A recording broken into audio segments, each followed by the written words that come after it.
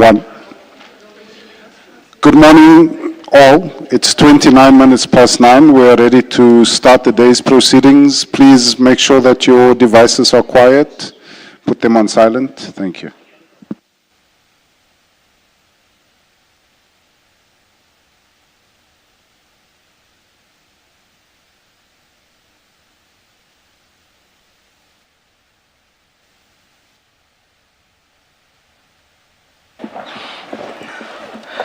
Good morning, Mr. Gauzinove. Good morning, Chair. Good morning, Mr. Ramatsakisa. Good morning, Chair and the Commissioners. And good morning, Ms. Ramsamy. Thank you. Thank you, Chair. Chair, before... You are still under your former oath. Thank you. Thank you. Chair, before Ms. Ramsamy begins part 2 of her evidence, there are 3 preliminary issues that we want to address. The first is, insofar as documentation is concerned, there are still some documents that need to be included in the bundle, but that comes later on in her evidence, and we will supplement the bundles either during the tea adjournment or at lunch. It's just that certain requirements had to be met in order for us to have access to those documents. And then the second thing is that the witness wants to address the Commission on her demeanor as a witness, which she feels it's important to just explain some of her expressions for purposes, just to give context. She feels that it is an important aspect. I think she's looked at what the comments have been on social media, and she really wants the Commission to just hear her out on that. And then the third aspect is that Chair will recall that the witness had started her evidence regarding why she thought, the why me question, why she was chosen to, why she thinks she was chosen to work on the project diversion matters. And she started her evidence from the first section 27 that she had been involved in. She wants to go back in time from the time that she actually started at IDAC, because she thinks there's some important context there that will explain why she was even chosen and the circumstances within which she was chosen, even for the first section 27 matter that she was involved in. So those are the preliminary matters, Chair. Thank you.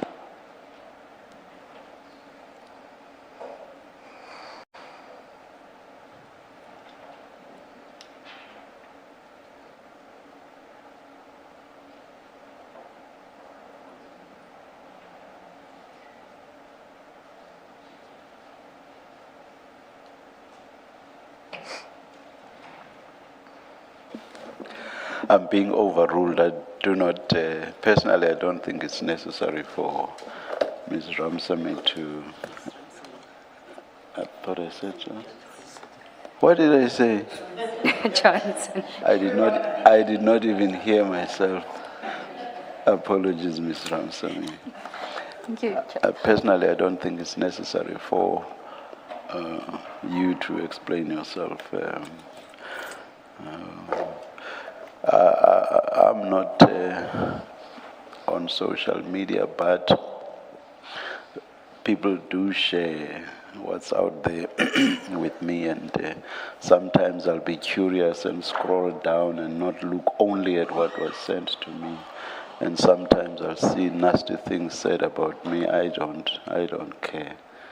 And if you were to care about those all the time, you would go mad.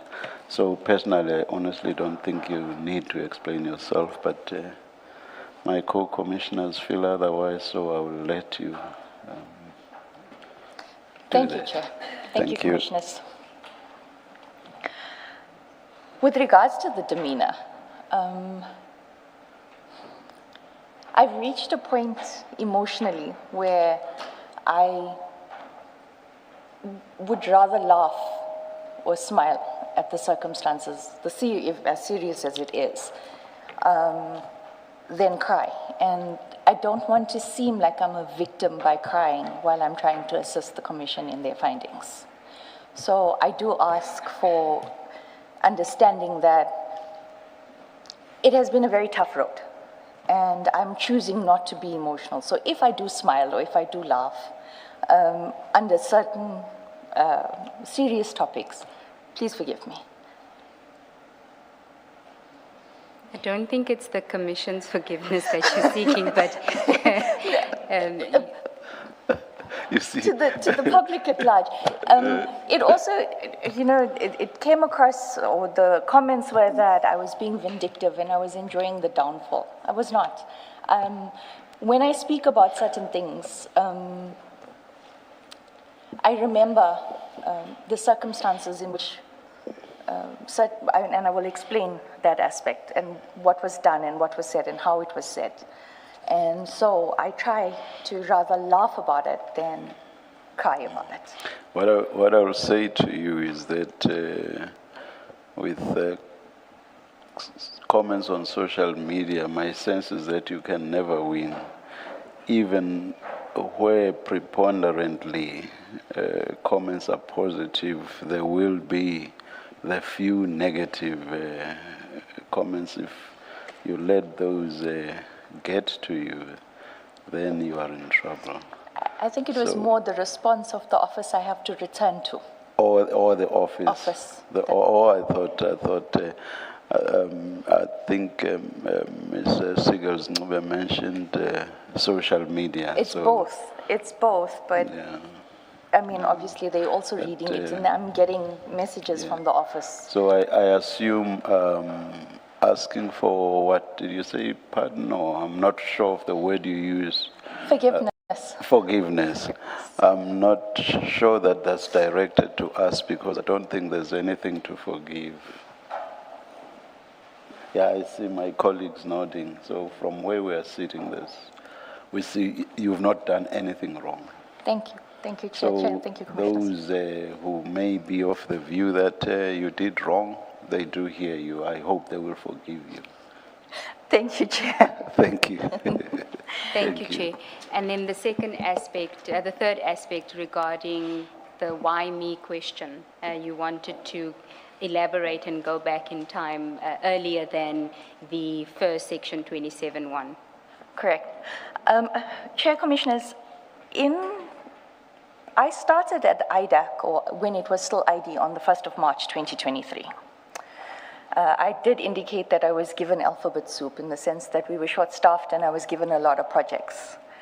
By the end of April, I had already, I was in the process of finalizing 2 investigations and drafting chart sheets, etc., for 2 matters in under 8 weeks or 7 weeks. And after speaking to my former DDPP, he reminded me that, or his words were, once you started showing your grit, Mr. Perumal's team, the Eastern Cape team, had approached Advocate Johnson and asked that I now join their team as a prosecutor. And why is it called the Eastern Cape team? When I started, they were still under secondment and they were being housed in a DPP's office in Eastern Cape. They were not permanently based in Pretoria. They are still not permanently based in Pretoria. They still do travel. So we refer to them, or they were referred to as the Eastern Cape team.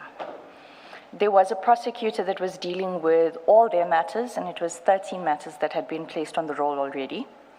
And when I got the SMS or the WhatsApp, it was not from Advocate Johnson directly. It was from the senior state advocate on those matters, who had informed me it is an instruction of the ID that you are now placed on this team in these matters. I had approached my deputy director, and I'd asked him, but now you're adding, I've already got 7 cases that are mine that I now need to work on, and I'm being added to matters that are already on the court roll that I have to play catch up. And I was told it's the ID's instructions. And I must be honest, when I started working with the Eastern Cape team, you're still learning personalities, and I did find them to be competent. there's a saying in our office that Mr. Perumal can sell you sugar from your own tea. He's very articulate. He would make you believe that this is going in this direction. So I did trust the team in 2023. So in the Eastern Cape team, as you call it, it was Mr. Perumal and who else? It's Mr. Perumal, it's Mr. I'll give you the composition from 2023. It's Mr. Perumal, who's the leader. It's Mr. Beluchin, Mr. Mbalo, Mr. Mazibukwana, and there was a warrant officer, Williams, but he's recently been boarded off or retired, something to that effect. So it was that, and then it was the senior state advocate. Did they not have their own DDPP?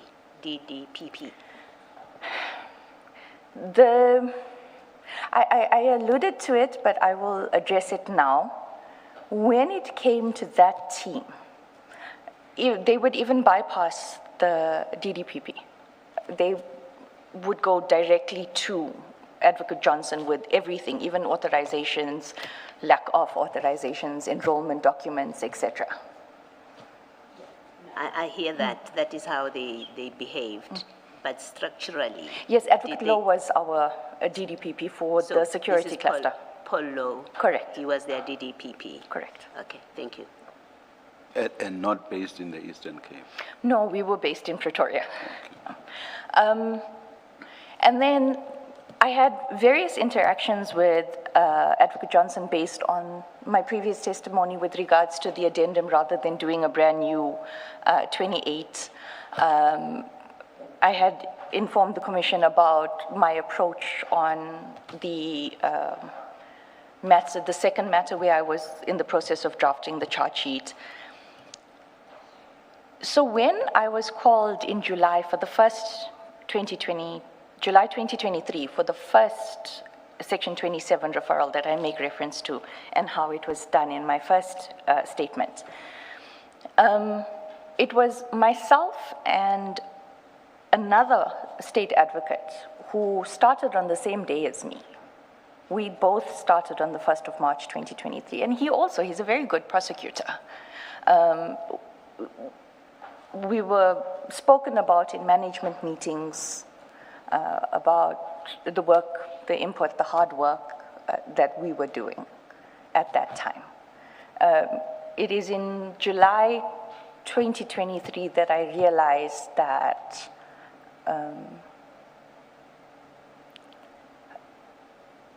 if I may just quote, when Captain McLean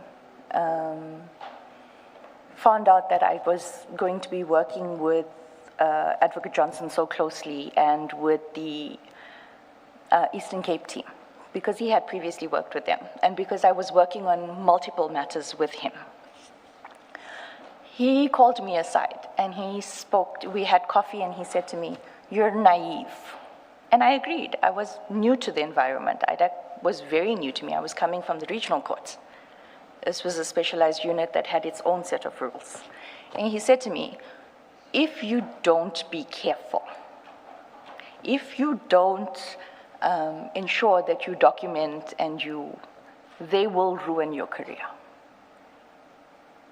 And so in a way, it opened my eyes to observing more than believing.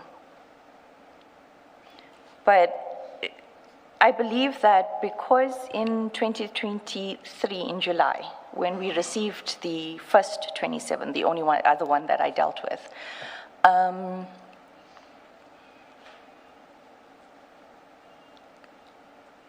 I had the support of Binang Tumane, or Tumane Binang, and Mansara Peso. So whenever Mr. Perumal tried to deviate or tried to, what is the word that Mr. Rapeso used? Run tricks. The three of us backed each other to ensure that the investigation was in line and lawful. So when I spoke about being chosen for this diversion project. In hindsight, now that I've looked at all the evidence and I've replayed conversations between myself and Advocate Johnson as well as Mr. Perumal,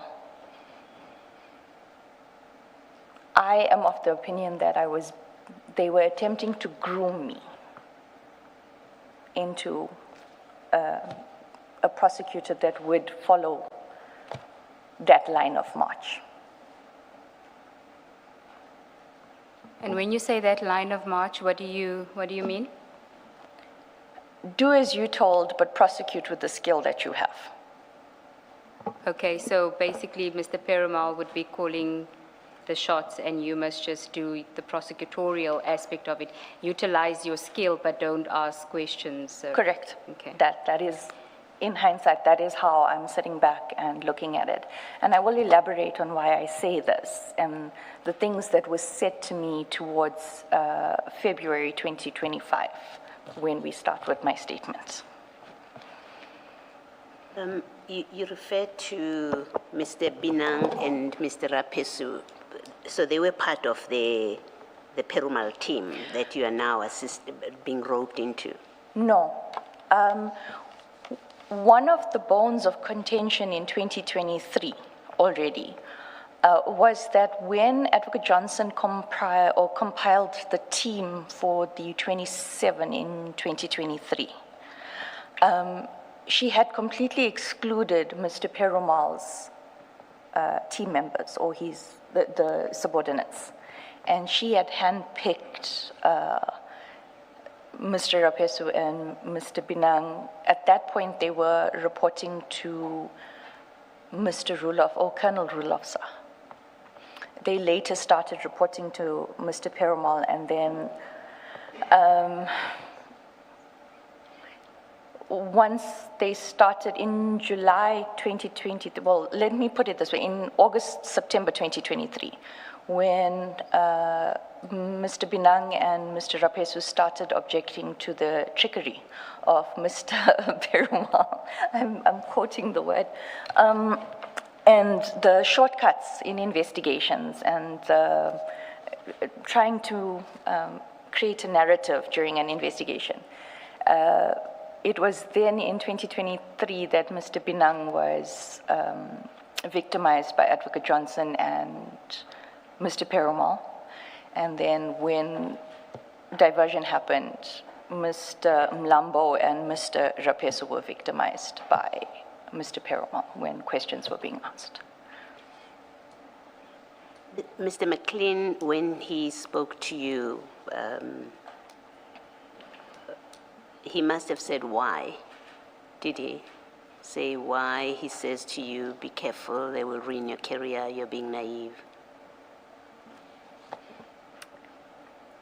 He didn't go into great detail. He just said that they are dangerous people and they don't follow the rules. I'm paraphrasing. He didn't speak to anything in particular that was happening in the environment that makes him say, they're dangerous people, you have to be careful, they'll ruin your career if you are not careful. Am I allowed to not answer that? Well, I guess yes, there was. Of interest and relevance to us, or at least to me, is how far back do the problems, the kind of things we are looking at now, even if not specific to these facts, but is there an institutional problem? This about crime intelligence and General Masemola, are these isolated, a new development when IDEC has been playing by the rules and doing everything right by the book until recently, November 2024, leading to now? So the warning from Mr. McLean seems to suggest that there were concerns already by the time you joined. Confirm. And I did make mention of it in my statement, my first statement. there,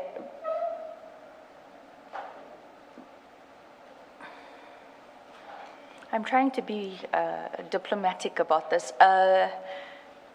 There are problems with... Okay, I'm happy to park it. I'm going to make a note. I'd like to come back to give you the chance to reflect on how you want to deal with it. I can answer it now, Commissioner. You're happy to do that? Okay, I will answer it now. Okay. I have done numerous memos about the poor investigation, the targeting, the irregular activities of the Eastern Cape team and the matters that they have enrolled in IDAC.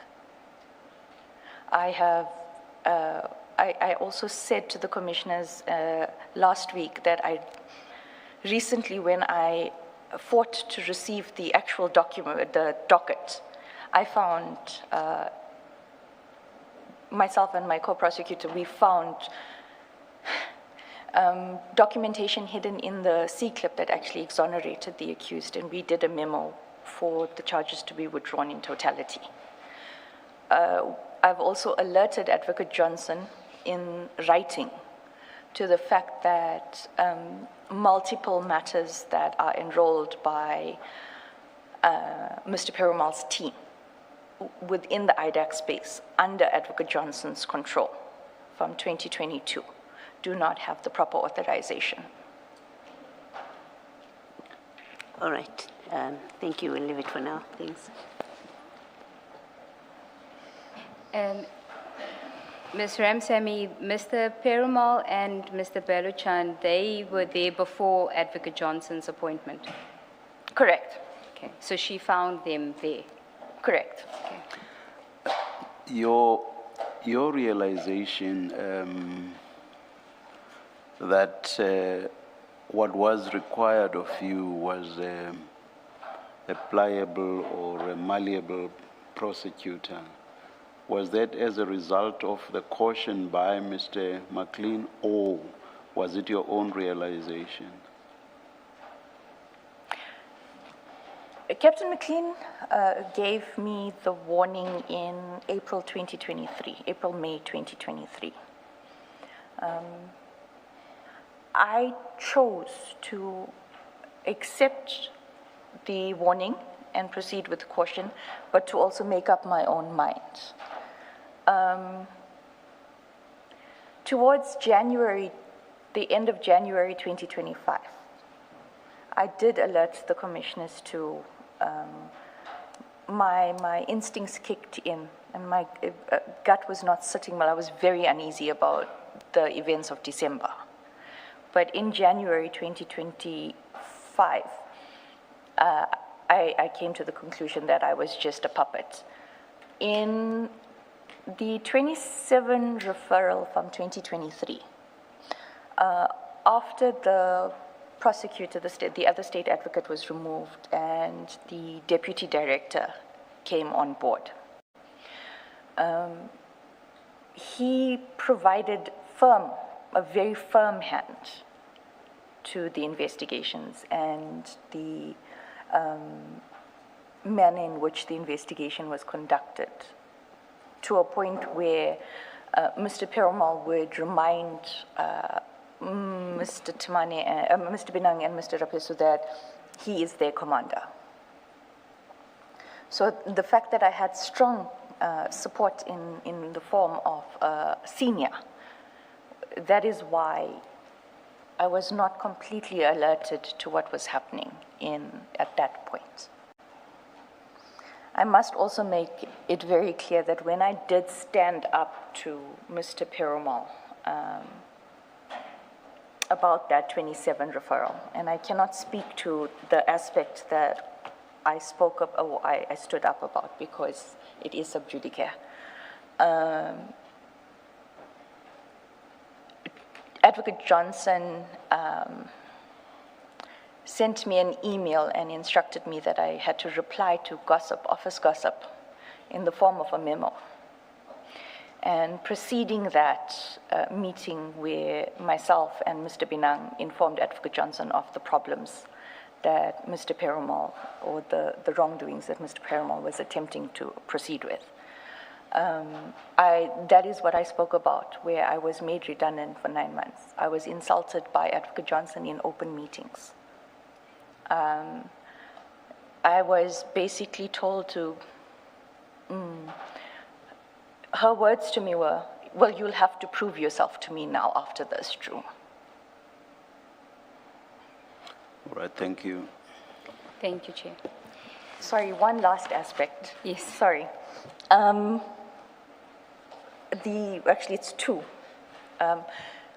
When Advocate Johnson called me into the meeting to hand me the Fadil Adams referral, one of the first things, because she sensed that I was standing and I didn't speak, I just said, morning, Mama, and I stood. And she said, no, sit, I just want to talk to you. I want to tell you, you and I, we were played against each other by Binang. So that was what I was told on the 5th of December, after being redundant for 9 months. The second thing, Advocate Ngube, Commissioners, I do ask permission from Advocate Ngube, if I may proceed, when I deviate.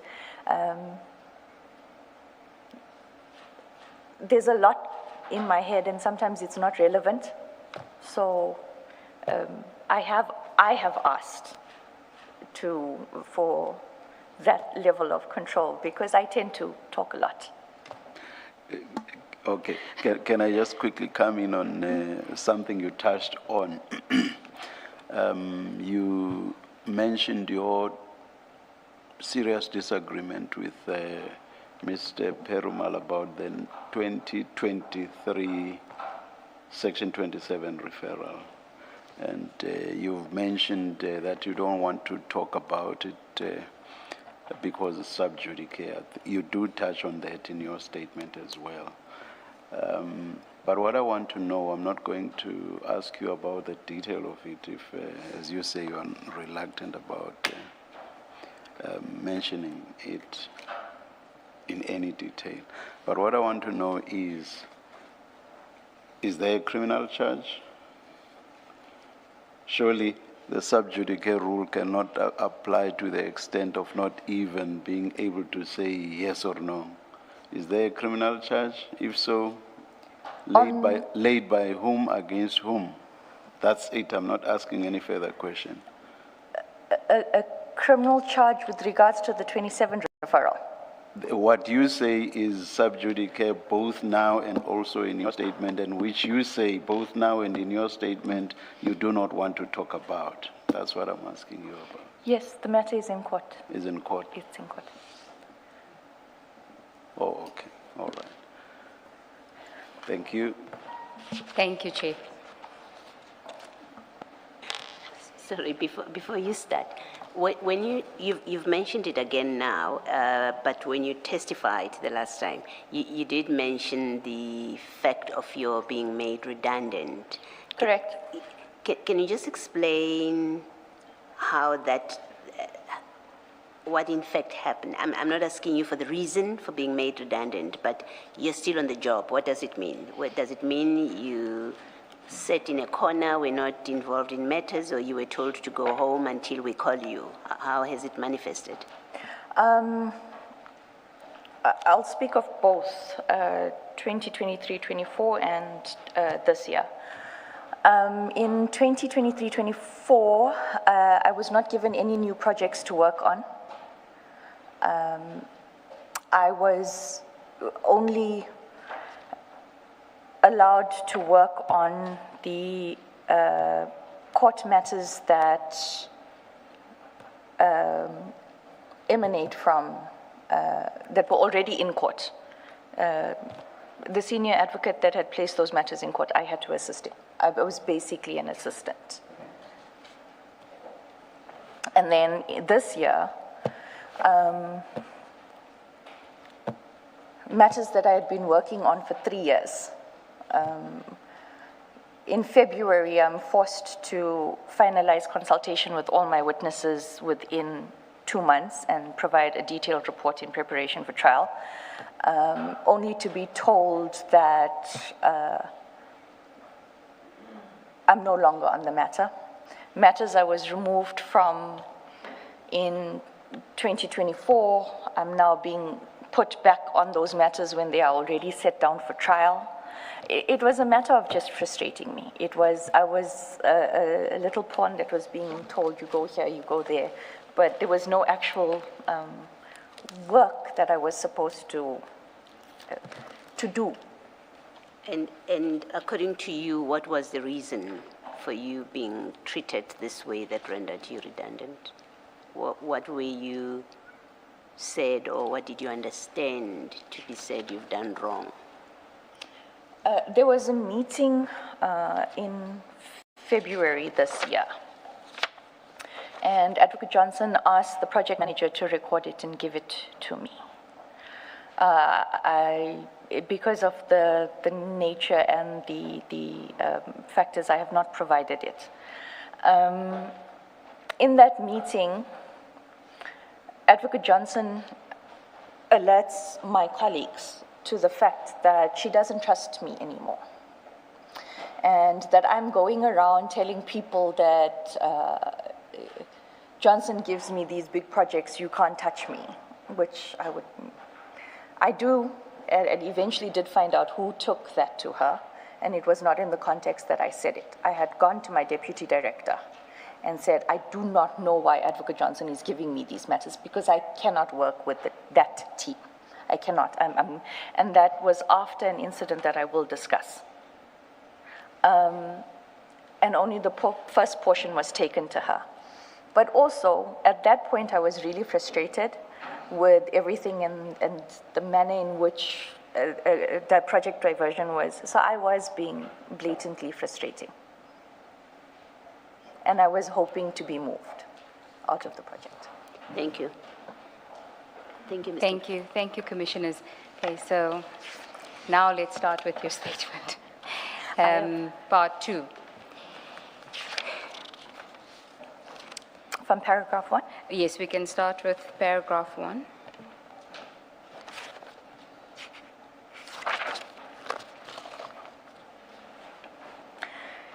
This is part 2 of my statement dealing with specific investigations undertaken by IDAC during 2024 and 2025. In this statement, I will deal with the events that transpired from the 6th of January 2025 after Mr. Perumal and Mr. Rapesu and I consulted with Mr. Adams in Cape Town on the 6th of January 2025. As stated in my first statement, the 4 supplementary affidavits obtained from Mr. Adams and commissioned by Mr. Rapesu are the only statements that I am aware of that Mr. Adams deposed to on that day. And in events of January 2025? In fact, on 6 January 2025, after consulting with Mr. Adams, I sent Advocate Johnson a WhatsApp message at... Can you just pause there? I think it's better if we just flight the WhatsApp message, Commissioners. That is in file 10, page 215.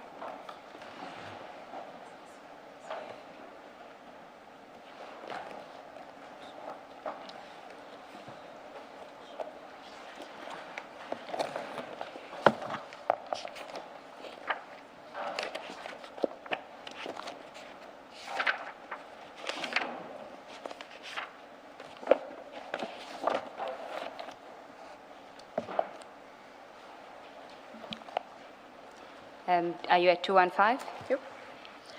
Evening, Advocate Johnson. Apologies for after hours text. Update on diversion. All supplementary affidavits obtained.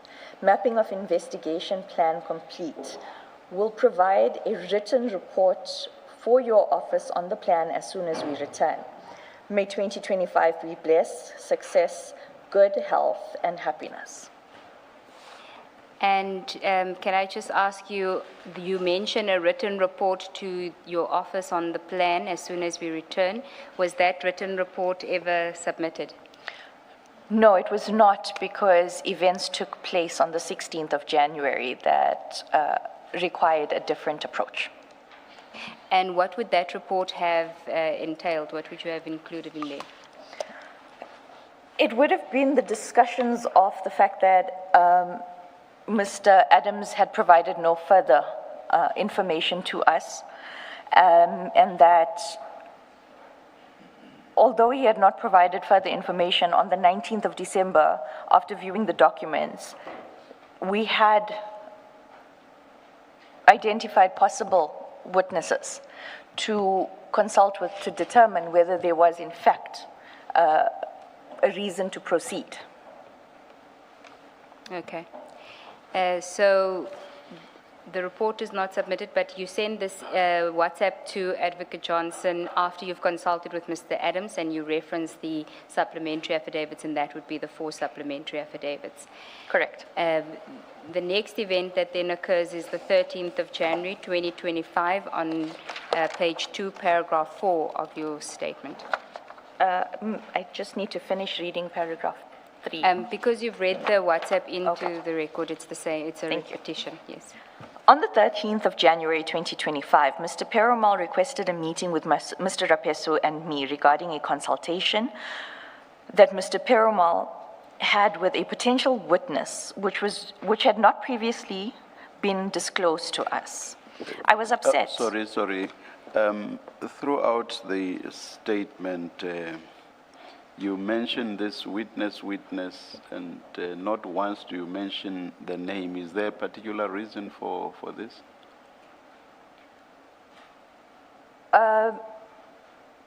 Part of the reasons that I'm not mentioning their names is that they are within the crime intelligence unit of SAPS. It is a danger factor to mention their names. All right, please continue. I was upset that a consultation was held with a witness without my knowledge, because in my docket report on the 10th of December 2024, I had specifically stated that the prosecutor must be informed before any interview consultation takes place with any person relating to the matter. Given my uneasiness about this matter, I wanted to make sure that Mr. Perumal was not embarking on a frolic of his own and potentially influencing or compromising witnesses. The instruction was directed at Mr. Perumal and Mr. Padiachi and not Mr. Rapesu.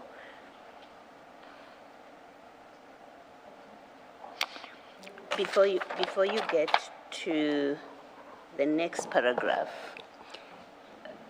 you have a DDPP for this team, Mr. Lowe, and you have these concerns, as you express in paragraph 4, but we know from your earlier evidence that it's more than that.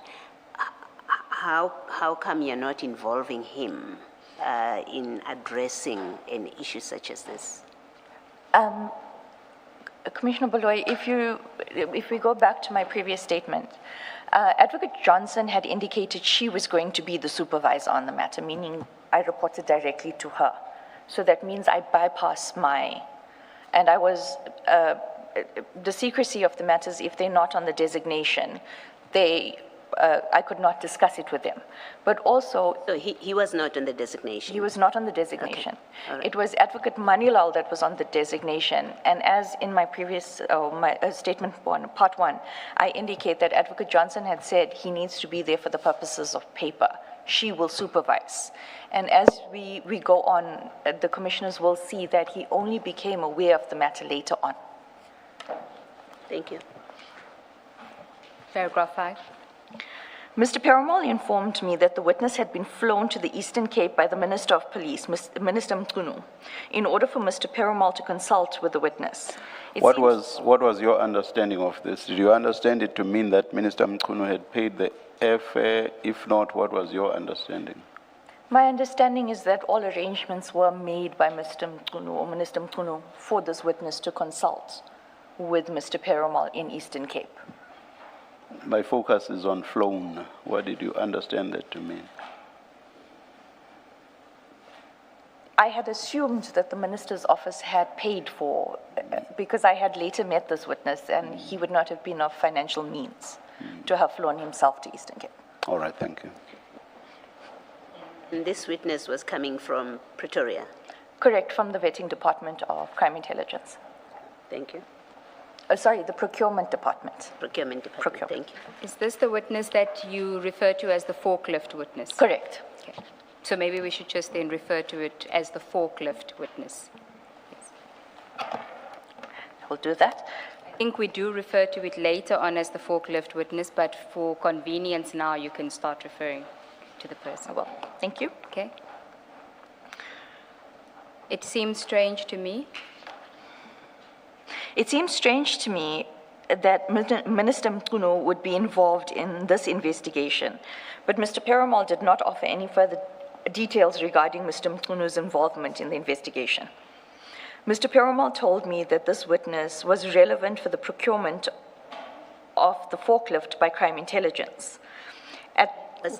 Was this the first time that you become aware of, through Mr. Perumal or any other person, of Minister Mkunu's involvement in the work that you are doing here relating to crime intelligence? Correct. Okay, thank you.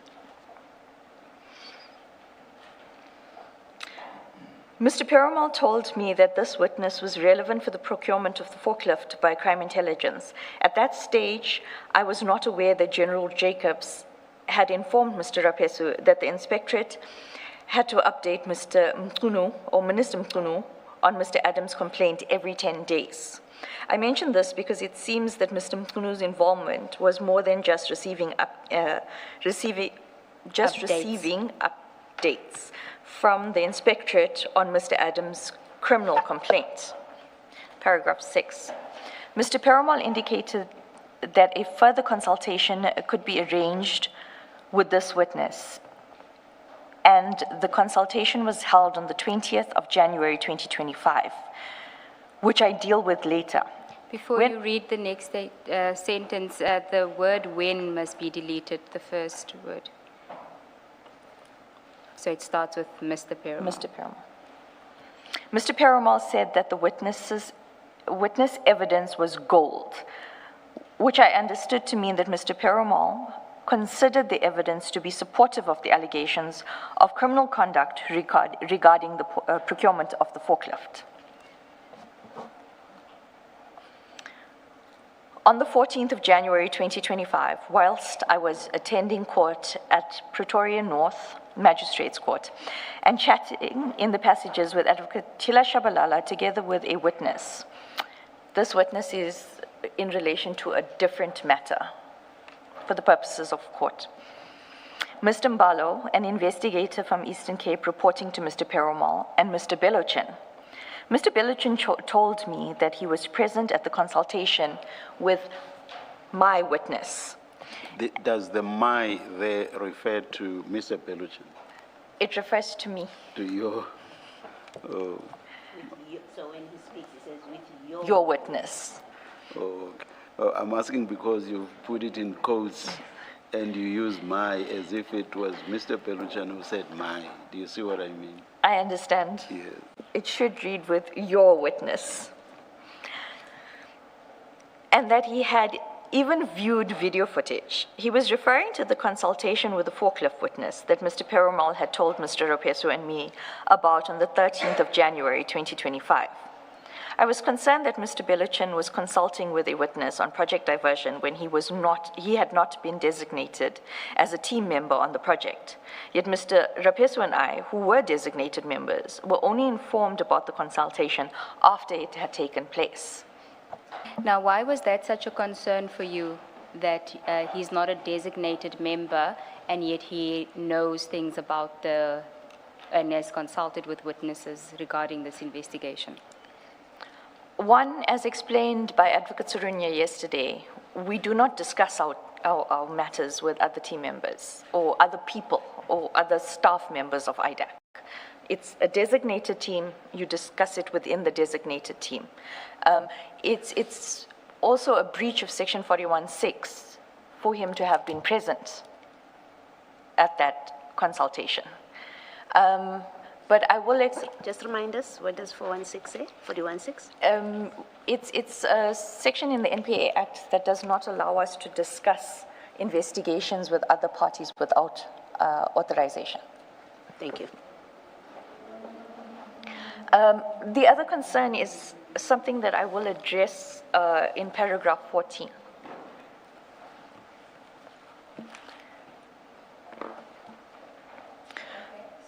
You continue, paragraph 8. I asked Mr. Bellichin how he could be involved in this matter if he had not been designated as one of the team members, and why he deemed it appropriate to discuss details of this matter in front of Advocate Shabalala and a witness.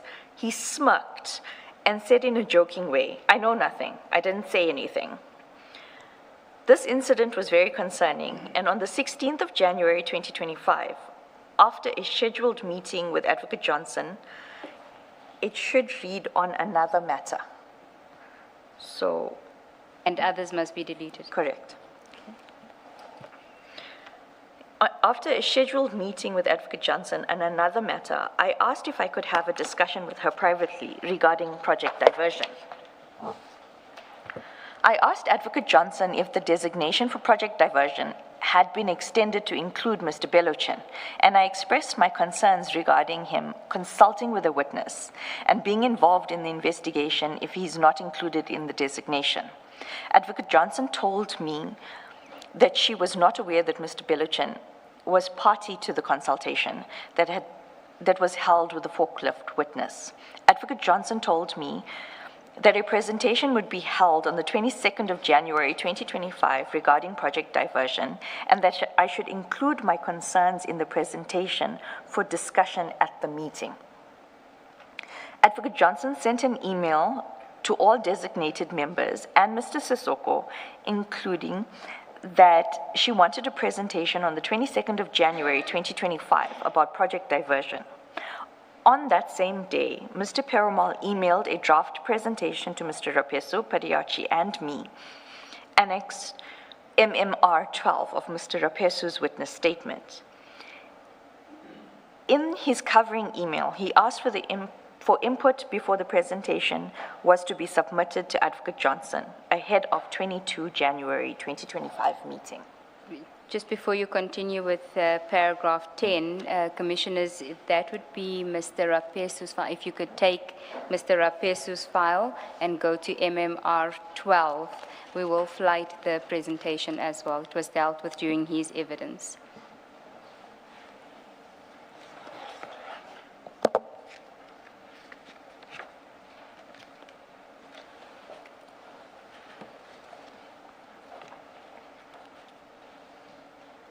We are flighting it as well, Chair.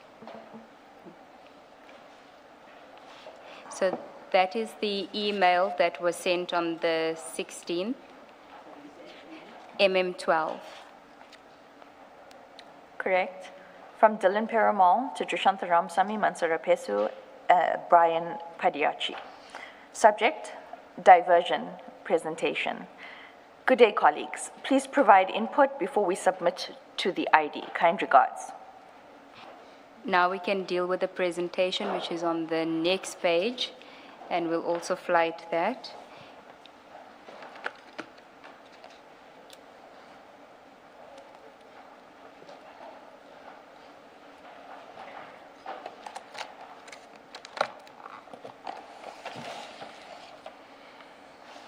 Okay, the first under background. We'll start on background. Just wait for it to appear on your screen.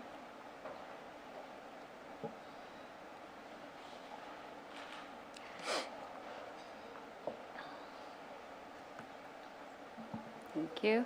There we go.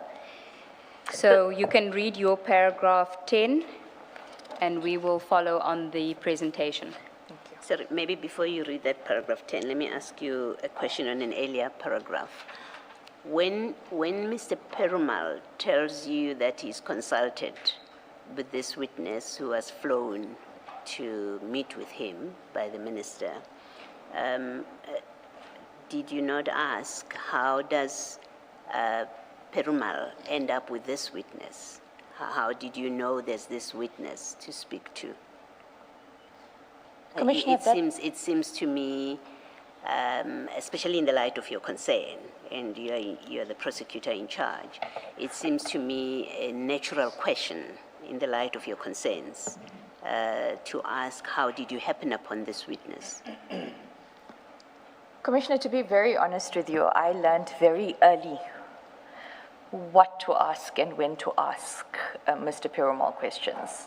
It would be,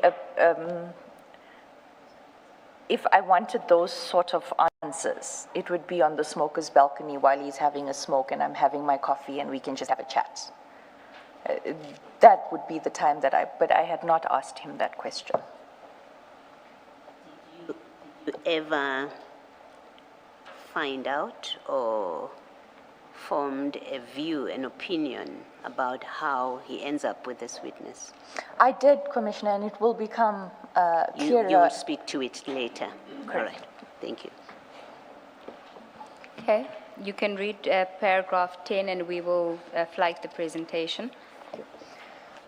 I wish to highlight the following important aspects about the presentation, the draft presentation that Mr. Perumal sent on that day. In the presentation, under the heading Background, Mr. Perumal states that a member of Parliament and member of the Portfolio Committee on Police submitted an affidavit in terms of Section 27 to the ID, urging that criminal investigations help to be initiated by the IDAC on the following allegations. The reporting of a fictitious housebreaking and theft case by Major General Lushaba in 2022, whilst he was the Acting Divisional Commissioner of Crime Intelligence, and the subsequent manipulation of the ensuing criminal investigation utilizing crime intelligence resources. The procurement of a forklift utilizing funds from the COVID CI account, circumventing of procurement processes, and the non-delivery of the forklift to date. The promotions and/or appointments, in brackets gratification, to specific senior managers and officers within the Crime Intelligence Division, and manipulation of vetting standards and processes, in brackets again, gratification, for specific senior managers of the SAPs, and the abuse of the COVID funds with regard to expenditure incurred and resources of the Political Killings Task Team, and for the benefit of the former Minister of Police. Purchase of 2 properties using COVID funds, in brackets PTA and KZN. The use of COVID funds to pay for high hotel accommodation and expenses for the current DivCom, Lieutenant General Kumalo and Lushaba. Continue, paragraph 11. I specifically quoted the presentation to highlight to the commissioners that in January 2025, when Mr. Perumal prepared his presentation, he too referred to a Section 27 affidavit that had allegations about the forklift, the PKTT, and the Secret Service Fund. This is further corroboration of Mr. Rapesu and my version of the contents of the Section 27 referral affidavit that we saw on the 5th and 6th of December 2024. And then on page 4 of the presentation, you can read in your statement and we'll follow on the... I do not have the file. You read your statement and we will follow the presentation on the screen. Thank you. On page 4 of the presentation, Mr. Perumal stated that the A1 affidavits obtained from Mr. Adams in the various case dockets needed supplementing. He also states, importantly, that on the 6th of January 2025, we, Mr. Perumal and Rapesu and I, traveled to Cape Town and consulted extensively with the MP. Importantly, he states supplementary affidavits were obtained from him, being Mr. Adams, for all the cases reported by him.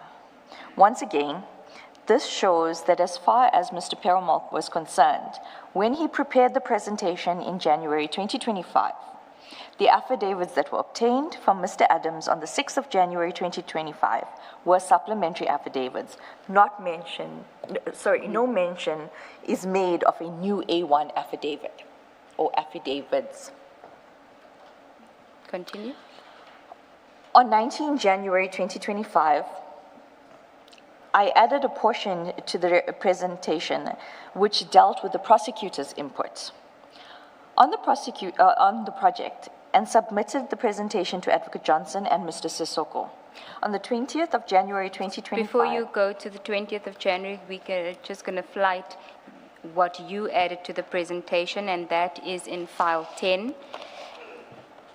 The presentation starts at page 218, but we're focusing on page 229 from 229.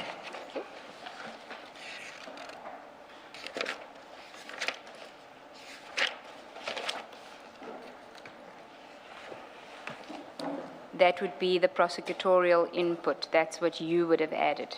Correct. To Mr. Perumal's presentation.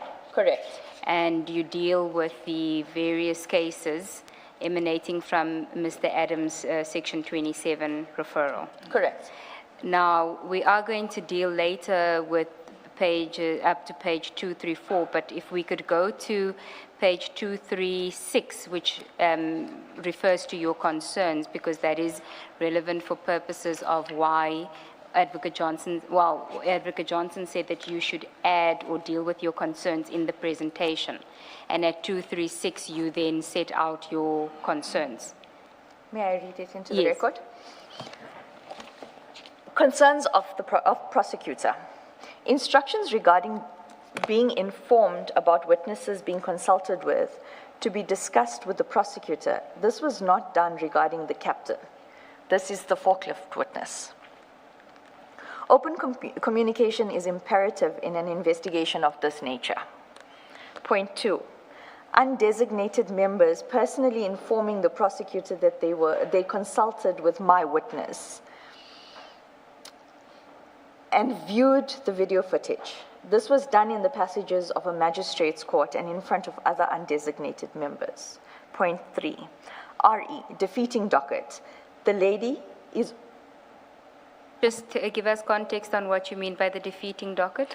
That would be with regards to the events that transpired with Mr. Lushaba and the housebreaking. Valeria Kaz, 38.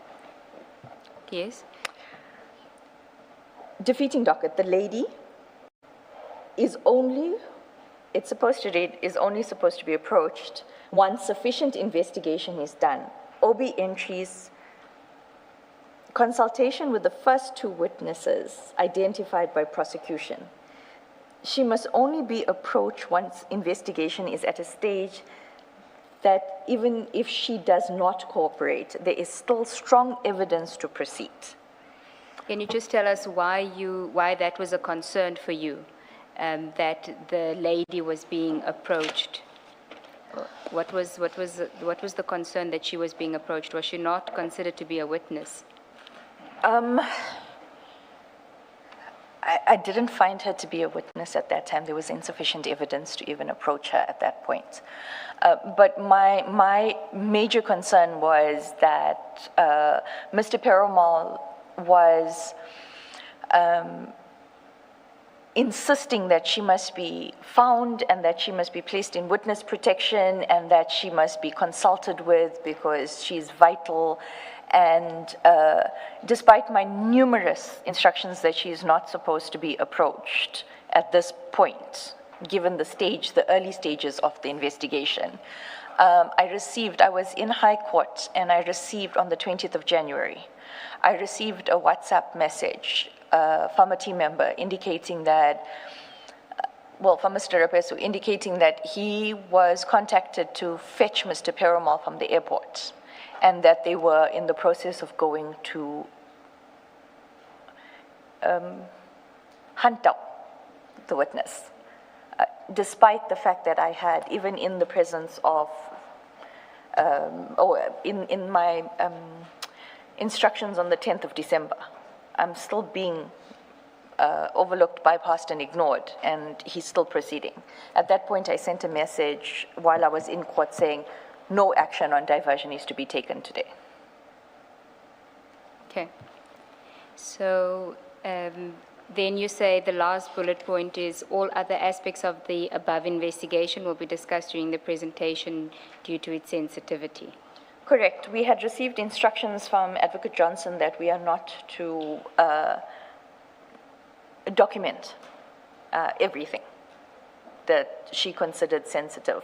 I do deal with it later where we also get instructions not to email or WhatsApp, that sort of communication, anything written.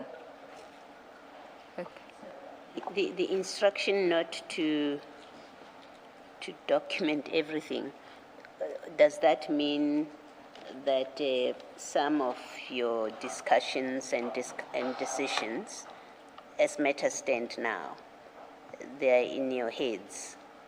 There's no record at IDEC. What does that instruction mean? Commissioner, I make very detailed notes, very, very detailed notes of every meeting, and I have supplied them. I've also volunteered to provide the originals for ink age analysis to determine that I did take those notes at that time. I understand you clearly did not follow instructions. You were not supposed to document. I'm asking a different question, and more an institutional question. That instruction, am I correct, means today that there are matters that were discussed, there are decisions that were taken and acted upon even, that are not recorded anywhere. When I say they're in your heads, we would have to get another Ms. Ramsamy to come and sit there and say, here's my recollection of that decision. But to the extent that the institution is obliged by law, if there is such an obligation by law, to keep records of discussions, of decisions, there is, in fact, what you're telling us is there's matter that we will never find record of because of that kind of instructions and how you handled that. Correct. Commissioner, it's also in an email from Advocate Johnson that we will deal with a bit later, where she emails a specific team, us, and the new team that's allocated to the matters as to how correspondence is supposed to be done and that it's not supposed to be documented. Okay. Thank you. Thank you. Let's continue in paragraph 13 on 20 January 2025. On 20 January 2025, a consultation was held with the forklift witness. Present at the consultation was Mr. Perumal Padiachi and Rapesu, the witness, and me. As stated earlier, Mr. Perumal previously informed us that the evidence of this witness was gold. But my assessment of the witness evidence was that it was largely hearsay and speculative. Mr. Perumal later indicated that DPCI was investigating the forklift matter and that IDAC should not pursue it any further. This was accepted by Advocate Johnson. Does that mean that from that day onwards, IDAC no longer investigated the forklift matter? That paragraph of Mr. Perumal indicating, it was done in the 2022 January presentation. 2022 January presentation, yes. And then, despite the fact that the decision was accepted that DPCI would continue with the forklift investigation, I later became aware, and I say later, I mean like on the 11th of April. 11th of April what year? Of 2025. Okay. I became aware that there were statements taken by Mr. Perumal and Mr. Padiachi on that matter. I was only provided with them in April by accident. Okay, let's just take a step back. So in the presentation that gets sent by Mr. Perumal on the 16th of January 2025 for purposes of the 22 January meeting. There's an indication by him that DPCI is investigating this matter, so IDAC will no longer investigate it. And at the meeting of 22 January, does Advocate Johnson then accept it then, the suggestion that you should no longer investigate it? Correct. Okay. So as you understood, from the 22nd of January 2025, the forklift matter was no longer being investigated by IDAC. Correct. But in April, you are provided with, or you come across by accident, affidavits which show that they were in fact still investigating it, or were those affidavits, did they predate 22 January? No. These affidavits were taken after 22 January. Okay, so despite the acceptance by Advocate Johnson on the 22nd of January that we're not going to investigate forklift, it still gets investigated, or at least there's still something being done on forklift, such as gathering affidavits from witnesses. Correct, and we will see later that even though it was decided in January that we were not going to deal with the forklift matter, it's still included in instructions by Advocate Johnson that forklift, when we get there, you'll see the order of how she places things, and she's still including the forklift. Okay. Can I just check this? How does it work? Clearly this matter, the forklift matter, at this point I'm not asking about whether it qualifies as an IDAC matter or not. When you look at the mandate, I'm not asking that kind of question. But you are seized with the matter because someone has referred it to IDAC. Now you get told by Mr. Perumal that the Hawks, the DPCI, are investigating the matter and we will no longer deal with it. Are those kind of issues dealt that informally? I would have thought there would be a record that from between you and the DPCI, which records that DPCI is investigating this matter, maybe ahead of you, or they think it belongs to them, and there's a formal communication that says, all right, now we leave it to you. We no longer are dealing with it, so there is a record within IDAC of what happened to this matter. Correct, Commissioner. It's supposed to be that way. It is supposed to be that way. Because I belong to the security cluster under Paul Law, and we deal with those matters, there would be formal communication that we would send. In this circumstances, I even wanted to know, I think it was later in the year, because they had collected the Langlagte docket, I wanted to know whether it was returned. Because if we've got the original docket, how are they investigating? And I did ask that question. I received no response. But on the point of the Langlagte docket, it is the only docket where Mr. Adams actually provided documentary evidence with his A1. Langlagte, it is the forklift matter. Forklift. Okay. And the documentation that he provided was the documentation that was slipped under his door? As he stated, yes. Okay. Thank you. You testified about that in your first statement. It was receipts and proof of payments? Or? Correct. It was the procurement invoices, etc. Okay. Okay. Paragraph 14, and I think it's 2025, not 2024. Yes, it is 2025. On January 2025, 21 January. 21 January 2025, I had a conversation with Mr. Perumal regarding the matter of Cedric and Kabinde.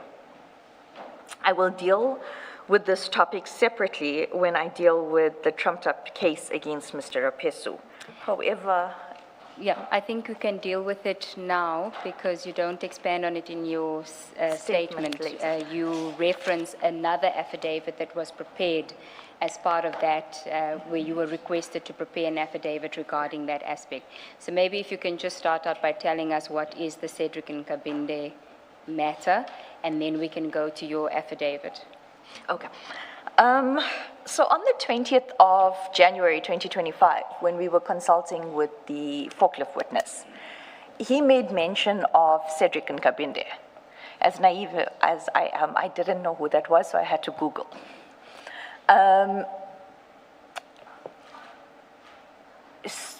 When we were on the smoker's balcony the day after, Mr. Perumal and myself,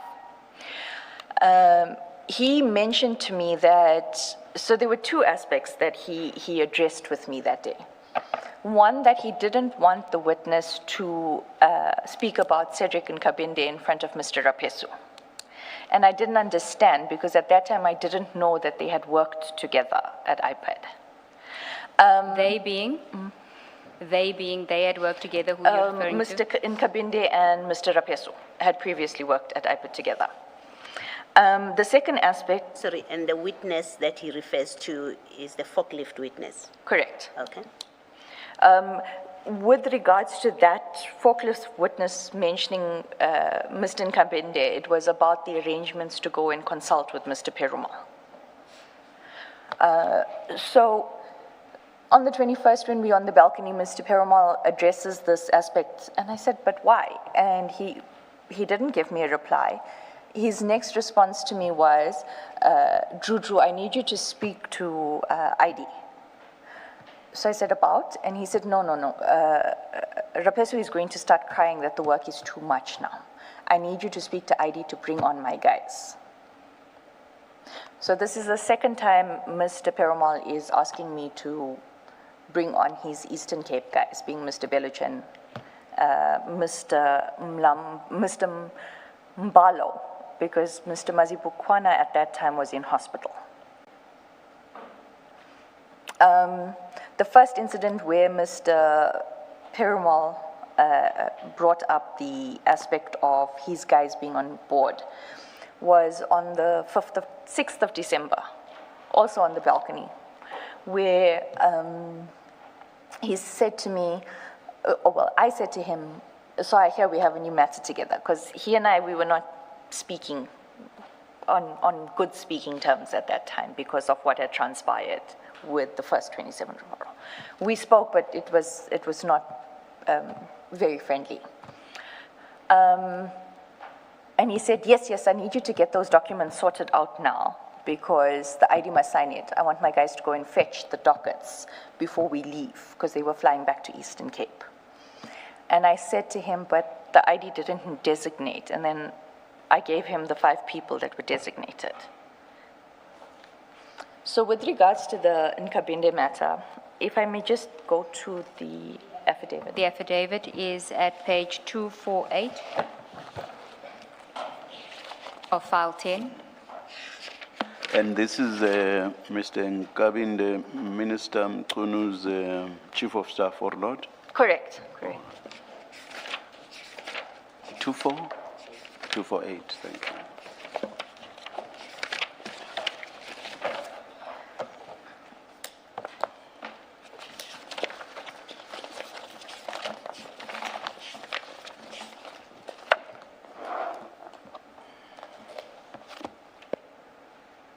So can you just tell us how this affidavit came about?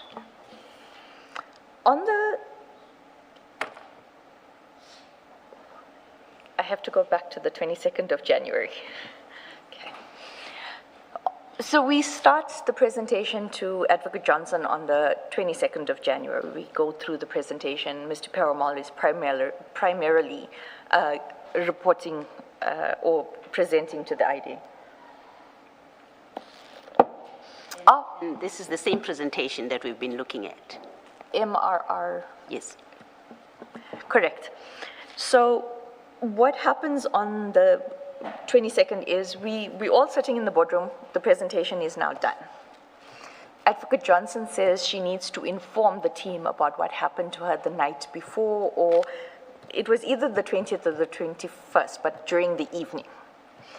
She indicates that she had gone to Minister Mkunu's house or residence for a meeting, and that she had left her cell phone with her protectors, and she was left waiting for Minister Mkunu in his residence, but in the presence of Mr. Nkabinde.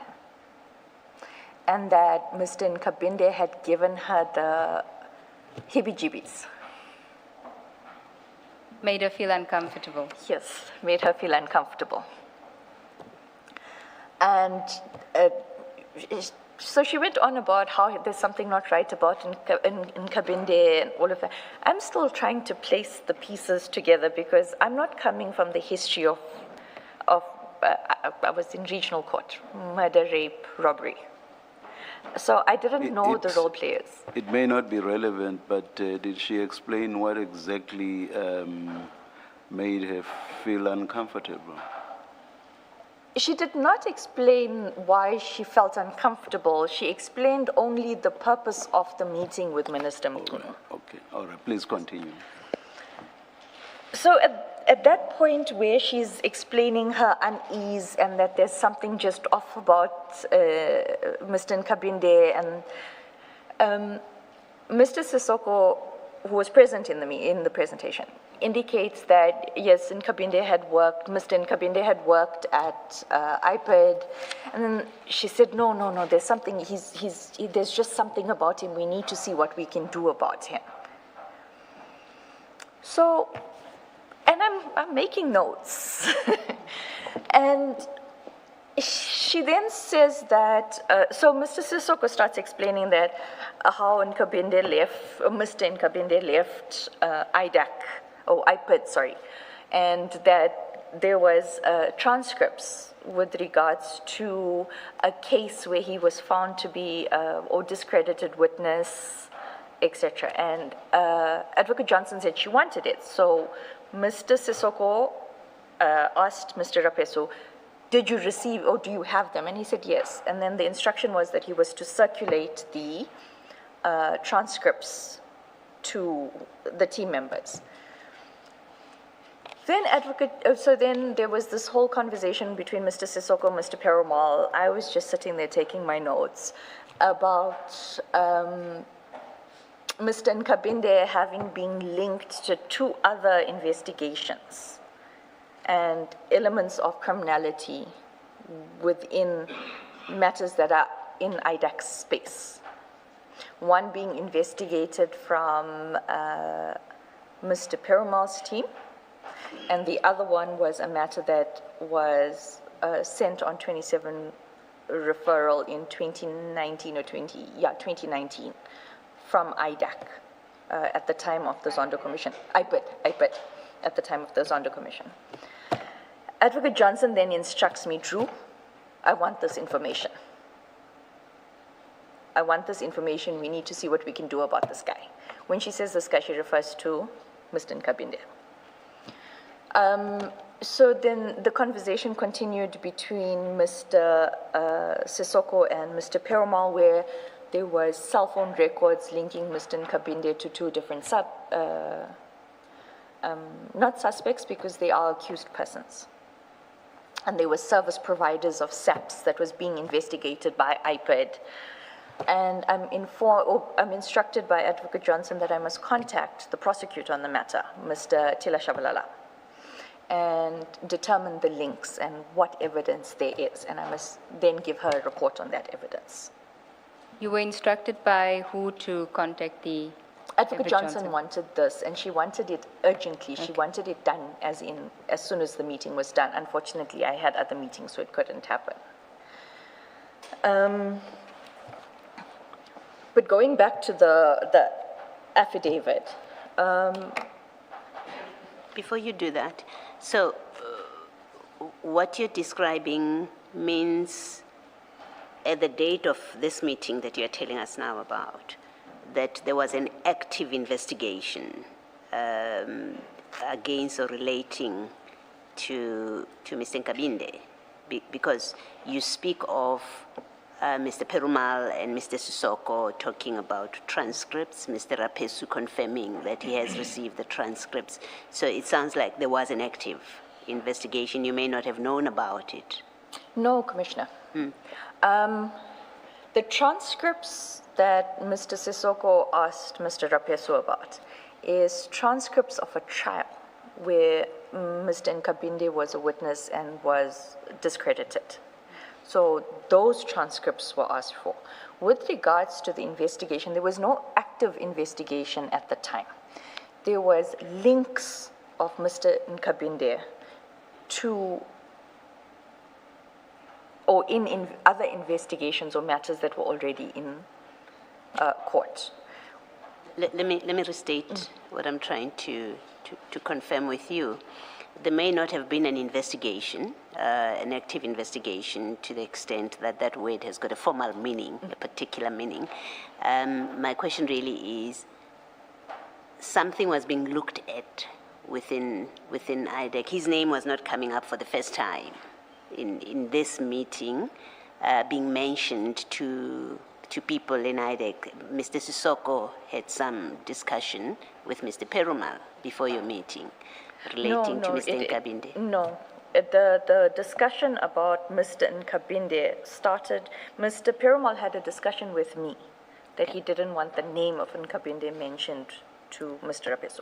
Yes. The discussion involving everyone about the Mr. Nkabinde was started by Advocate Johnson in the meeting after the presentation.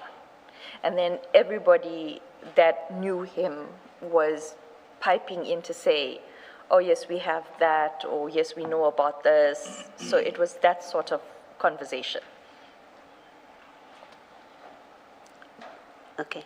I think what I'm trying to make sense of or to understand is you say Mr. Sissoko in that meeting confirms he has spoken to Mr. Perumal, or they speak to each other in that meeting. Something is asked about transcript. Rapesu says, yes, I do have the transcripts. What I'm trying to understand is whether they each just happened to have something about Mr. Nkabinde, and it had no particular meaning until that meeting, or in fact, it suggests that they may well each have been, for whatever purpose, have been possessed or dealing with something to do with Mr. Nkabinde. It's that which I'm trying to clarify. For clarity purposes, when Mr. Nkabinde's name was mentioned and all this information was, it must be noted that at that time that no investigator, no prosecutor were pursuing the evidence that was housed within those dockets against Mr. Nkabinde. Okay, no, thank you. You've answered me, thank you. Thanks. So basically, all of this, that is the request for people the request by Advocate Johnson for people to get her information, all of it stemmed purely from the fact that she had heebie-jeebies about him. Is that how it appeared to you, or was there anything else? It looked like there was a deeper reason for this. I do have, I do deal with it a little bit later on about the WhatsApp that Advocate Johnson had sent me about the Mr. Nkabinde thing. You can deal with it now because it forms part of the chronology, because your affidavit comes later, but you wanted to introduce the affidavit first. So let's go back to how I wanted to deal with it. You, on the 22nd of January has significance for two reasons. It's after the presentation, there's this discussion about Mr. Nkabinde. Correct. But there's also, prior to that, how project diversion was going to be implemented going forward, and that we deal with later. Correct. Part of the 22 January where Mr. Nkabinde was discussed, the meeting with the minister, with Minister Mkhunu and Advocate Johnson a day or two prior, also has significance in respect of project diversion. Correct. And Mr. Nkabinde. So let's just deal with Mr. Nkabinde now, so, because that has significance insofar as Mr. Rapesu's victimization is concerned. And that is how the affidavit comes about later.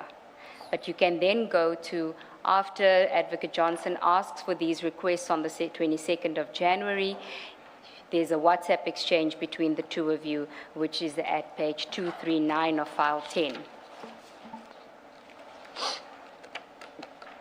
Correct.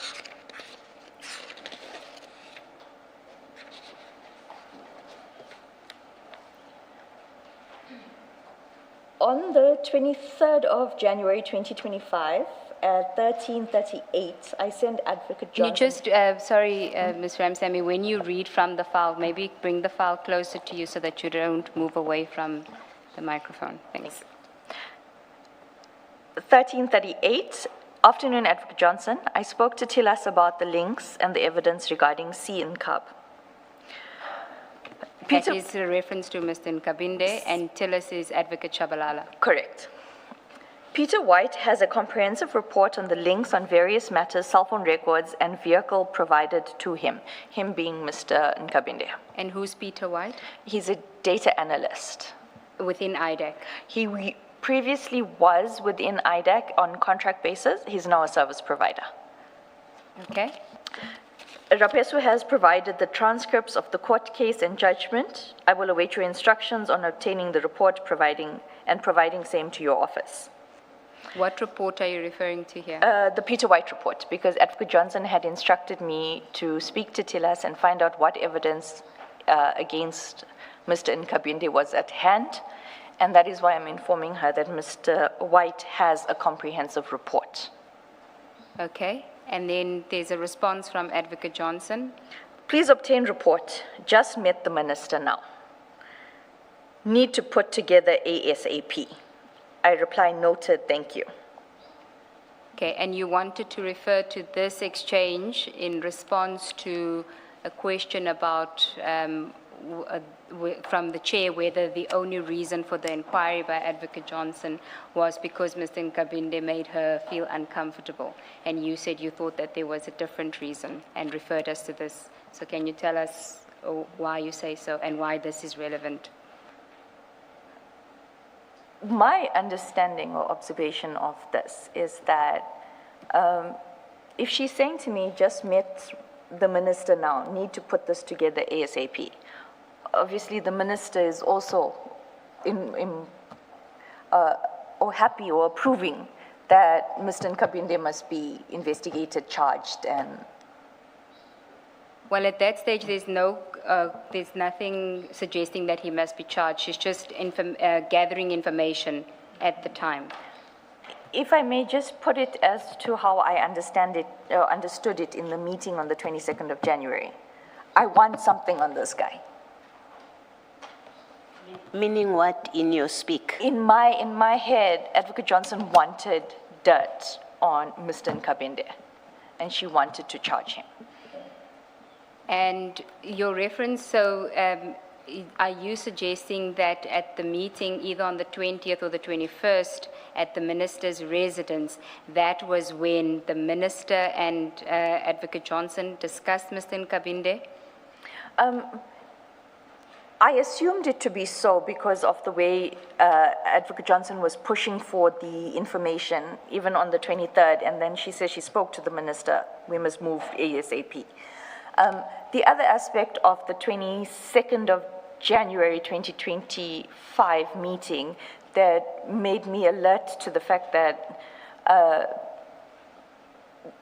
the meetings with the minister were common or regular was that she said, Advocate Johnson said to the team, the minister wants to clean up SAPS. He wants us to help him clean up SAPS, crime intelligence in specifically. Let me just take you back on digging up dirt on Mr. Nkabinde. From where I'm sitting, that's not the only inference that one could have drawn. What if perhaps the minister wanted his mind put at ease? Say, for example, just make sure that what I've heard about Mr. Nkabinde is in fact not true. And if that were the case, then his mind would be put at rest. I could agree that that's a possibility. Yes, I'm asking it in the light of what Ms. Siegels-Ncube raised with you, which is there was no charge or what, I've forgotten the language, yeah. That too is a possible inference under the circumstances. It could be a possible inference, but the manner in which it was said to me, I knew already because I was in the environment and I could read the room. But also the urgency on the 23rd, but then my evidence will further show that I was getting pressure to do a 28 to investigate standalone against Mr. Nkabinde. Yes, my question was specifically at that stage. There was that could have been a possibility that it wasn't just because there were no charges yet. Advocate Johnson didn't say we need to charge him. She just wanted the information. She was gathering information. Correct. Okay. Ms. Ncube, maybe I misheard you. Did you say at the minister's residence or at the minister's instance? Residence. So it came from you and not the witness. What do you know about the meeting at the minister's residence? The meeting between Advocate Johnson and the minister? That it had taken place after hours, that she was left waiting for an extended period of time for the minister. She was with the Chief of Staff, Mr. Nkabinde, and at that meeting, except for the heebie-jeebies, the aspect of the minister wanting to clean up SAPS and more specifically crime intelligence was discussed. So that was the subject of discussion at that meeting? That is what I was informed. And did Advocate Johnson tell you what exactly the minister had said about crime intelligence, which gave rise to the need for a cleanup? No, Chair, I was not privy, but from the way the conversation progressed, it was clear that the only 3 people in the room that knew what was being spoken about in those undertones was Advocate Johnson, Mr. Padiachi, and Mr. Perumal. Thank you, Chair. See that it's 11:01. We take the adjournment. Let's adjourn and resume at 11:30.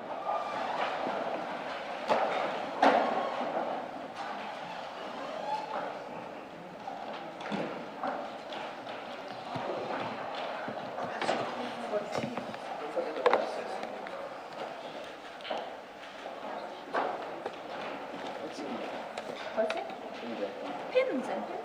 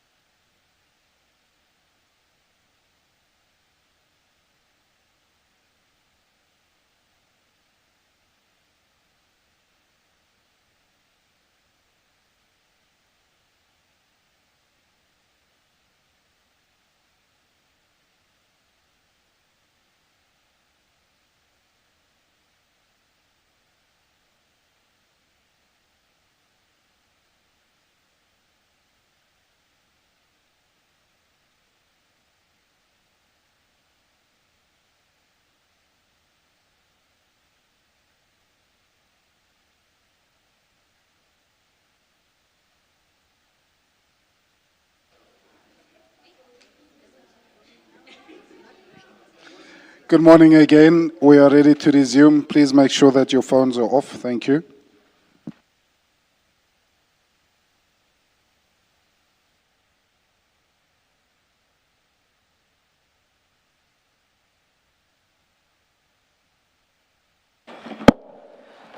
Thank you, Chair. Ms. Ramsamy, we were still dealing with the issue of Mr. Cedric Nkabinde, and I just want to clarify some issues with you before you move on with that topic. The first is just to confirm that Mr. Nkabinde at that stage wasn't the subject of any IDAC investigations. Correct. Okay. And then insofar as the second aspect is concerned, you mentioned that there was a purpose for the meeting with the Minister Mkhunu and Advocate Johnson, either the 20th or the 21st of January. I'm not sure whether you actually specifically told us what the purpose was and who told you that that was the purpose for the meeting. I wasn't specifically told what the purpose of the meeting was. From the manner in which the conversation was going between Mr. Padiachi, Mr. Perumal, and Advocate Johnson, I picked up that there was, firstly, that this was not the first meeting, but what Advocate Johnson eventually said was that the minister wants to really clean up crime intelligence and SAPS. So I thought that was the purpose. Just so that we are not confused, on 239, because you're talking about the meeting on the 20th. Correct. The late night meeting. The night meeting, correct. I don't know how late, but let's say it's an evening meeting. Correct. Let me not say late night. This one is on the 23rd of January 2025. Correct. And it must have taken place in the morning because Advocate Johnson says just met the minister now. Correct, at 13:44. Yeah. Correct. Okay. Sorry. So at this page 239 and your evidence so far, there's then been at least 2 meetings between the minister and Ms. Johnson. Correct. According to this. Are you aware of any further meetings? Not directly aware. I would just, in the meetings here, the minister said. Okay. But I didn't know how it was communicated or whether they were still meeting. Okay. And do you know who went with Advocate Johnson to this meeting? The meeting of the 20th or the 21st? This one, the 23rd. The 23rd, no, I'm not aware of what that meeting was You about. know about aware. the 20th, who went with? I was informed by Advocate Johnson that she was alone waiting for the minister with Mr. Nkabinde. And with her protectors, of course. Her protectors were asked to wait outside and her cell phones were handed to the protectors. Okay. And then just staying on 239, when you start out the message to Advocate Johnson, you say, "Afternoon, Advocate Johnson, I spoke to Tillis about the links and evidence regarding C and Cub." When you explained the taskings that Advocate Johnson gave on the 22nd of January, I don't recall you saying whether she had asked you to do something specifically. So I just wanted to know, how do you get to the point where you're telling her that you spoke to Tillis? Was it an instruction from her or? Correct. The instruction, after the communication and the discussion about Mr. Nkabinde, which was primarily between Mr. Perumal, Mr. Sissoko, and Advocate Johnson. We were just party to the meeting. Advocate Johnson instructed me, because Advocate Chabalala was the prosecutor on those 2 matters that were discussed, and those matters were within the IDAC space and already in court. Advocate Johnson instructed me to contact Advocate Chabalala and find out what evidence was contained in those 2 dockets against Mr. Nkabinde and then report to her. And that is how I determined through Mr. Advocate Chabalala that Mr. Peter White had documentary evidence with regards to forensic analysis. Okay. Then do you want to continue with the timeline insofar as the Cedric and Kabinde matter is concerned? So now we've dealt with the 23rd. For reference, if you then want to look at your affidavit, your April affidavit on 248, although this affidavit comes later, you do set out a comprehensive history of events that transpired.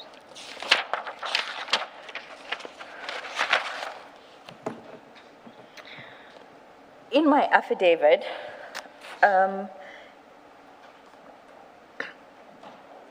If we go to 253, that's where you talk about the 23rd of January.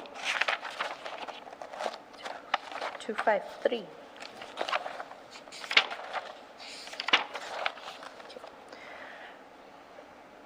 On the 23rd of January 2025, around 1300 hours, I contacted Shabalala.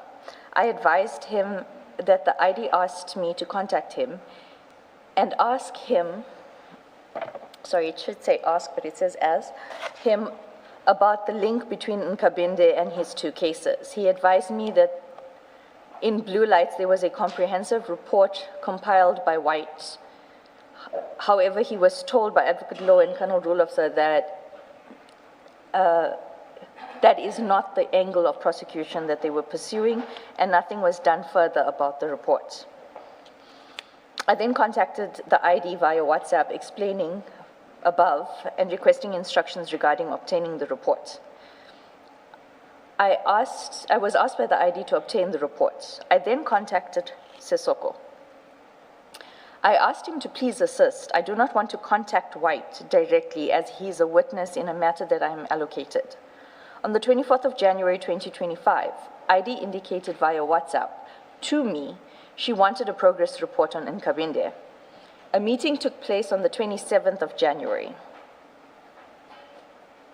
Okay, can we just establish that, so you're saying that on the 24th, Advocate Johnson asks for feedback from you? Correct. Okay, and that we will find in the, at page 242,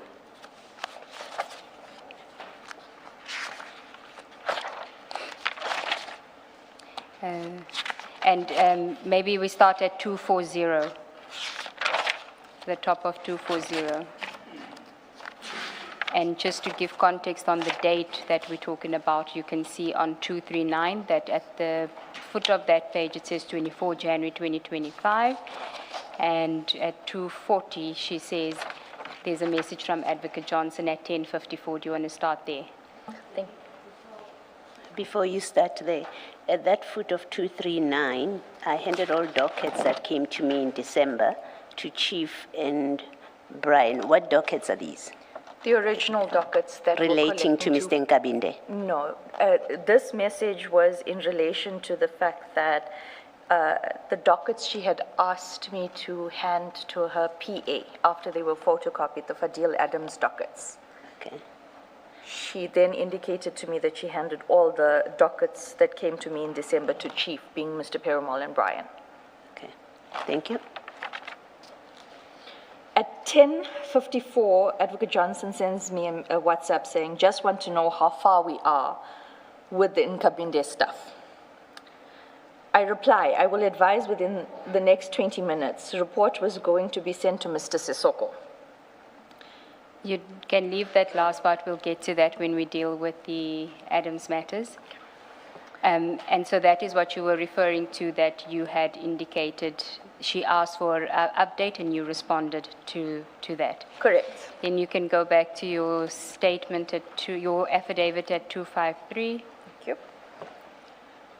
I contacted Sisoko, however, he was in a meeting. I then contacted White directly. He explained at length the cell phone records, a payment of a large amount for clothing and a vehicle. I sent ID a text with this information, including the fact that White had a 5-page report on this, but was told to cease work and thus did nothing further. On the same day, Sisoko contacted me telephonically indicating that he was on his way to the office and wanted to see me. When I went to his office, I found Binang being investigated, Tamani Binang, and Shabalala being advocate, senior state advocate Tila Shabalala. The discussion was about the White's report. Shabalala indicated that a standalone prosecution can ensue, and Binang can start finalizing the investigation. Sissoko indicated that he did not want any of the IPID investigators to deal with the matter, and that a neutral IDAC investigator should pursue the investigation. I was then contacted by the ID's personal assistant, indicating that the ID was available for the meeting with Sissoko and myself. Perumal was already seated in ID's office when I arrived. The attendees at this meeting was the ID, Sissoko, Perumal, and myself. Sissoko proceeded to explain to the ID and Perumal the links as per the charts provided by White. There was discussions about the investigation that needs to proceed. Perumal indicated that Belochin can continue with the investigation. Can I just pause there and ask you to, as part of our timeline, if you can go to 242 which is the WhatsApps, page 242.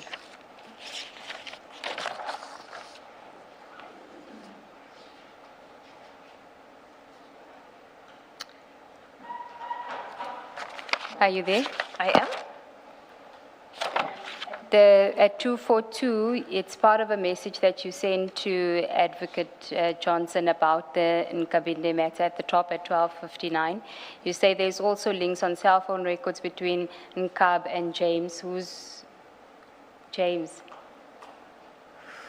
You don't have to say it if it's... No, he's a well-known former general or lieutenant general of SAPS. It is James Ramanjulam. Yeah. He just finished serving a 5-year sentence after a plea agreement between the IDAC and himself. Okay. And you say, so there's records between Mr. Nkabinde and James, and we will need to obtain those records from Sunil as well. Correct. And this is all part of part of fact-finding, fact-gathering in respect of Mr. Nkabinde. Correct, on the instructions of Advocate Johnson. No investigation authorized as yet? No, there was nothing. Okay. Where Mr. Chabalala says that a standalone prosecution can ensue, it's a standalone prosecution of Mr. Nkabinde. Correct. That he's talking about. Correct. And the prosecution would be for what, as you understood it, yeah? Based on what I had been told at that point, Mr. Nkabinde is linked to receiving a large sum of money for the purposes of clothing from a service provider that IPID was investigating. Whilst he was still at IPID? While he was still at IPID. Okay. And the other link where I speak about James Ramanjulam is that there is cell phone records between the accused and Mr. Nkabinde, and there was an investigation that was being dealt with by both DPCI and IPID with regards to that procurement irregularities, and both those matters are in court. Okay, thank you. Did the report also reveal that he received an OD and some cash paid for by this person that was being investigated by IPID? Correct. The report did indicate about the Audi. It also spoke about how the Audi was collected and for what period it was used, and the cash. And the cash link was based on the withdrawal of the service provider and the cell phone tower, and the phone calls between those parties. So at this point, has there been a referral or complaint to IDEC about Mr. Nkabinde? No. There isn't at this point. There's nothing formal. It's just instructions from Advocate Johnson that we must gather the information that we have of criminality. And it all comes after her meeting with the minister where she said Nkabinde gave her heebie-jeebies. Correct. I do believe there's more to what transpired between the two of them. Yes. I'm not aware of it. Okay, thank you. Then just to continue with that 242, Advocate Johnson then responds at 1 o'clock. At 1 o'clock. I'm shocked. He's the staff officer of the Minister. I'm shook. I'm shook. He is the staff officer of the Min of Police. Can you what damage he can do with all the information, etc., he gets from the office, from that office? And then I'm interested in your response at 1302. Read that and then explain to us. Sure. It explains how the messages for the not cancelling the task team were so easily conveyed, and consequences of cancelling. The MP in Cape Town showed us the messages. When you say not, you mean the notice for cancelling? Yes, I think what I did was... When you say not, you're referring to the notice for cancelling? Correct. Okay. And with regards to this, I had in part one indicated that when we were in consultation on the 6th of January 2025 with Mr. Fadil Adams, he did show us messages allegedly from General Mkunazi indicating that they were going to arrest Minister Mkunu if the PKTT was closed. I also indicated that I wasn't sure if it was Mr. Nkabinde or the minister that had forwarded the messages. Yes, because you said the messages, you weren't really I interested was in the not messages. interested. And Mr. Rapesu said that he couldn't really decipher what the message was saying because Mr. Adams was telling him what the message is saying while showing him the message. Correct, that's how, because I didn't read the messages and Mr. Adams was talking over and explaining what the messages were saying. That's how I understood what the messages were about. And that's what you mean when you say, and consequences of cancelling. In other words, what Mr. Adams had told you and Mr. Rapesu and Mr. Perumal is that Minister Mkunu is going to be arrested if the task team is cancelled. Correct. Okay. Do you want to then go back to your affidavit? Correct. Thank you. Maybe before you do that, previously or today, did we get an explanation of what this affidavit that's at page 248, what is its purpose, under what circumstances? was I it had prepared? asked the witness, Commissioner Baloy, and you will recall that she went and explained the affidavit, but not the purpose of it, and that's when I took her back to the history. So maybe you can just tell us why you prepared it. Commissioner, Chair, on the 30th of January 2025, Advocate Johnson sent me messages indicating something bad had happened and I was going to be heartbroken. We will deal with them as I'm dealing with the chronology. And when I went to, she had wanted to see me, but I was on treatment at the time, so I was not in the office. And when I did return to the office, I went to, Advocate Johnson indicated through her PA that I must come and see her. And she said to me that she had received a call from Mr. Nkabinde, indicating that Mr. Rapesu had informed him that he was being investigated by IDAC, and that if they want his bank records and all of that, he would provide it. But she didn't go into detail because she was speeding along to the point where Rapesu has now breached Section 41(6), he must be charged. At some point during the conversation, she told me that Perumal wanted him to be escorted out of the building with his bag, by the security. That was the line of the conversation. Later on, on the 26th of February, I am on vacation and I receive a phone call from Mr. Mbalo. Mr. Mbalo is a member of Mr. Perumal's investigative team. He indicates that the ID has instructed that I must do an affidavit on Mr. Rapesu's investigation. So because I was with people, I was with family, we were on vacation, I said to him, I will call him when I get back, because I didn't understand what was required and why, as a prosecutor, I was being asked to file an affidavit.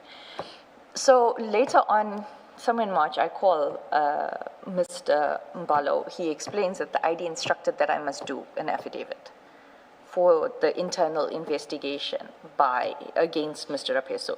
So I asked, who's running the investigation? Where's the reference number for the investigation? You're asking me for an affidavit, but I don't even have, HR reference number must at least be provided to me. In any event, I was told she wants the affidavit, and that is the purpose of this affidavit. I must state that on the 30th, when I was being around the 30th, when I was being informed by Advocate Johnson about this, I did voice that I highly doubt it was Mr. Rapesu.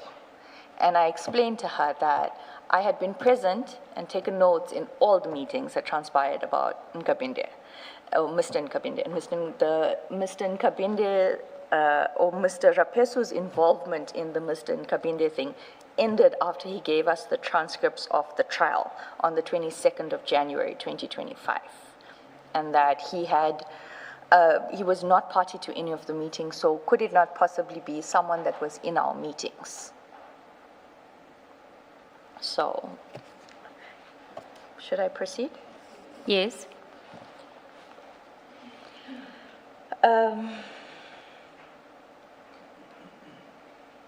I found Penang in Shabalala. The discussion was that, oh, sorry, I read all of that already. I was then contacted by the ID's personal assistant indicating that the ID was available for the meeting with Sissoko myself. Perumal was already seated in the ID's office when I arrived. Attendees at the meeting were ID, Sissoko, Perumal, and myself. Sissoko provided the explanation to the ID and Perumal and the links as per the charts provided by White. There were discussions about the investigation that needed to proceed. Perumal indicated that Beluchin can continue with the investigations. Sissoko stated the sentiment he shared in the meeting as per paragraph 6.39. The ID agreed and stated that Padiachi would attend to the investigations. The meeting continued where Perumal indicated that a person called G. This initial is used when referring to Gininda, General. I think he's a General Gininda, but I know he's from cold cases, SAPS. Was told or positioned to take the message to the top. I was unclear what the statement meant, as it was in context of what we were discussing regarding Nkabinde. I then excused myself from the meeting. On the 30th of January 2025, Sissoko contacted me regarding the authorization documents for the Nkabinde matter. I sent the ID a WhatsApp asking if the authorization should be done in terms of which form of authorization. Can we go to that WhatsApp at 245? Sure.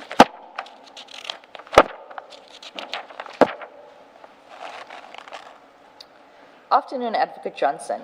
Please advise, authorization for NCAB standalone, must it be done as a section 2813 or 281? Just to confirm, at this stage, there isn't a referral or a section 27 referral? Correct. Okay. I must just explain that in the meeting that I've just spoken about, where Mr. White's report is being explained to Advocate Johnson, Mr. Perumal had indicated that because there were already authorizations for those two matters, they can just proceed in terms of 28. Without a section 27 referral. And so now you're asking Advocate Johnson to advise you insofar as that is concerned? Because Mr. Sissoko is saying, he had called and he had asked has it been done? And I said, no, I haven't received any instructions as to what it's supposed to be. And then I said to him, I'll speak to the ID. But by then, I'm aware that Mr. Beluchan and Mr. Padiachi had already taken the device seized from James Ramanjulam back to Mr. White. So obviously those three had already continued or started where they left off with the investigation on that cell phone. Just to clear my understanding, the authorization for the two other matters that Mr. Perumal speaks of, what are those matters? The two matters? In fact, what is the authorization in respect of those two? I guess what I'm trying to clarify for myself is how Nkabinde fits into those authorizations to a point where it follows naturally out of those two others. So you would have to say the two matters are matters such and such and such and such, and then hopefully we see the link that makes it a valid response to say we already have authorization in the other two matters. We don't need one specific for Nkabinde. Can I answer it in this way, rather? I spoke earlier about the fact that certain matters of Mr. Perumal that were placed on the court roll while Advocate Johnson was head of office do not have authorizations. That is one of those matters. The other matter is a matter where it was referred to the ID when Advocate Cranier was there. There is a constructive 2813, and it is based on testimony at the Zondo Commission. It implicates Mr. Nkabinde. As far as I understood from the report, yes, it does. Okay, thank you. Okay, and then at 245, Advocate Johnson's response to your inquiry about the authorization. We'll check. We need to talk. Something terrible has happened. Whatever you do, don't discuss anything on Nkab with Mansa. When you hear what I have to say, your heart will break. It's initially breaker, and then there's a break underneath. This was at 13:55. I reply, I won't. We have been keeping that between Mr. S, myself, and Dylan. Dylan being Mr. Perumal, Mr. S being Mr. Sissoko. She replies, don't talk to Mr. S either. I have to figure some things out. It's bad. I reply, I won't. I'm worried now. And so then you meet with Advocate Johnson. Correct. And Mansa referred to here is Mr. Rapesu. Correct. Okay, thank you. And when do you meet with her? Was it on the 3rd? I don't have my calendar with me, but it would have been not more than a day or two later. Okay. May proceed. Do you want to then look at your affidavit? Yeah, I just want to, because the timeline is in here, as poorly drafted as this affidavit is, it is here. At 254, you speak about the 30th, and then on, still on 254, 6.46, on the 31st of January. So you would have Yes, met so it her would the have been very the next next day. And just tell us what happens there. You don't have to read the affidavit. Advocate Johnson informs me that on the day before, on the 30th, that Mr. Perumal and Mr. Padiachi were in her office. And she explained that on the evening of the 29th, she had been receiving calls from Mr. Nkabinde. She was unable to answer them. She had indicated to me that she was at the temple, and so she couldn't answer the calls. She did send a text to him indicating she can't talk, he must text. And then on the 30th, in the presence of Mr. Perumal and Mr. Nkabinde, Mr. Perumal and Mr. Padiachi, Mr. Nkabinde called, and she answered and she put him on speaker. and that he had informed her that he was informed by Mansa Rapesu that there was an investigation into him at IDAC, and that she must be careful as Mr. Sissoko uses Rapesu and Bina. This is what Advocate Johnson is telling me Mr. Nkabinde told her. And Mr. Nkabinde and Mr. Sissoko have a history from IPID. I later found out, yes, they did. In fact, I found out the history while watching ad hoc committee. Oh, okay. And so when Advocate Johnson said that Mr. Nkabinde told her to be careful because Sissoko uses Rapesu and Binang, you didn't understand why Mr. Sissoko would use Mr. Rapesu and Binang in relation to Mr. Nkabinde? No, I did not. Okay.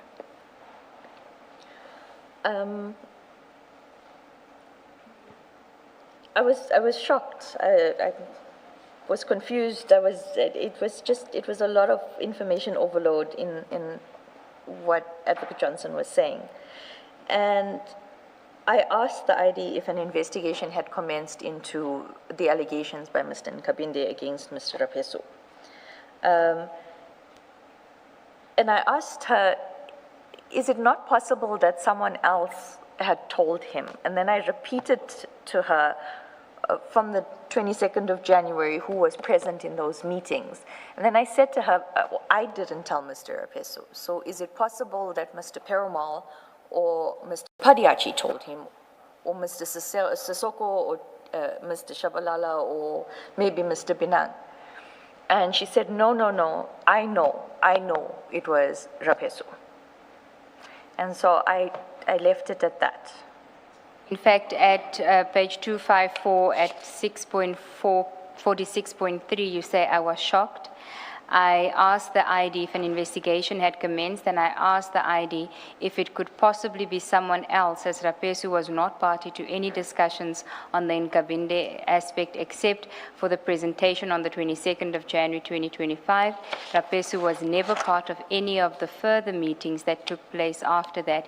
He would not have had any knowledge of what has transpired. Correct. The ID indicated that she has started the process and that Nkabinde was too clear in who he named. I left the ID's office, spoke briefly to Mr. Perumal. We did not discuss the details of the situation. We merely expressed our shock, and I asked him how could Rapesu know, because I had excluded him from all the follow-up meetings after the presentation. On the 10th of February 2025, I was informed by the ID via WhatsApp that Mr. Rapesu had been served with a letter. Further to the events above, no further discussions between the persons mentioned above, no any other person took place with me until receiving the call from Investigator Mbalo. So by the time you deposed to this affidavit, there's already an investigation into Mr. Rapesu regarding the Nkabinde allegations? Correct. In fact, when because the commissioners will see that it's marked copy and Mr. Mbalo signs on 248 on the top.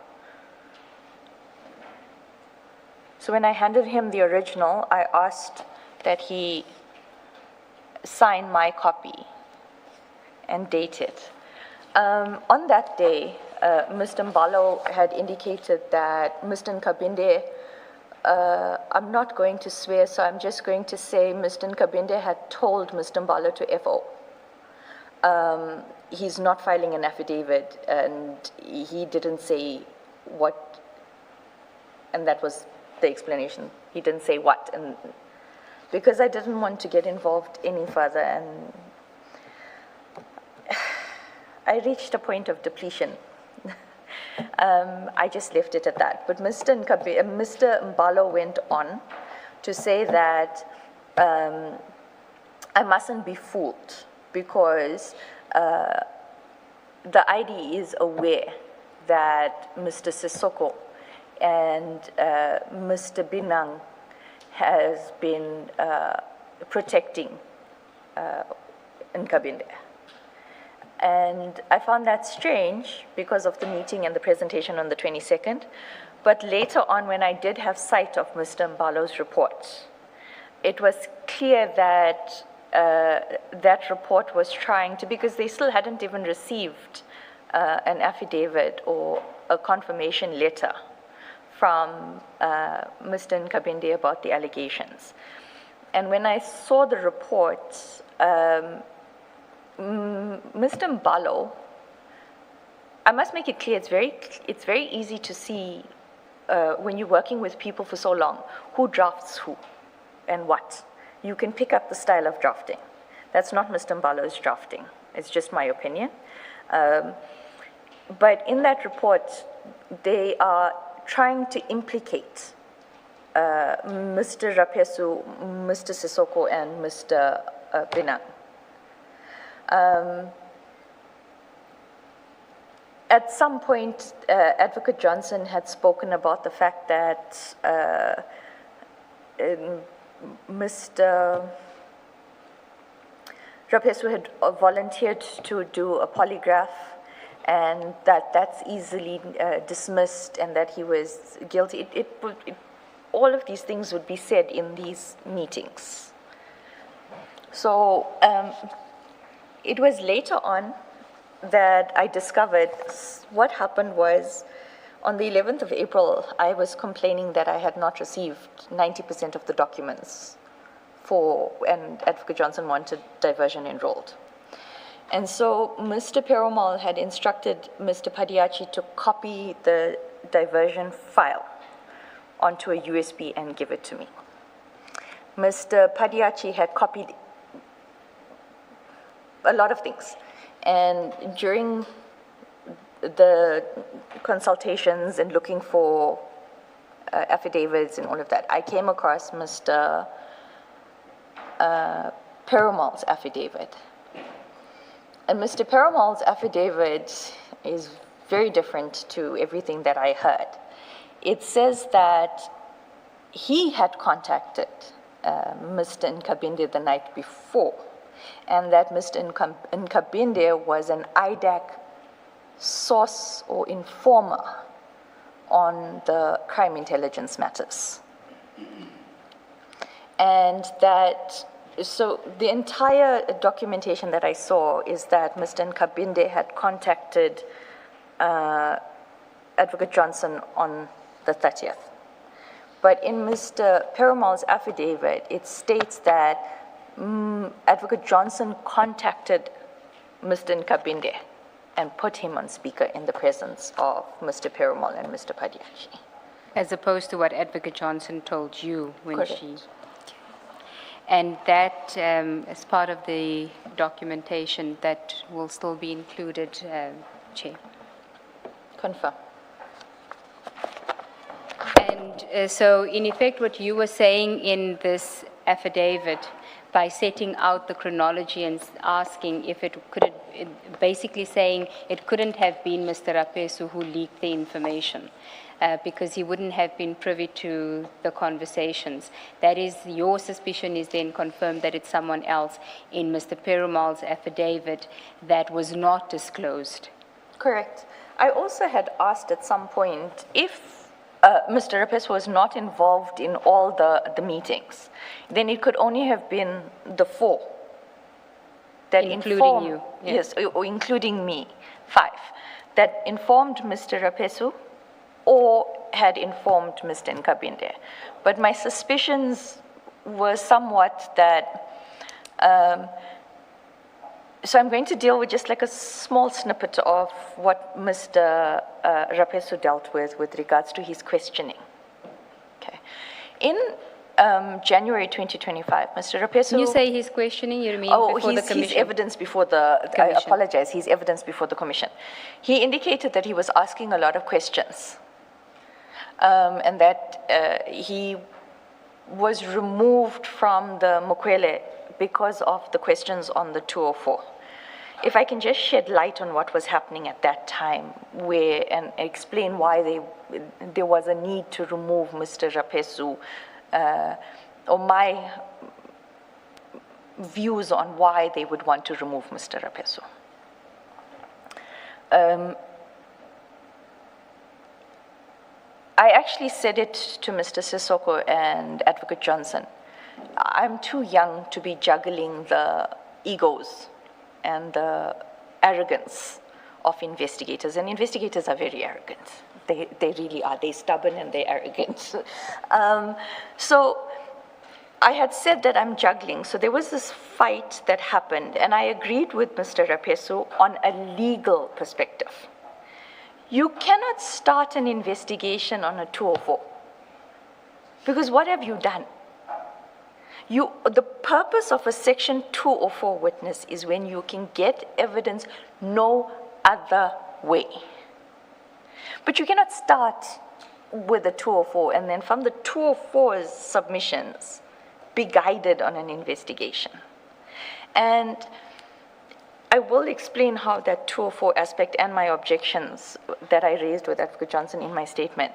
So there was a fight, and then there was I can see it so clearly in my head, the point where Mr. Perumal was standing up and he did this, "But I am your commander," to Mr. Rapesu, because Mr. Rapesu was objecting to these things. And so in order to facilitate this thing I said, and I knew where the direction of Advocate Johnson was going to be if I took this to her. So I indicated to them, Mr. Rapesu has made great strides with leg 1 on the Lushaba matter, and I had been receiving updates every day and an updated report every day. With regards to the Mukwele matter, I suggest that Mr. Perumal and Mr. Padiachi continue so that we don't have this. But they were still supposed to report everything to me so that I could report it to Advocate Johnson, which I was completely bypassed on. So in essence, it was me that removed Mr. Rapesu from the Mukwele. But the problem that started was Mr. Rapesu, after I had left the meeting and the investigators were still discussing, Mr. Perumal had told me after that Rapesu needs to get in line with how we work. So, and it's not only him, that if you stand up to Mr. Perumal, I've explained what happens to you. So in light of all of those things, in the back of my head, I doubted that these allegations, because it happened again, I think it was last year or sometime early this year, to another investigator that was allocated to Mr. Perumal on the diversion matters, where he was placed with an email or a letter saying that he must respond to allegations, and they were the most ridiculous allegations I've ever read. Okay, so we've now dealt with the context of how that statement came about. We can then go to the other aspect of the 22 January meetings. We can go back to your statement, page 6, paragraph 15. Returning to the chronology on 22 January 2025, the meeting where project diversion was discussed and the presentation made to Advocate Johnson was held. Advocate Johnson made her own amendments to the presentation in manuscript and handed a hard copy to the team at the meeting. During this presentation, I took notes, as I usually do. The presentation was explained to Advocate Johnson mainly by Mr. Perumal. Before I deal with Advocate Johnson's instructions following the presentation, it is important for the commissioners to bear in mind that at this stage, the investigation was in existence for 6 weeks, with no activity for 2 weeks between the 19th of December 2024 and 6 January 2025. Yet Sorry, these... what is the significance of those dates? The 19th of December to 6 January. Between the 19th of January and the 6th, the 19th of December and the 6th of January, no investigations could have taken place. I was on leave. Mr. Padiachi was out of the country. Mr. Rapesu was on leave, and Mr. Perumal was acting as the head of investigations. Thank you. And the 19th of December was when you and Mr. Rapesu and Mr. Perumal had that meeting where you were discussing the confidential documentation. Correct. And the 6th of January was when you go to Cape Town to meet with Mr. Adams. Correct. Okay. And what you want to convey here is that you are really dealing with a 6-week-old investigation, and the instructions that follow are too excessive, or insofar as you just at the infancy of an investigation. Correct, and we are at the, to use your word, the infancy of a section 2813. A 2813 is to determine if the veracity of the claims actually lead to a criminal investigation. Which would be the 28-1. One. Okay. So, how I suggest we do this is we're going to flight your notes redacted as you had requested, and then you can read from your statement, and if there's any aspect of the notes that we are unclear of, that is not clear from your summary of it in your statement, we will then just ask you. And Commissioners, that will be file 11, page 1. And if you, Commissioners, if you are going to engage the witness on the contents of her notes, to just first look on your screen what names have been redacted, so you don't engage her on a redacted name, because your copies aren't redacted.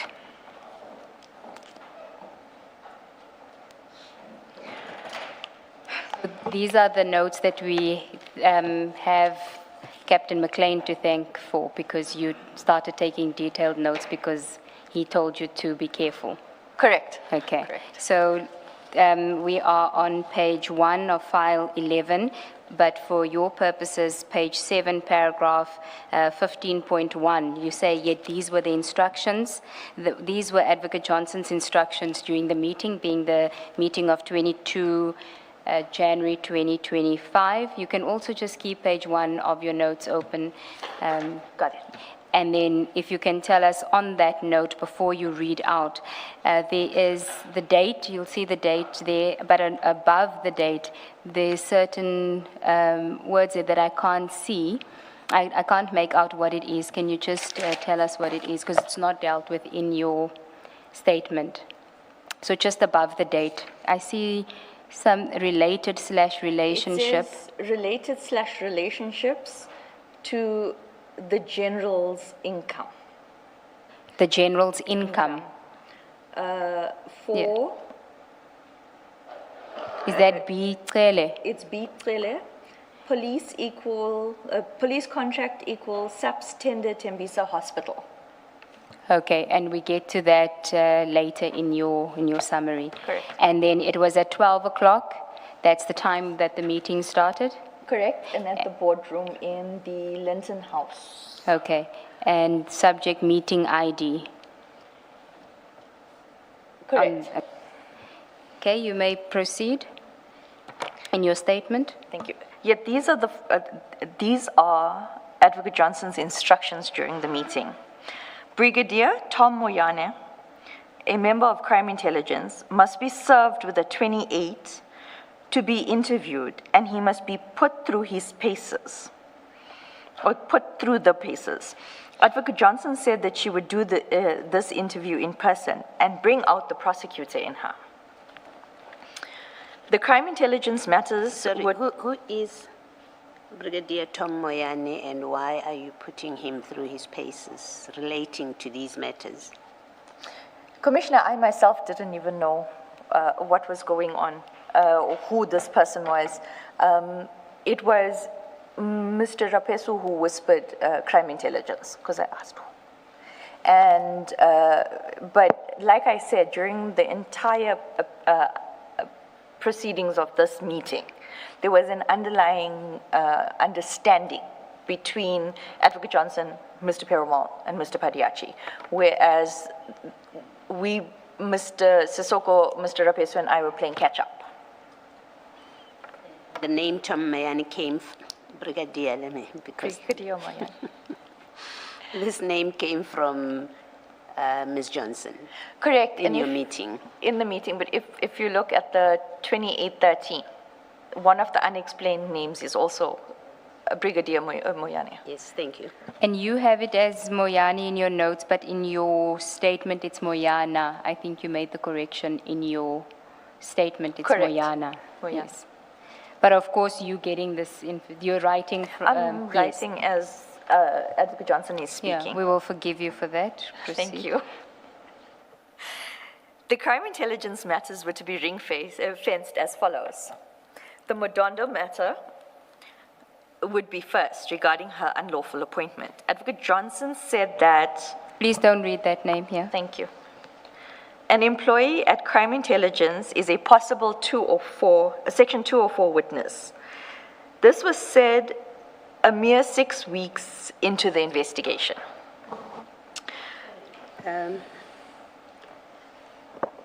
Ms. Nobesori, why is the name not to be mentioned? It It's in our statements. It was a potential 204 witness, and it's redacted in the statement and in her notes. The witness asked, Ms. Ramsamy asked for the witness. It's the person's surname. That word is the person's surname. And the reason it's not to be mentioned is because they were a potential 204 witness. Commissioner, I had asked and explained to Advocate Ngube that these are crime intelligence officers. I don't feel comfortable, I mean, the commissioners have had sites and they are aware, but I don't feel comfortable naming them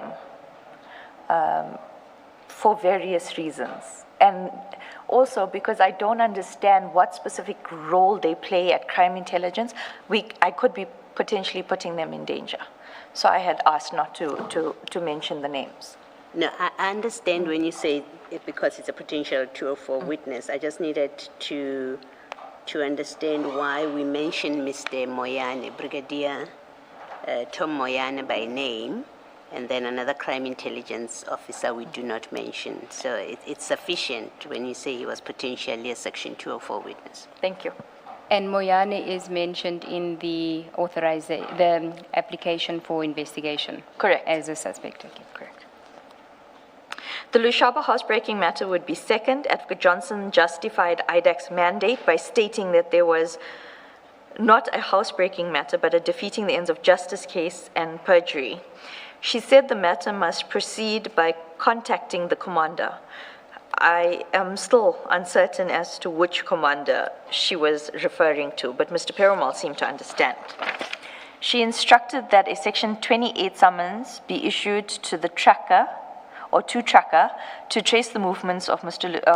Lushaba's vehicle, and that Major General Feroz Khan should be contacted for the details of Hudson, who had later been added to the 28-1. Advocate Johnson also stated that witness is a possible witness.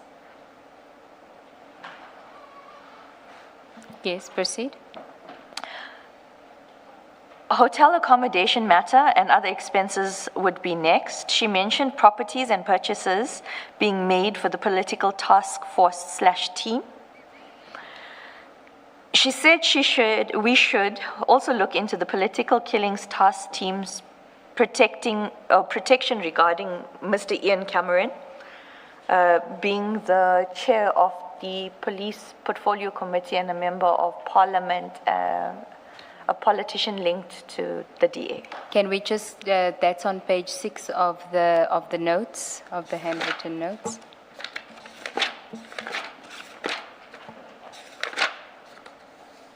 Correct. It's earlier and then again linked to. Thank you. I do not recall if she said the PKTT was providing protection for Mr. Cameron or whether Mr. Cameron was protecting the PKTT. I would think the former, but I do not remember the specifics. And my notes do not assist me in recalling this aspect. In respect of properties being purchased with COVID funds from the SSA, Advocate Johnson said that we would look at DivCom of CI, General Kumalo, General Lushaba, and General Modondo. Advocate Johnson also said that we must look for a link between the SSA and the Tembisa contract. which I later became aware was in fact the Medicare 24 contract. And if we can just look at your notes, that appears under number 4 on page 2. So you've circled the numbers 1, 2, 3, 4. On page 2, we've got 3, which says hotel accommodation, and then 4, we've got properties, COVID funds, Tembisa contract. Correct. At that stage, you had no idea that it related to the Medicare 24 contract. I only became aware in May. Do you know why Advocate Johnson referred to it as the Tembisa contract? SAP's contract, Tembisa contract. I'm not sure if she was confusing the contracts or she was using the code names of to not openly state what it was, like the names of the projects. Okay, if I can then just take you back to page 1 where, you know, there near the date where you have in that block police contract equals for SAP's tender Tembisa Hospital. Correct. Is that the same Tembisa contract that you're referring to under item 4 on page 2? Correct, because it was emphasized that when we were investigating the, if I may just, so when we're investigating the properties and the COVID funds, we must investigate, and it was repeated quite a bit, that we must investigate whether there's a link between that and the Tembisa hospital contract, which I became aware was the Medicare 24.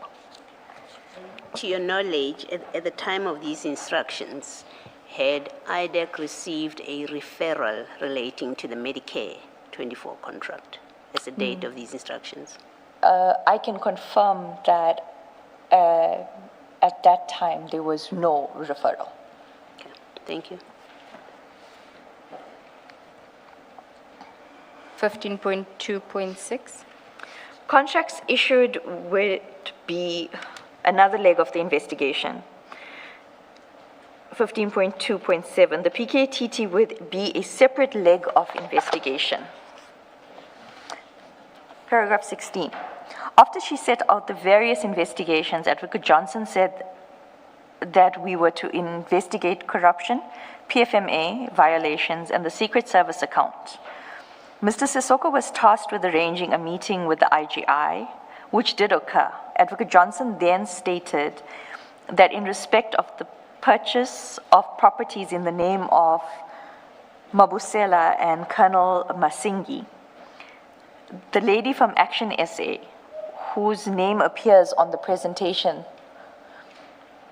Ms. Derlene, am I saying it correct? Deraline. Deraline James. Can we just step back before you go, because you're going a page ahead of us. On page 2, at the foot of page 2, where you say, in your paragraph, where you say at 16, Advocate Johnson said that we are investigating corruption, PFMA violations, and the Secret Service account. That is with reference to page 2 of your notes when you say, what are we investigation, corruption, PFMA, secret fund account. Correct. And then you refer to a meeting, what is that, with office of the IG, Mr. Sissoko. What was Mr. Sissoko supposed to meet the office of the IG about? Mr. Sissoko was to facilitate arranging a meeting with the IGI. I only later became aware on the 23rd of January that the IGI was investigating these properties and the purchases using the COVID funds, etc. And the meeting did take place, and I will explain it a bit later. Will you also explain how you came to know of that? All these notes are from what Advocate Johnson was instructing us must be done. So Advocate Johnson had indicated that the IGI has information and that a meeting must be arranged. Okay, and I thought Ms. Ngube is asking you, how do you know that the meeting occurred? Or if that's not what she was asking, that's my question. The meeting of the IGI, I was present. Okay. That's one way of dealing with it. Okay, so then you can go to the lady from Action SA. Now, you in your notes on page 3. Correct. You have, you've dealt with houses, properties, Mabusela's name, Colonel Masingi. Then you've got 2 properties, 28 million, 48 million. And then you have a sort of a bracket, and you've got Action SA lady coming for this. For this. Okay, so the Action SA lady is going to speak to this.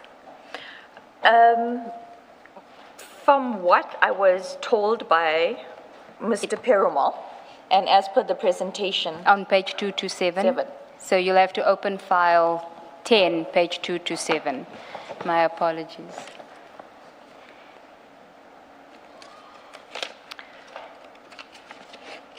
Which is post-authorization activities.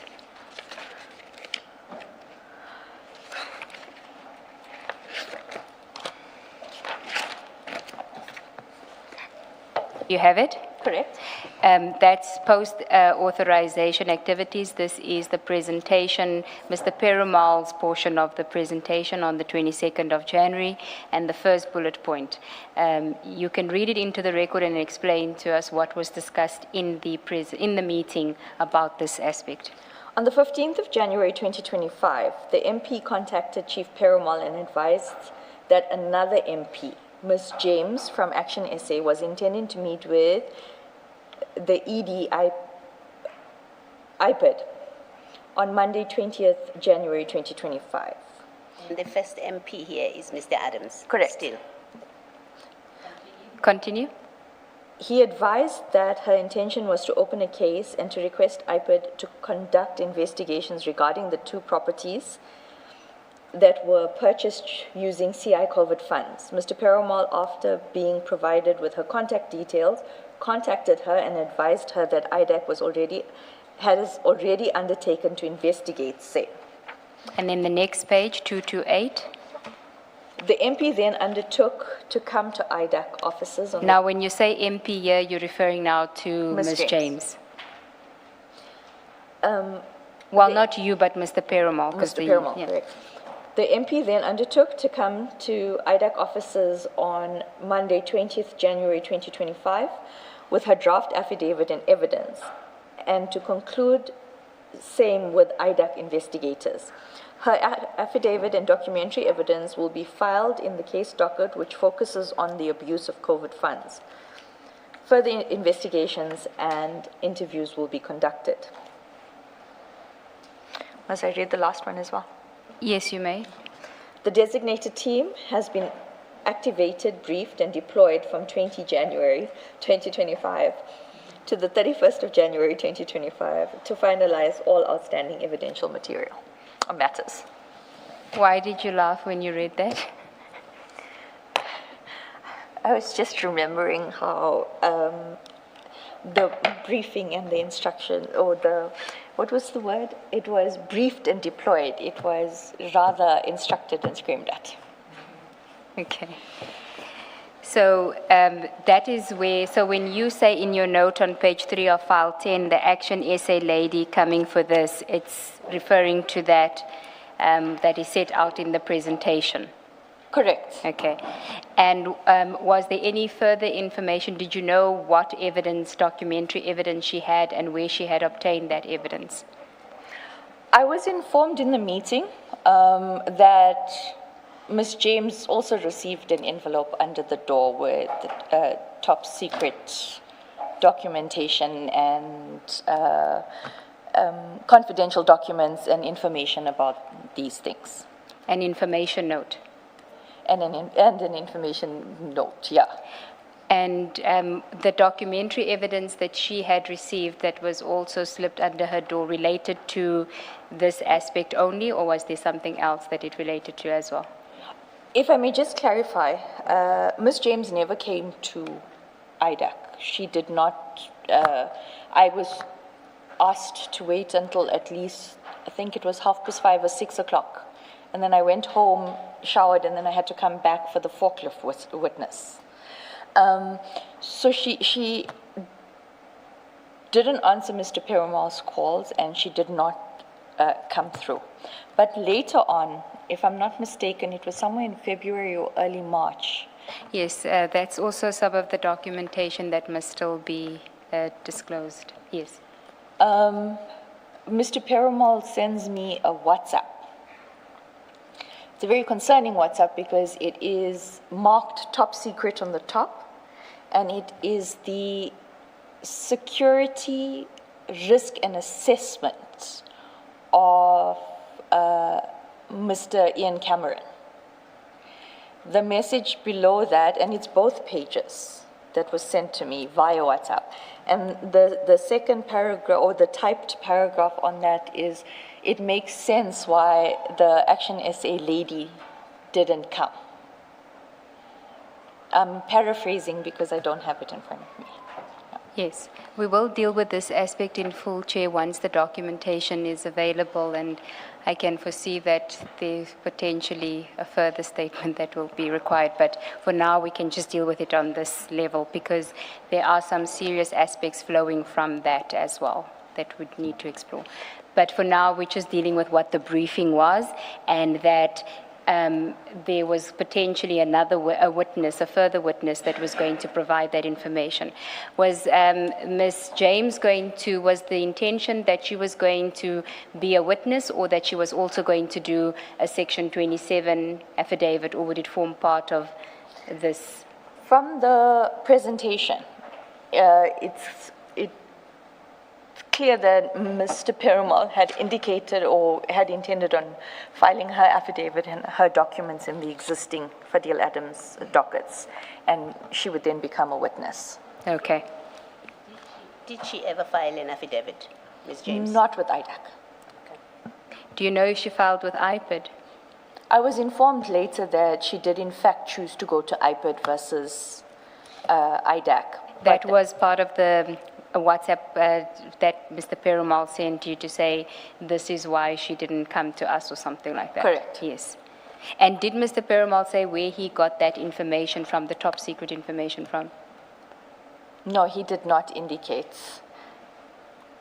And at that point of our relationship or working relationship, there was a lot of, I was being excluded from a lot of information. Okay.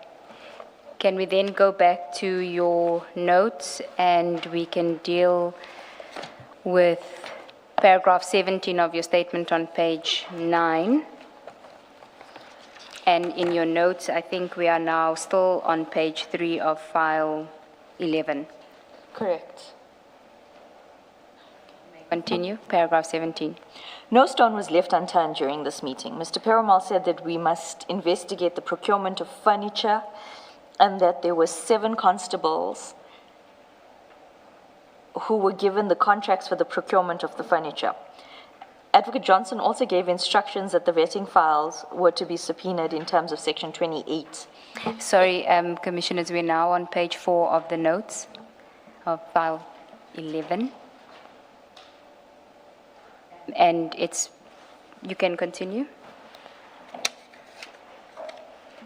Still paragraph 17. Advocate Johnson then she told the investigators to go and talk to Khan first because he was on leave and the Section 28 must be served on him so that he can consult with the team.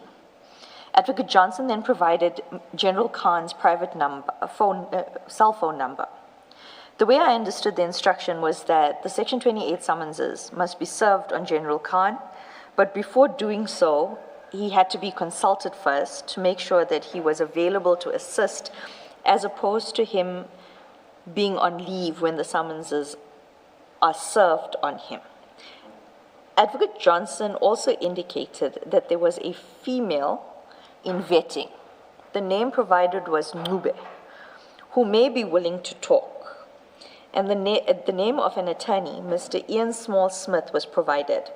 I cannot remember why the name was important enough to note at the time. Mr. Perumal advised that all... Before you proceed, at this point of things, did you know anything, if at all, about the nature of the relationship between Advocate Johnson and Mr. Khan? No, You didn't know anything at all? no. Okay. That they even talk to each other? I You was didn't know aware that Advocate Johnson's husband works at Crime Intelligence. No, I'm lying under oath now. I apologize. You're mistaken. I'm mistaken. With the Ms. General Khan thing, like I had alluded to in statement 1, I was aware of the docket situation and the information being sent by Advocate Johnson to General Khan, where he was assassinated. This is the assault case. The assault case, yes. So I was aware that there was, and I also knew that Advocate Johnson's husband and Mr. General Khan worked in the same office. As much as you knew it. That's as much as I knew. Thank you. Ms. Ngube, is there any reason why the statement is no longer being displayed? Sorry, which statement? So, as the witness was reading paragraph 17, it was not displayed. Yes, I indicated that we're displaying the notes, the witness's notes, because she's speaking to the notes. She's summarizing her notes and not the state. So we can't display both. So it's better to display the notes so that we can follow how she's interpreting the notes. Unless we take the notes down and show her statement, but I thought it would be better to do it this way because this is the actual evidence that she's producing. It's a bit difficult because we have the notes, we can read them from our files, but the other people in the room don't have the notes and the statement. So them looking at the notes without the statement is a bit complicated. So But maybe she's you reading- decide which is easier. I don't know, I'll take guidance from the commissioners because she's reading what the notes say, so I thought that would be the easier way. Otherwise, the public don't see the notes if we display the statement, which she's reading in any event. But I'll be guided by the commissioners because it is going to be a lengthy exercise.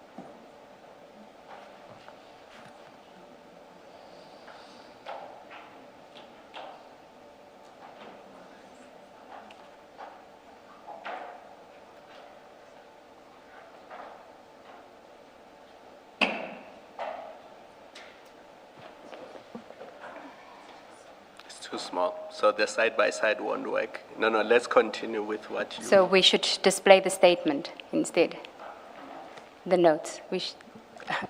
The notes. Okay, thank you. Chair, there was an indication that we would try and see if we can do the split screen later after thing. So I'm just...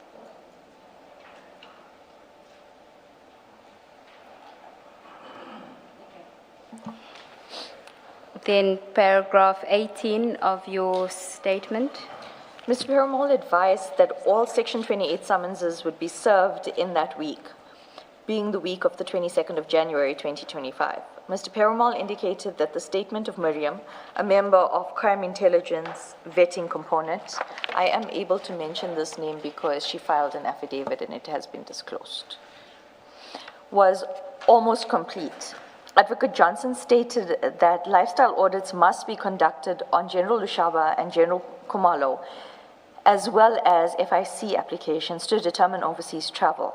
Advocate Johnson advised that the assets of the PKTT should be profiled. Okay, just pause that. Is page Why 4. are you does she explain why you are looking at lifestyles and overseas travel? I mean, the allegations arising from Mr. Adams's 27, which is the basis of the presentation, right? So everyone is on the same page. We are working off that document. What arising from that section 27 gets you to overseas travel and lifestyle? Was there an obvious link explained? Nothing. I do state in my statement that it became concerning to me why these instructions were being issued, but more so, I later on stated or explained why I couldn't understand where Advocate Johnson was getting this information from to be so detailed in the instructions and what we were supposed to do during this investigation. Thank you. Before you continue with paragraph 19, we are now, Commissioners, on page 5 of the notes, file 11.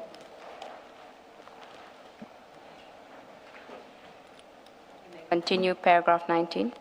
Advocate Johnson said that the National Commissioner, General Masiamula, should not be informed of the investigation. She said the National Commissioner would appear at the Portfolio Committee on Policing soon, and we should let him lie at the Portfolio Committee. I assume this was because IDAC was engaged in discussions with the members of the Portfolio Committee on Policing who would know about certain aspects of the investigation. General Masiamula, unaware of the investigations, would then presumably be caught in a lie. Okay, can I just ask you, so when the committee members, the members of the Portfolio Committee on Policing that we know so far would be Mr. Adams, Ms. James, and Mr. Cameron. Correct. And I just want to refer you to page 2820, which is in file 7, which is an affidavit by Mr. Ian Cameron.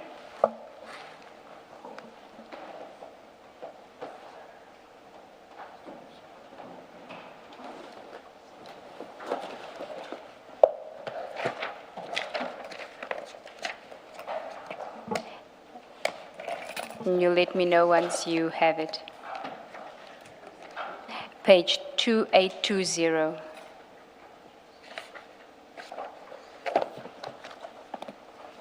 Thank you. It's an affidavit by Mr. Ian Cameron, and if you go to page 2820, it was deposed and commissioned on the 9th of April 2025 in Cape Town by Mr. Brian Padiachi. Confirm. Okay. And just to give context, Mr. Cameron says at page 2820 that at paragraph 4, I, together with members of my committee, are primarily responsible for oversight to ensure effective law enforcement within SAPS. And then at 5, he says, as chairperson, I convened a portfolio committee meeting on Wednesday, 2025-0402, online with members of the committee, senior managers from the Office of the Minister of Police, and senior management of the SAPS, led by General Fani Masimola. And he sets out certain events in there, but then I want you to go to 2821, paragraph 8. He says some committee members were not satisfied with the SAP's management responses. However, in the absence of factual evidence, I intervened and closed the agenda point and moved to the next item on the agenda. Then at paragraph 10, which should actually be paragraph 9, importantly, he says, I suspect that the senior management of the SAPS, led by General Masimola, misled the Portfolio Committee in answer to several questions posed to them.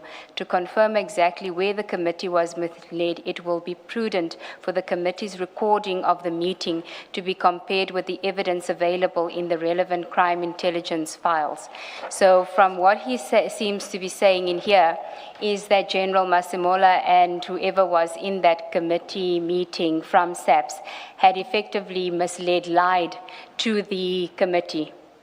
And we know now from your notes on page 5 at file 11 that Advocate Johnson said you mustn't tell the National Commissioner about the investigation. Let him lie to the committee. He'll be caught in a lie. And Mr. Cameron was one of the committee members who was engaging with IDAC at the time and knew that there was an investigation at the time, correct? From this affidavit and from the notes, correct. Thank you. Ms. Nube, you should read paragraph 7 because it gives a context Yes. to 8. Sorry if you had already read it. Yes. I might have missed it. Paragraph 7 of that same 2821, there have been several media press releases and on social digital platforms where allegations of corruption within the Crime Intelligence Division have surfaced. The committee was therefore focused on addressing some of these allegations, as will be evident from the minutes. So it was about crime intelligence that General Masimola was being called to that Committee on Policing. Advocate Johnson knew that in January 2025 when she has that briefing session because she says he will be appearing at the Portfolio Committee on Police soon. Correct? Correct. It's also later made reference to in 2 July, the memo that I'll be addressing or speaking about with regards to this. The 2 July memo relating to the arrest of General Masimola and General Kumalo. Yes, correct. That you prepared a memorandum on which we'll get to that. Yes. Thank you. But can we say for sure that the discussion with Advocate Johnson related to this Portfolio Committee meeting? Because this meeting is in April, and that discussion is taking place In 3 January. months prior. Now, we know from evidence that there were other Portfolio Committee meetings, the one in March, for example, where the name of Mr. Brown Mukhosi was mentioned for the first time, and I don't know how many others. So can we say for certain that the discussion in paragraph 19 of your statement was related to the Portfolio Committee meeting in April? Commissioner Kumalo, we'll look into that, but this was specifically in relation to crime intelligence, this Portfolio Committee meeting on policing. So we will look at the others to see whether those also related to crime intelligence. Because it says here he will be appearing soon. Now, I don't take soon to be in 2-3 months from now. That's really my difficulty. Okay. We'll have a look into that. Okay, you can continue. Maybe, sorry, Ms. Nube, maybe for completeness on this Ian Cameron affidavit, we should point out that Mr. Cameron doesn't say in what respect did the SAPS team lie or is suspected to have lied. Correct.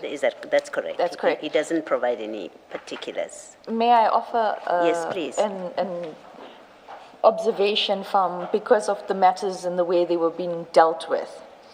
It would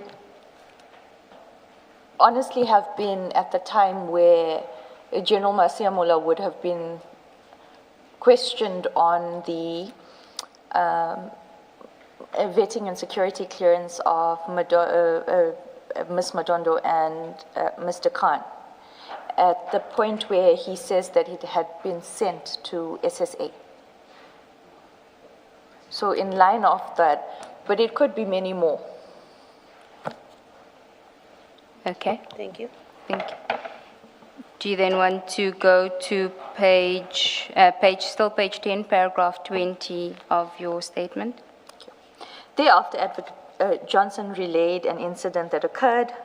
Sorry, just before that, there is on your note but you don't deal with it in your statement. On page 5, after the let him lie, and then there's a IGI, there's a block that has the IGI. Can you tell us what that note was about? With regards to this, as far as I can remember, it was Advocate Johnson was explaining that we must go and have a discussion and see if we can have an agreement to share information with the IGI. And at some point, someone said that IGI can't give us their reports because they are confidential or top secret and designated for specific, either the president or the minister. And there was an intelligence file. I don't understand I must control part. I will have to just think about it. It will come back to me.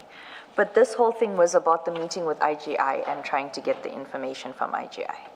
And when you say I must control, is that what Advocate Johnson is saying in the meeting, I must control? Or Correct. are you making a note for yourself that you must control? No, if it was a side note, I make a little circle or a bubble above it. But if it's just like this, then it's instructions from Advocate Johnson. Okay. Before you leave your note at page 5, did Advocate Johnson say why the National Commissioner should be left to lie? What was the plan, the idea behind let him go lie to Parliament and then what? Like I said in statement 1, Commissioners, it looked and obviously became evident that there was a line of march, and that line of march was to get General Kumalo and General Masiamola in an accused box. And so obviously there was, at some point there was talk about if he lies at portfolio committee, but this is well after. I think this is in February or March, and this was just between Padiachi and myself and Mr. Perumal, where if he lies, we can at least charge him for perjury. He would have lied to a committee of Parliament, which in itself is an offense. So the plan was to set him up. In essence, it was. That was the instructions. Don't tell him, let him go and lie. So that he can be arrested and charged Correct. and be presented to court. Correct. Thank you. Okay, then back to your statement. Thereafter, Advocate Johnson relayed an incident that occurred when she attended the Minister of Police residence for a meeting either a day or 2 days before the 22nd of January 2025 meeting. I will deal with this under the investigation of Mr. Nkabinde. Suffice to state that for present purposes, that I do not know what was discussed with the Minister during the meeting, because Advocate Johnson did not elaborate. As part of the presentation for my evidence before the Commission, I note that according to Major General Charity Matlala Matlo, in an affidavit dated 6 June 2025, Minister Mkunu referred the Medicare 24 to the SAP's internal audit, risk and integrity management on 9 January 2025. I do not know if this incident, or if this is coincidence that on the 22nd of January 2025, after meeting with the Minister, Advocate Johnson referred to the Medicare 24 contract, albeit as a SAP's Tembisa contract at the time, for the first time. At this stage, there is no Section 27 referral or Section 28 investigation regarding the Medicare contract. On the 23rd of January 2025, Mr. Perumal and Padiachi gave feedback on the consultation held with General Khan. Present during this session, or that session, was Mr. Padiachi, Perumal, and Rapesu, and me. Once again, this consultation with Khan was done without my knowledge. They informed us that General Khan told them that General Khumalo did not have top secret clearance. According to General Khan, notwithstanding the absence of top secret clearance, General Madondo had called General Khan and told him to give the new DivCom Sorry, CI. you said Mola. General Sorry, Madondo. General Masia Mola had called General Khan and told him to give the new DivCom CI, General Khumalo, support, and that he, General Khan, should follow up on the vetting process of General Khumalo. Mr. Perumal seemed to think that this was compelling evidence of wrongdoing on the part of General Masia Mola. Thank you. I do want to go back to your notes, but Chair, I see that it is 12:59. Might this be a convenient time?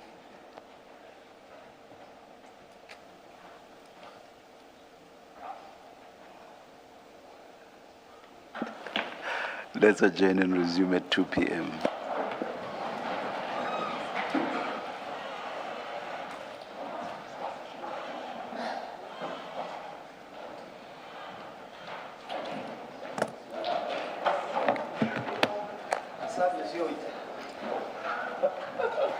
Can I go home now?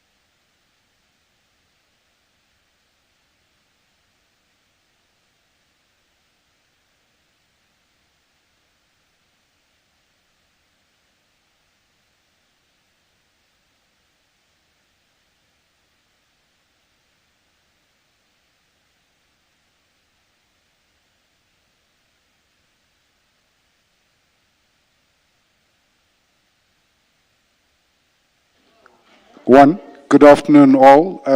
It is 13:59. We are ready to resume. Please make sure that your cell phones are on silent. Thank you.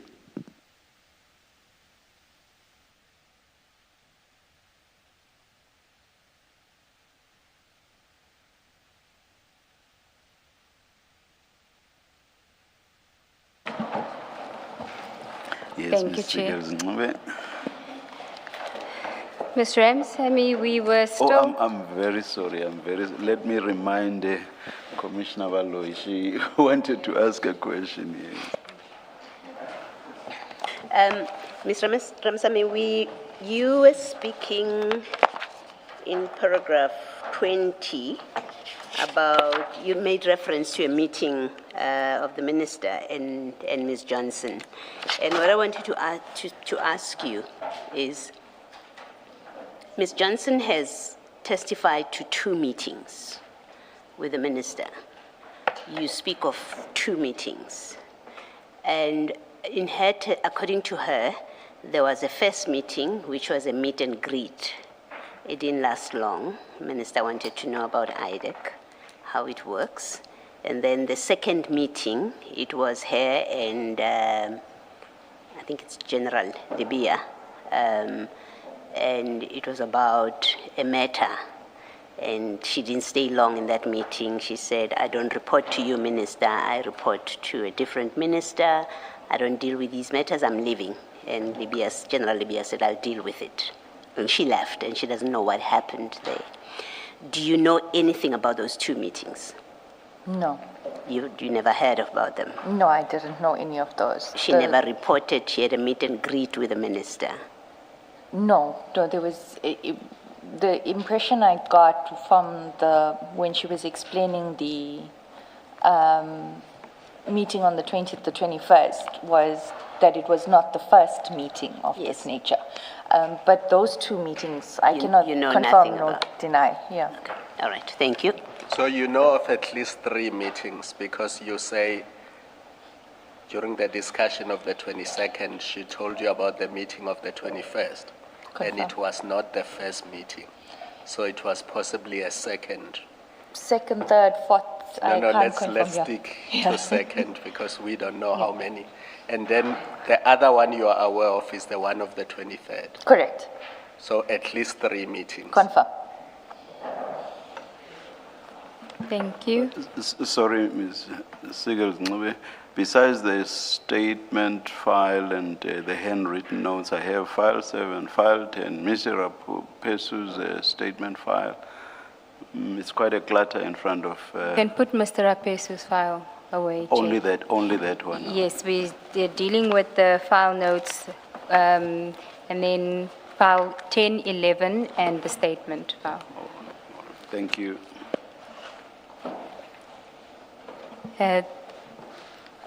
In file 11, page 6, just before you deal with, you've already dealt with the events of the 23rd, but we haven't completed your file notes insofar as the 22nd is concerned. And if you go to 5 was the page where you made a note about the National Commissioner and let him lie. And then on 6, there is a February 2018. Can you just take us to that? You don't deal with it in your statement. So if you can just tell us what it is that you were recording here, what your notes say. PKTT was formed in Feb 2018, and that there was a link to Ian Cameron, DA. And this was in relation to what Advocate Johnson was stating. Okay. And it stems from, not the IGI notes, but it stems from the Action SA lady, as she was called in the meeting. Okay. And then in the block on page 6, you have Sabia. What were you recording here? Okay, it must be noted that this is General Sabia. And we were told to speak to, in the third block, there's a name of a person, or the third name is an investigator in IDAC. The reason I asked that it be redacted is because he has one specific matter. And if I say that name, the other name, the second name that follows would be. So we were to discuss with that investigating officer the second name and the link to General Sabia. Without mentioning the name, the second name, is it someone in the SEPS? Is it someone outside? It's a member of, or former member of high-ranking crime intelligence. So you were supposed to establish a link Between that person member and and General Sabia? Correct. Okay. But did Advocate Johnson say why you had to do this? This doesn't seem to come from any of Mr. Adams' complaints which gave rise to Project Diversion. No, Advocate. Like I said, and I think I'm saying it now for the third or fourth time, this is one of the main reasons for my unease. I didn't know where this information that Advocate Johnson was relaying to us is coming from. And I didn't understand how it was linked to the 27 referral. And my greater concern was who was giving Advocate Johnson this information to direct the investigation in this manner. Well, did you have a suspicion as to who it was? I did. Because of the meeting that evening, I suspected that this was, and because Advocate Johnson said that Minister Mkhunu wanted to clean up SAPS and crime intelligence, I assumed that there were conversations happening with regards to the greater scheme of things. So you suspected Advocate Johnson was getting this information from Minister Mkhunu? That, as well as the fact that her husband worked in crime intelligence. Okay. Now, insofar as General Sabia is concerned, you have reference there to through 28 and National Commissioner. What was to happen there? 28 was supposed to be sent to the National Commissioner for the personnel file of General Sabia.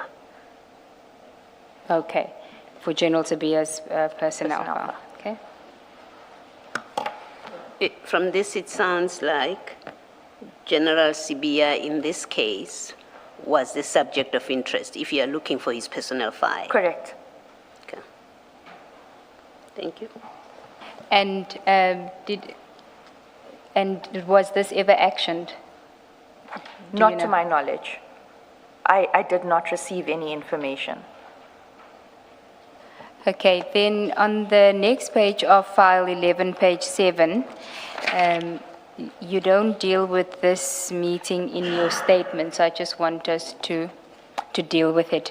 It says Teams meeting, Dylan, MRDR, so I'm assuming it's Mr. Perumal, Mr. Rapesu, and yourself. Correct. Having a meeting on the 22nd, or same day. Was this after the presentation meeting or before? Correct. It was called, as per Mr. Perumal, a caucus meeting where he was indicating the things that needed to be done. Following from the presentation? From the instructions of Advocate Johnson after the presentation. Okay. The first one there, can you just tell us what that is? It relates to the vetting. It's a section 28. I can't see who it will be served on. It will be served on Miriam, who's a witness, upon consultation regarding her affidavit. If I remember correctly, the witness had concerns about deposing to an affidavit without informing NASCOM and the legal department of SAPS. And so that 28 needed to be served on her so that she could show them that she's compelled to disclose, as well as provide documents within her control. Okay, and In? Her control. And this was what? Vetting? It would have been the vetting department of crime intelligence, yes. Okay. and then you have another entry regarding a section 28, which is a personnel file. Can you just tell us there, because it refers to BMW clerk?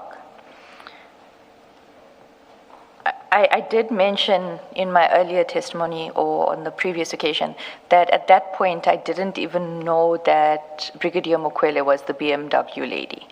And in the meeting, she's referred to as the BMW clerk. Where I say to discuss with, is probably I had to discuss it with the ID. And then the next line is Dylan would action the following.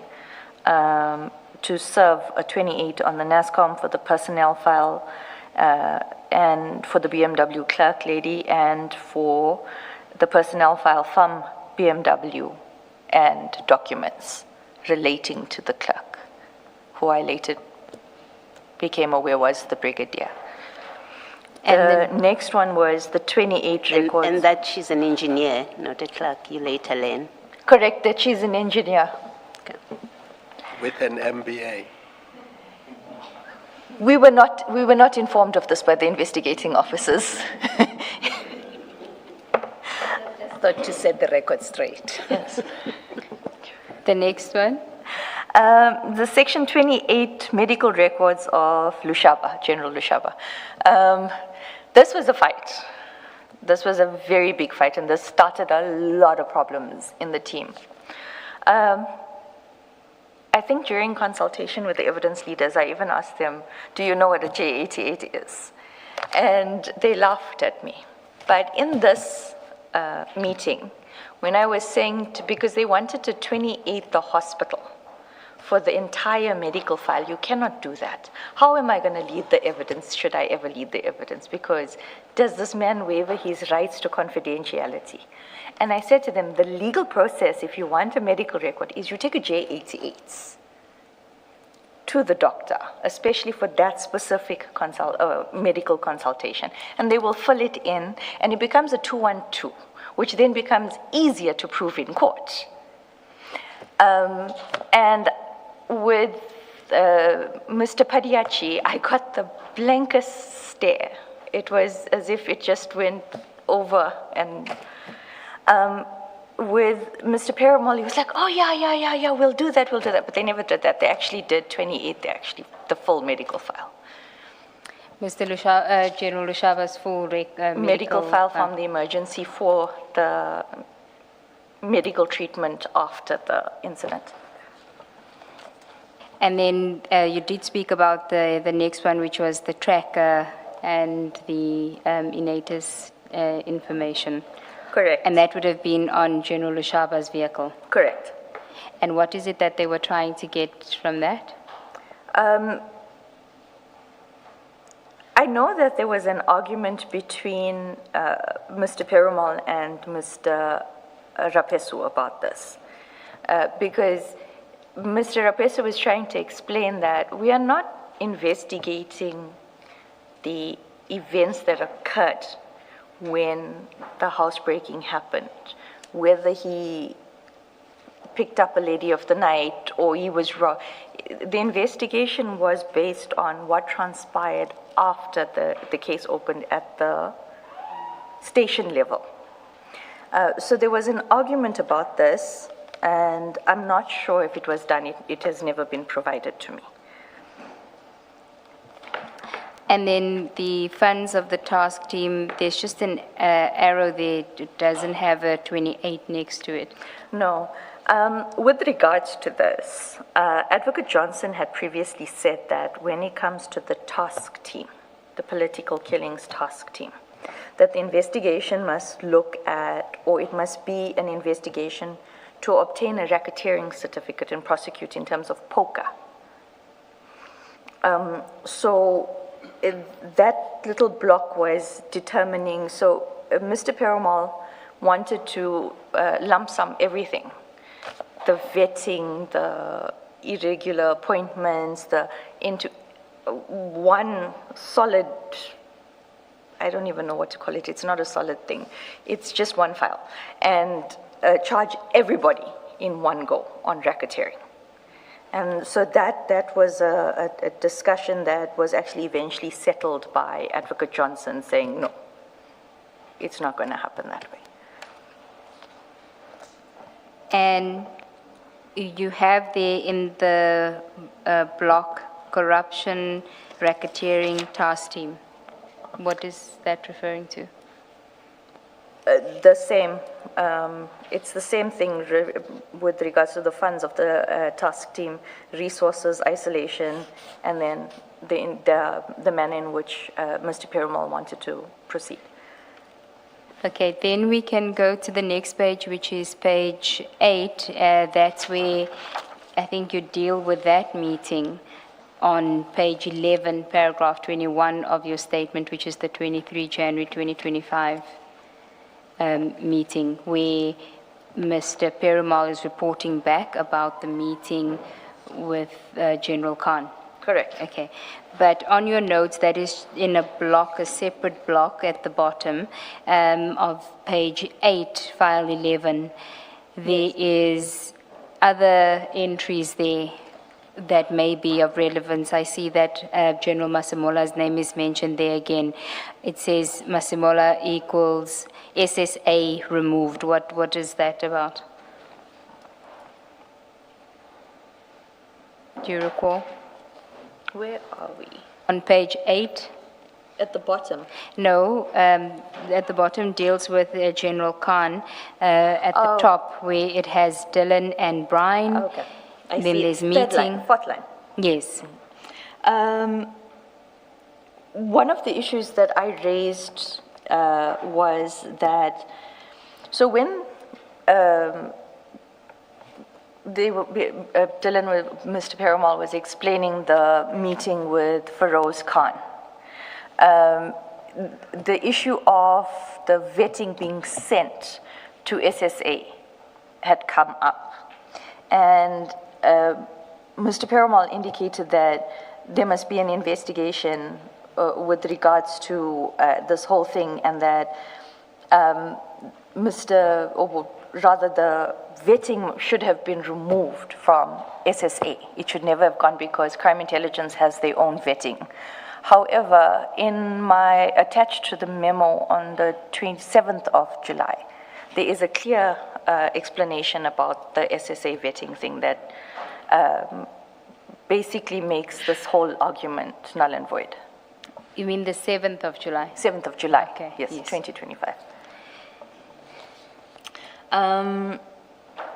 And then the block where it has Feroz Kumalo, you've explained that in your statement at paragraph 21.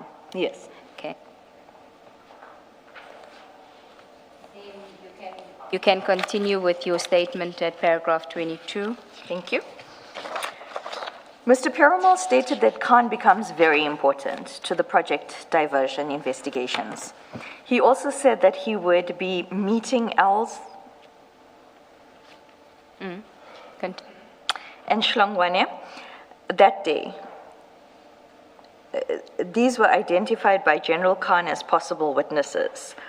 After the meeting with Advocate Johnson on the 30th of January 2025 regarding the Mr. Nkabinde matter, no further meetings were held until April 2025. Or if meetings were held, I was not included. Okay, can I then ask you to go to page 12 of file 11, which deals with the still aspects of the meeting of the 23rd of January 2025, I think you meant. That 2301-2026 you wrote just to identify the thing, because it was pages. out of order, but should be 2025. Correct. Yes. Okay, there you've got Khan becomes important, and then there is section 2828 again, serve Masemola, Tom Moyane, and NASCOM. D-class, what is that? Declassify. So the request was for the National Commissioner to declassify? What had happened was when Advocate Johnson instructed that the 28 must be served on Feroz Khan, so that because those documents were in his possession based on his position. During the consultation that took place between Mr. Padiachi, Mr. Perumal, and Mr. Khan, Mr. Khan said that they have to be served on the NASCOM, being General Masemula, so that because they are classified. And so they had the only person in SAPS that can declassify the personnel files is the NASCOM. Okay. Then back to your statement, page 11, the new topic, mounting pressure to progress investigations and effect arrests.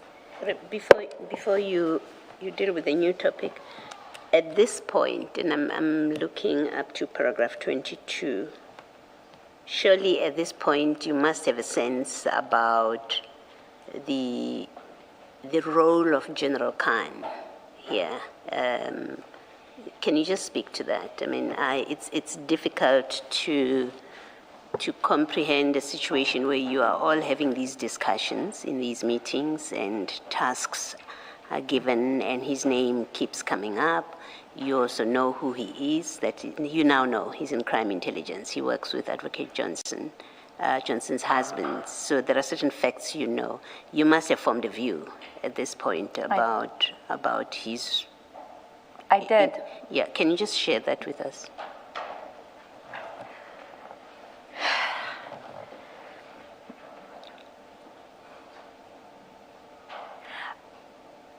So what I did was I Googled, because there was a lot of talk about him being on sick leave or suspension, but I wasn't following it. So I had Googled, and I realized that there was a lot of problems between himself and management of SAPS. My opinion that I formed was that, if I'm allowed to just deviate a little bit,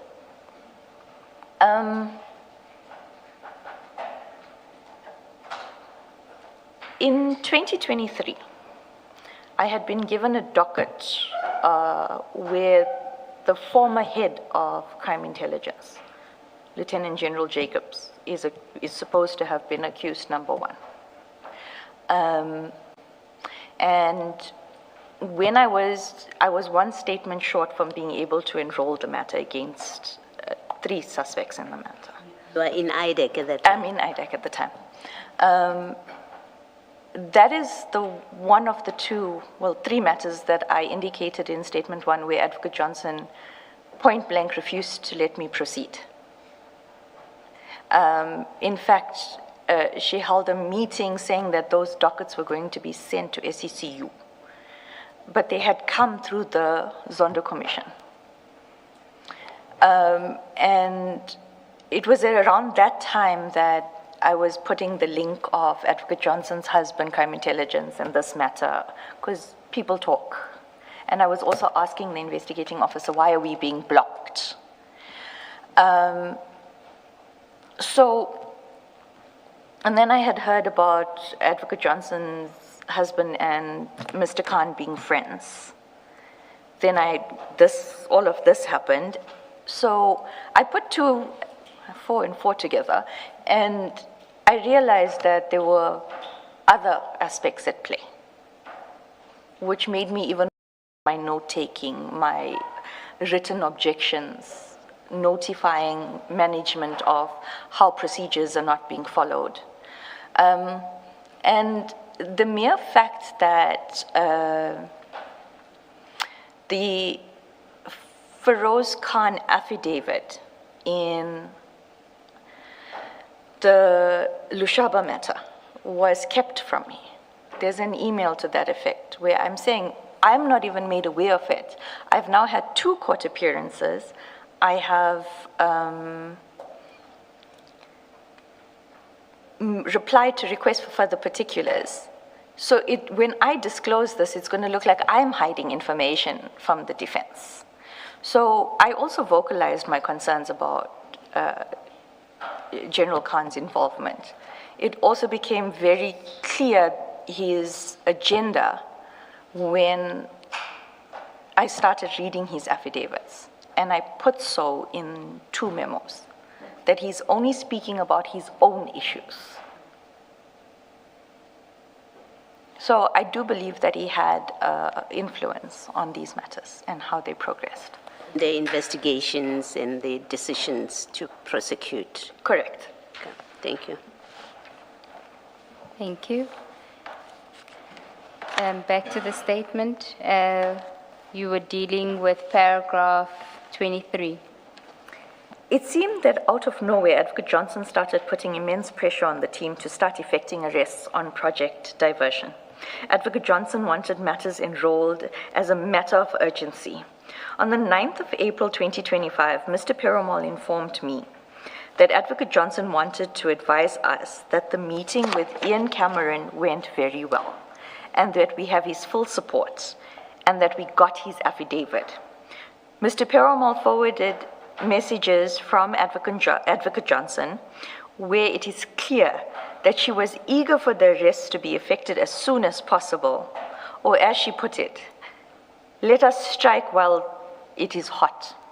We do have the screenshot of that. It's not yet in the bundle. It's part of the documents, but we do have, that's supposed to be added and compiled. So we're going to flight that now, but it will be added to file 10 at some point when we do the other documents. Are you able to see it and read it? Yeah. Okay, ID. Just wanted to advise, meeting with Ian Cameron went well. Full support from him. We got his affidavit. We also got... No, I think you must start from the beginning. This is an email from, this is a WhatsApp from Mr. Perumal. Correct. This is a WhatsApp from Mr. Perumal. He forwarded it to me after he had sent it to Advocate Johnson. Yes, okay. So he was reporting to Advocate Johnson. Okay. We also got General Pinar to come in.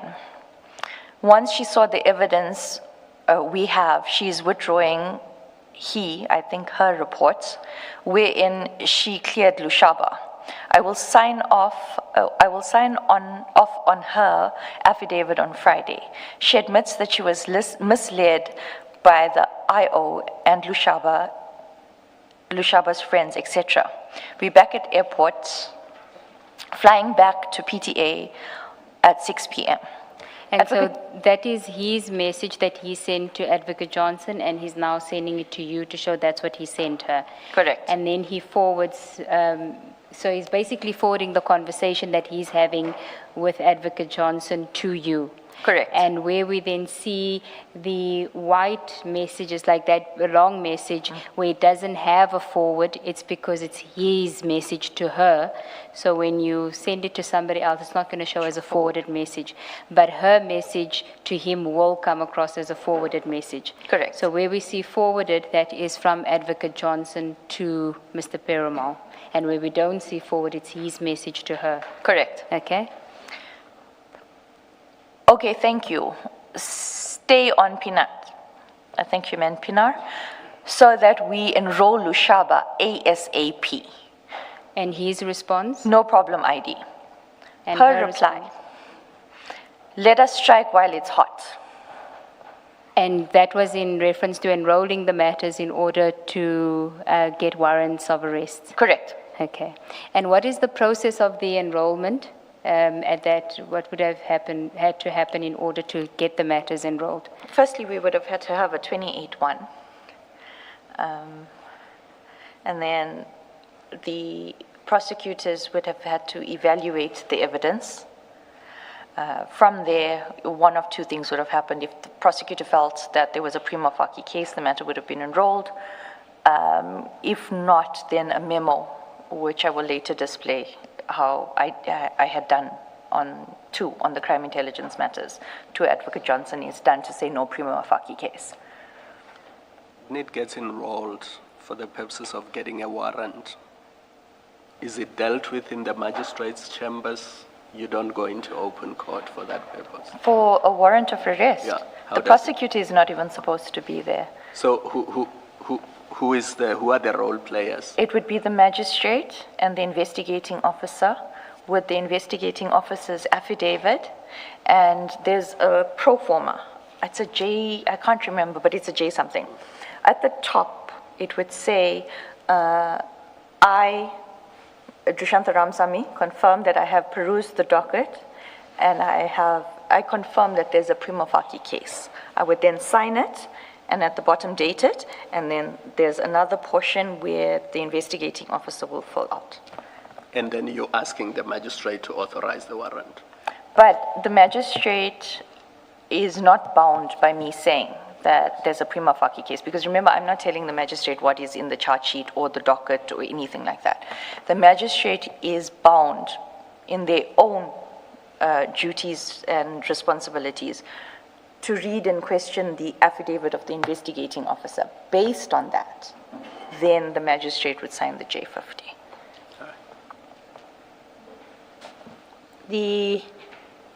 Sorry, that message is gone. The WhatsApp. Oh, the WhatsApp. Okay. You now we'll have the take- statement. Yes.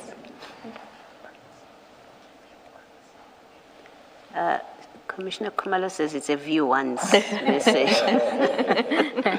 We can retrieve it. Please do. Yeah. This affidavit, so Perumal, Chief Perumal says we got his affidavit. In terms of dates, when this message is exchanged, does that connect to the affidavit that we looked at earlier? Or is he speaking about a different affidavit, do you know? If memory serves, it is the same date. Okay. Yeah. If I can just remember which. If you go to 2820 Thank you. in file 7, 28. it's dated the 9th of April 2025. And Does- your exchange with him is on that day. Correct. And it's at 1:30, and that is by Brian Padiachi. Correct. Okay. So it's that same affidavit. It would appear so, yes, Commissioner. And before Mr. Perumal went to meet with Mr. Ian Cameron, was this discussed as part of your work that you're doing, that we will go and speak to Member of Parliament, Ian Cameron? He has approached us, or we know somehow that we'll get something out of him. How does Perumal end up talking to the chairperson of the Portfolio Committee? Commissioner, after the 30th of January, until April, I'm completely kept out of the loop. And it's after this message where I'm now being told that we must strike while it's hot, that I'm doing, there is another presentation where I say, I've only received documents on the 11th of April. I haven't received any of the information that was received through the 28th. So I cannot enroll according to the timeline. If you are kept out of the loop, you say from January until about April, how do you explain that Mr. Perumal sends you this? Because this suggests, you know, on the face of it, this message suggests you know what he's talking about because you've been part of it. How do you explain it then? I actually had a conversation about this. When I spoke to Mr. Sesoko about this, I said to him, now they want me in because they need a prosecutor. So now they want to bring me into the fold, and the word I used was play nice, because they needed a prosecutor. It's because they wanted to enroll the matters. Correct. Okay. And they could only do that with a prosecutor? With a prosecutor. Okay. And do you know whether General Pina did withdraw her report that cleared General Lushaba? Do you know what happened with that? That was an even bigger fight. How, even if she is shown evidence, it's like the commissioners make their findings and submit a report. You can't now say that you're going to withdraw your April report because of the information that we've received now that contradicts there. You would do a supplementary or a new report saying, based on my new findings, this is what I have discovered or has been placed before me. And due to that, I wish to amend my initial report. And at that point, I actually got Mr. Sissoko in because, and I said to him, you need to deal with Mr. Perumal now because he's not listening. And at that point, I was saying to them, if you withdraw it, okay, if you put it in the docket already, and then now you file a withdrawal of that, and then you go to the commissioner of NASCOM and you say, I'm withdrawing that report. You cannot do that. You have to supplement your report and say that based on new findings, I make new recommendations.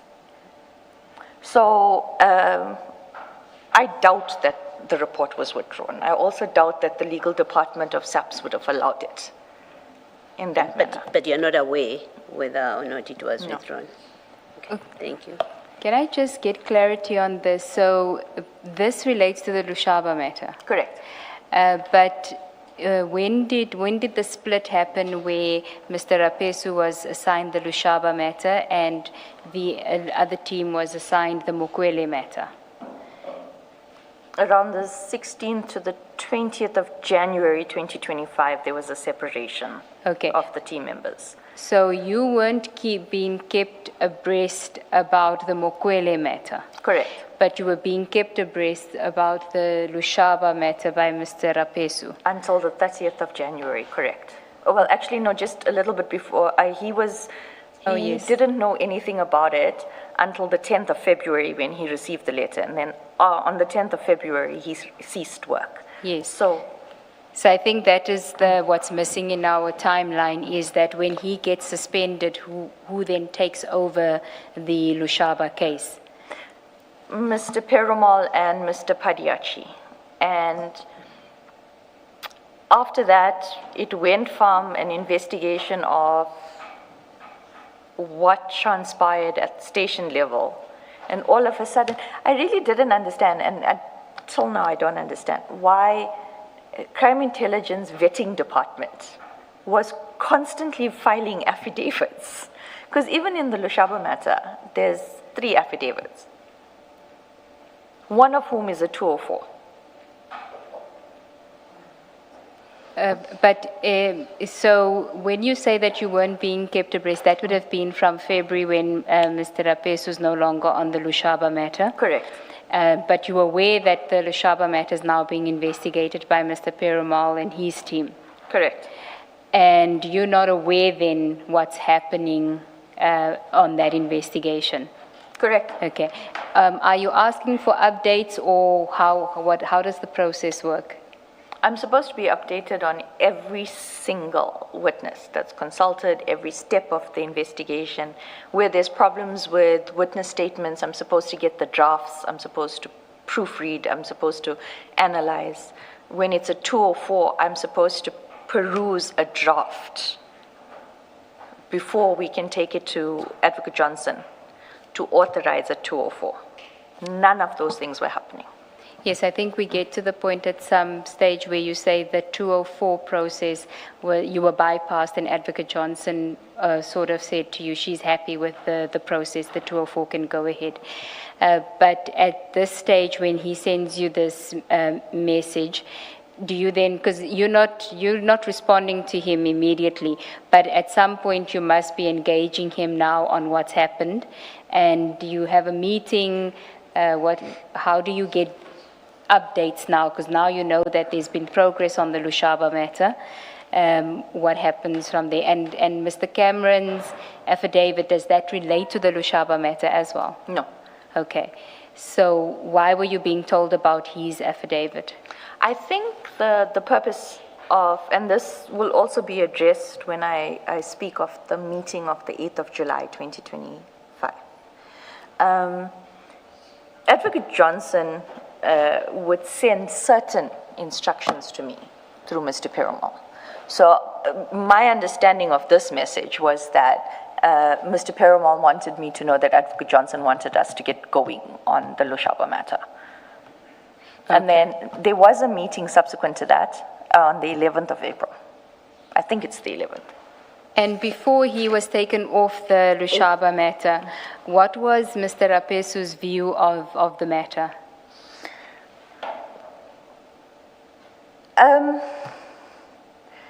So Mr. Rapesu interviewed 2 crime intelligence officers that had been tasked to go and if I have to use the term that they used, go clean up a mess. Okay. And then when he received the docket, he looked at the C clip and the A1. So in my first evidence, I spoke about how the first entry of the C clip would speak to the A1 with regards to suspects, dates. The whole thing is literally summarized for when the detective takes over. And then the B clip, when you look at the middle section, if you lift all the correspondence that's usually there, there's a little block that says when a docket was allocated to an investigating officer, meaning a detective, and when they sign for it. So it's sort of a check and balance because it'll be on the casing system and then it'll also be on the docket.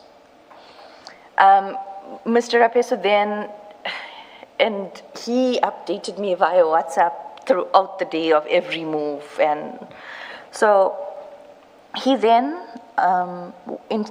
consulted, he found out that accused number 2, Makhashwa, was not even on duty, and that he was told by the crime intelligence officers who were tasked from crime intelligence at the time at 2022 to go and speak to the A1 and A2, meaning the first SAPS officials to respond to the complaints.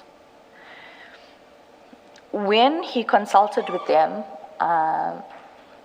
he wanted the original 38 docket to take to them. That's Valeria. Valeria 38 docket. Mr. Perumal refused to allow Mr. Rapesu to have the docket, even though he was the investigating officer on the matter. Hence the message from Advocate Johnson that she had handed everything over to Dylan, Chief and Padiachi, O'Brien. So I told him to work off the copies that I had made for him and the whole team of those dockets. And in those copies was Valeria 38. When he consulted with the first, so it was they work in crews. So the van went to the house of Lushaba, and the person, the more senior, who took down the affidavit of what had transpired while Mr. Lushaba was dictating, etc., etc. He said that this was not the statement, and then he filed a statement saying that this could not be the A1 because it's, 1, not in his handwriting, and 2, he had commissioned it, and it had been commissioned at the physical address of Mr. Lushaba. So that affidavit was sent to me via WhatsApp. I sent it to Advocate Johnson. Then the following day, Mr. Rapesu met with another crime intelligence officer who was also tasked with in 2022. And then he also met with the crew member of the, what I call the A1, because he was the first person to file an affidavit with regards to what transpired after Valeria Cas 38 was opened. He filed an affidavit in confirmation of what had transpired in where Mr. Lushaba goes to the police station. He's told to wait at his residence. A van will come, a SAPS van. The SAPS van attends the statement, and the docket is opened at the house. Accused number 2, Makhashwa, is not even there. But the statement in the Valeria Cas 38, as it stands now, is an affidavit commissioned by the detective Makhashwa. So the investigations progressed. Mr. Rapesu went to speak to the station commander. The station commander also had his own concerns about this docket.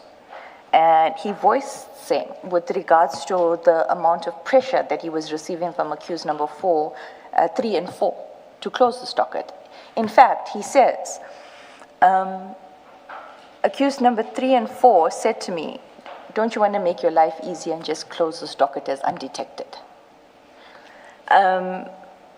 The commander also speaks about, he did his own investigations with regards to cell phone records and all of those things.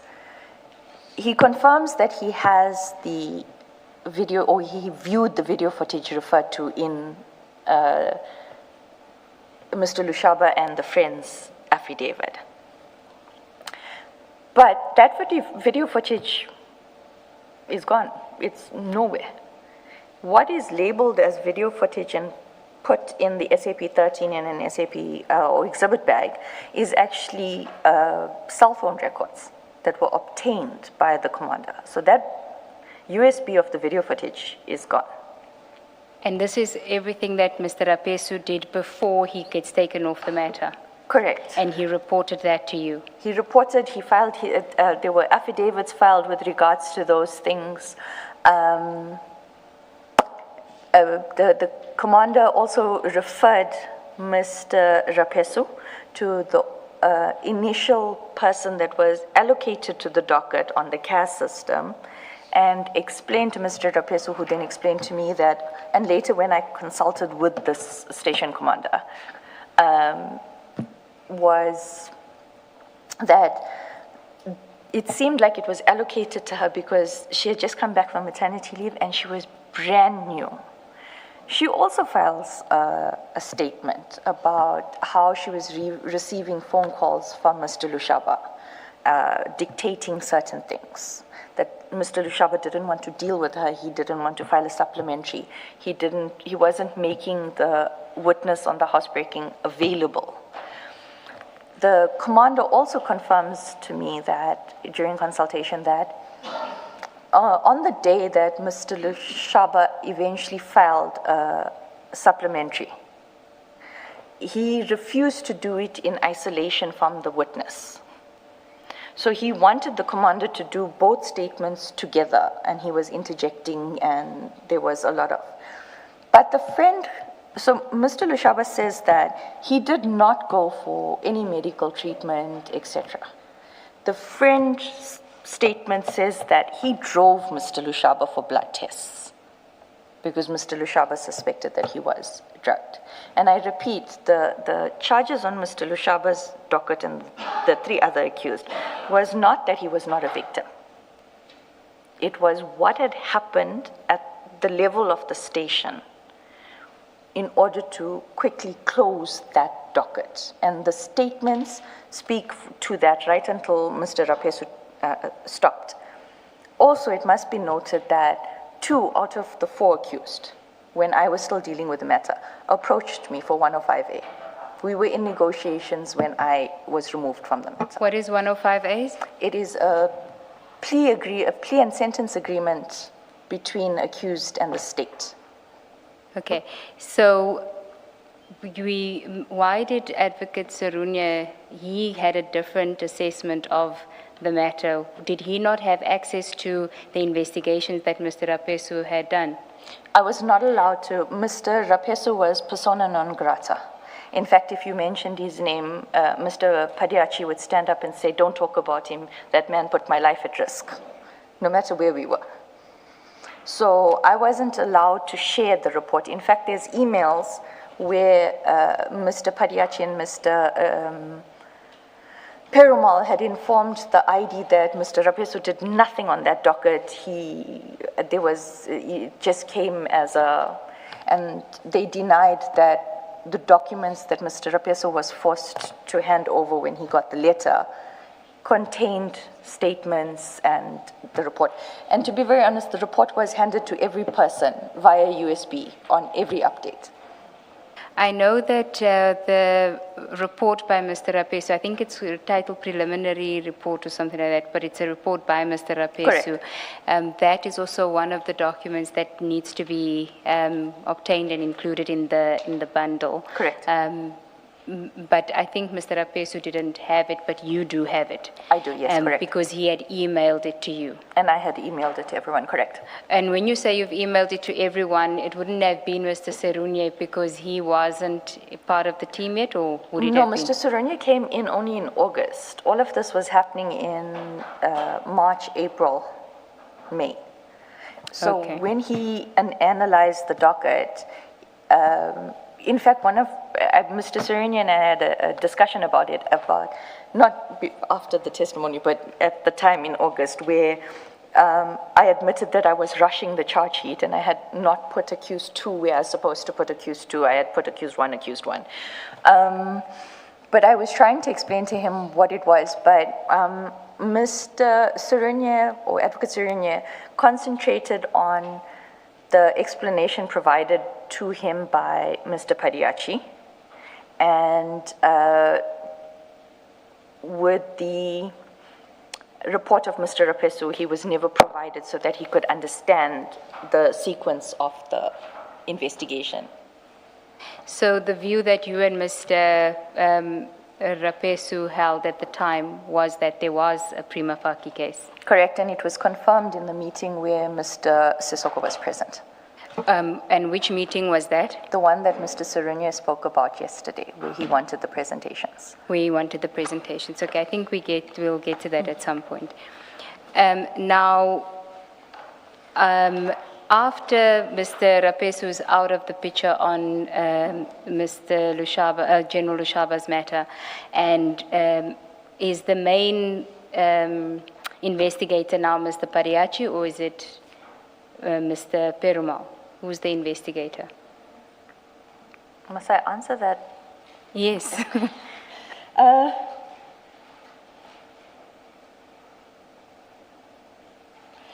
It's I too know late you not have- to be blunt, so I'm going to be blunt.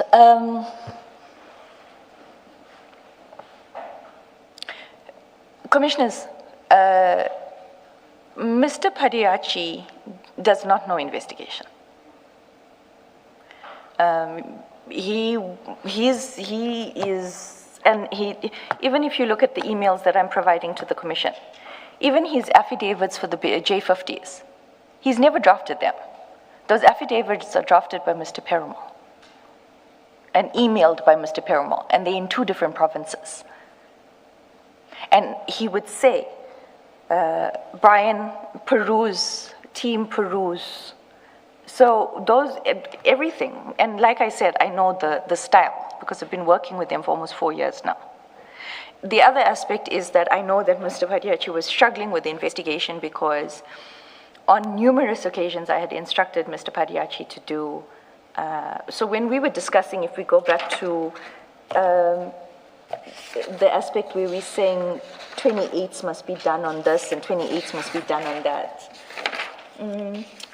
On page 7. Of file 11. File Yes. 11.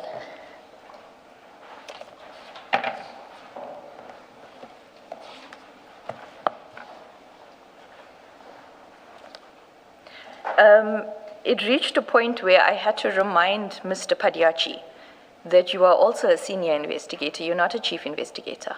You're on the same rank as Mr. Rapesu. So I'm dividing. You do this, you do this. When it was eventually done, it was done by Mr. Perumal. So even a 28, Mr. Padiachi struggled to do. And on one occasion, Mr. Padiachi had said to me, I'm still new to this, so I need you to guide me through this, whatever. But if you're asking me for guidance, then you must also be willing to learn. And you must be able, because he would sit and he would say, let me tell you how crime intelligence is working, Whenever I would ask why there was a shortage of evidence in an affidavit obtained, it would be, let me tell you. And I said, no, but irrespective of what you know, in order for me to make a decision on the evidence, it has to be in the statement. So. You sound like you, I'm not saying that's your intention. You sound like you agree with General Mkwanezi that Colonel Padiachi knows nothing about investigations. Is that a fair It's a fair assessment. having worked with him since January 2025. Actually, I worked with him on the other 27 referral, but he came in much later after the investigation was done. Thank you. So yes. Thank you. Now, in your statement, Maybe before you do that, let me ask a question. It relates to that WhatsApp message from Mr. Perumal about his meeting with Mr. Cameron. It's where it says, meeting went very well, full support from him.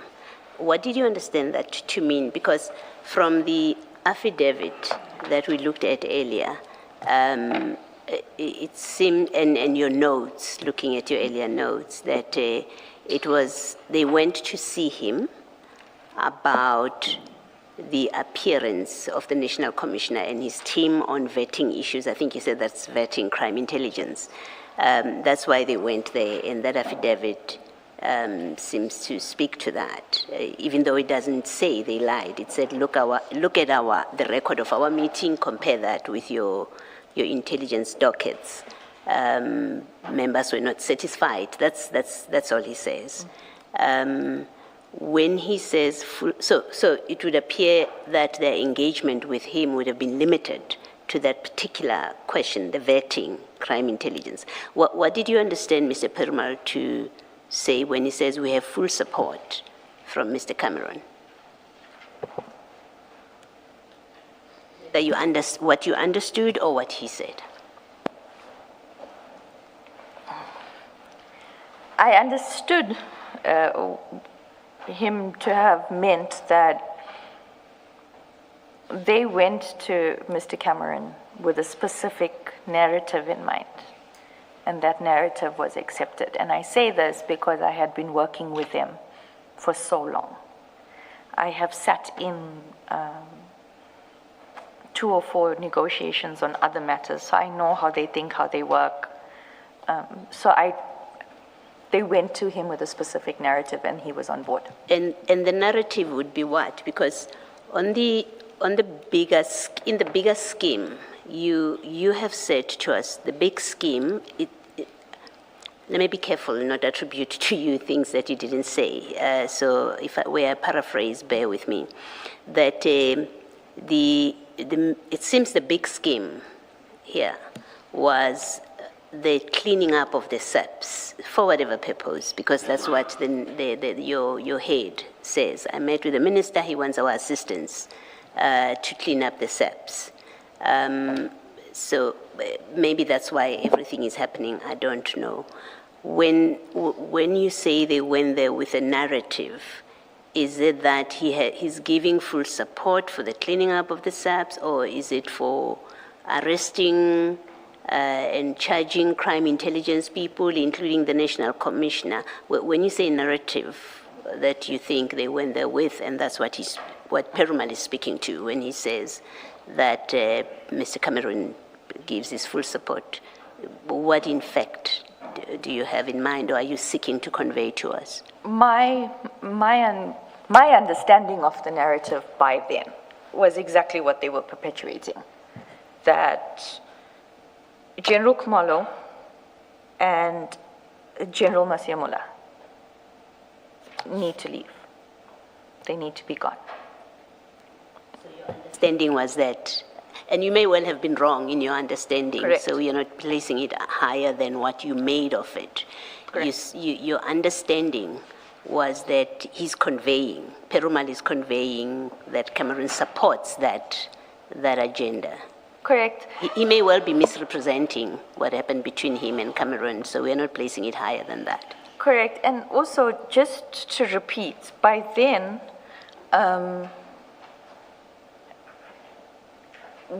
Advocate Johnson had already said we must look into a link of PKTT and Cameron, in Cameron.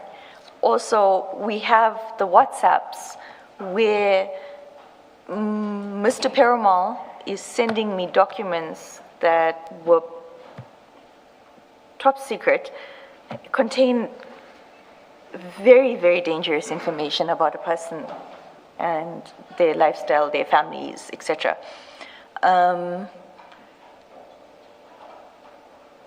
for the purpose of security of Mr. Cameron. So how did we go from investigating how Mr. Cameron went to get, or how Mr. Cameron got protection, his risk assessment, and the PKTT involvement, to he's now on board? Thank you. I just got word that there's a need for a comfort break. Yes, Let's adjourn. We'll be told when to come back. Thank you, Chair.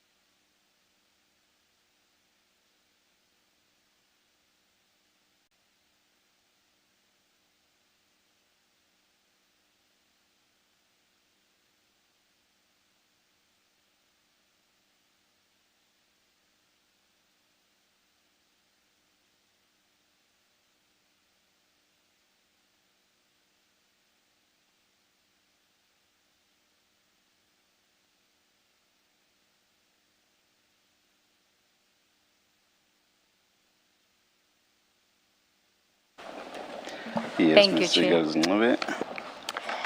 Ms. Ramsamy, just switch on your microphone. Thanks.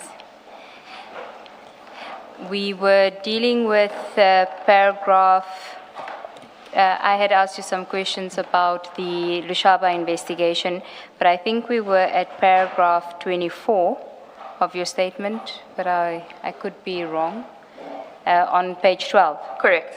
And you referred to numerous meetings that took place in April. There's just one aspect which came to mind as I was reading this now that I need to clarify about the evidence that the witness gave earlier.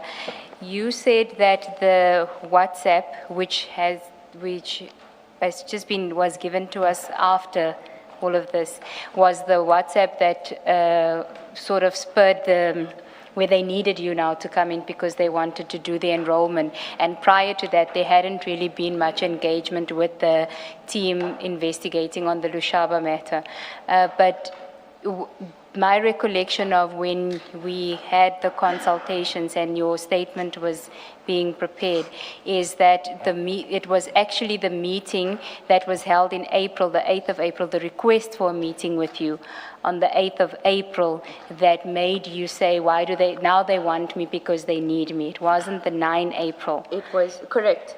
WhatsApp. I have my phone in front of me. On the 5th of April, Mr. Perumal contacted me and said they needed to see me and that they were going to be in Pretoria on the 8th. On the morning of the 8th, I will provide it to I will provide a screen grab to the commissioners. On the morning of the 8th, I say, "Morning D, trust you are well. Are we still meeting today? If so, what time?" He says, "Hi Drew, can we meet at Fire and Ice Mainland, please? Anytime you're ready." I said, "No problem, we'll be there by 11:30. At 10:12, I say, "I'm early, 24 minutes away."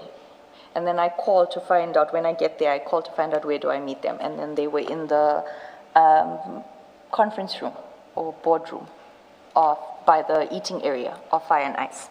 The notes are on page 13. Yes, I was just going to take the commissioners there. So just to clarify and clear up the confusion, it is the WhatsApp from the 5th of April, not the WhatsApp from the 9th of April, that is the interaction that you say was them now needing you because they want to enroll. And then the meeting follows on the 8th of April. On page 13, you've got D, B, and me, which is Perumal, Badiachi, and you at Fire and Ice. Correct. Okay. And there you've got the HB, which is the housebreaking matter. Correct. Okay. This became a very important matter to enroll at that time. Important to whom? To Advocate Johnson and Mr. Perumal. So there was a meeting with regards to where I stand and what has been done by them. So they were briefing me on what they've done in the investigation. Sorry to interject. I think you just need to give context, and maybe I need to do that now, is that by the 8th of April, your affidavit that we had looked at earlier had been submitted to Advocate Johnson. Correct. Which was dated 1 April 2025. Correct. Regarding Mr. Rapesu and what happened with Mr. Nkabinde. Correct. So by the time this interaction is happening, there's now tension because of your, well, I'm saying tension, which is a mild interpretation of what you're going to explain, but that's the context within which this is happening, is that at this stage, you have filed an affidavit which essentially exonerates, from your point of view, Mr. Rapesu, regarding the allegations about Mr. Nkabinde and whether or not he leaked the information to Mr. Nkabinde. Correct. Okay, now you may proceed. Just to add on the tension was so intense that later on there's even a team coercion meeting. I was repeatedly told by both Advocate Johnson and Mr. Perumal that they don't trust me anymore because of that affidavit. And it's not as if they were just saying we don't trust you. Advocate Johnson actually said to me, there's a lot of distrust by the team members against you because of your affidavit. So this meeting was, I really didn't want to be there. That's probably why I even forgot it happened. I apologize for that. There was no malice on my part. So they wanted to discuss the housebreaking matter. For some reason, they had, without me knowing, 28'd or subpoenaed the loss file. The loss file is an internal file that's kept for reporting of equipment that is issued to you by your employer. If you lose it, then you have to fill in those documents or file an affidavit, give the CAS numbers, etc. They had subpoenaed the internal fact-finding file. That was basically the internal investigation into the loss of those items. Retake const file. I cannot remember what that means. So can I just understand this note? This is now just a recordal of everything that you had just told us earlier on was contained in Mr. Rapesu's statement or his report, or? It's, this is now them telling me what they did after Mr. Rapesu stopped. Oh, okay. So then I don't think we need to go over this. This was just for me to bring to your attention that your dates were wrong regarding the 9 April conversation, the 9 April WhatsApp exchanges. So we can then go back to your statement where you say there were numerous meetings, paragraph 24. There were numerous meetings that took place in April. All of them mounting from tension between the team and myself, because Advocate Johnson had indicated that the team had great distrust towards me because of the affidavit I deposed, to essentially stating that Mr. Rapesu could not have been the source of the leak regarding the investigation into Mr. Nkabinde.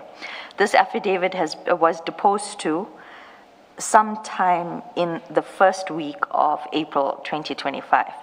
If I may just speak to this distrust. I had spoken to Mr. Sissoko, and I had asked him if Mr. Perumal and Mr. Padiachi were witnesses in this Rapesu investigation. How is it that they've had sight of my affidavit for them to now state that they distrust me based on my affidavit? Okay. Paragraph 25. On April 2025, a meeting was on held. 24 April 24 April 2025, a meeting was held with the project diversion team. Present was Advocate Johnson, Mr. Perumal, Sissoko Padiachi, project manager Tsepo Shlale, Patam Lambo, senior investigator, Charles Els, investigator, Venan Vessels, the chief financial investigator. Mr. Sissoko and me. By this time, Mr. Rapesu was no longer on the project.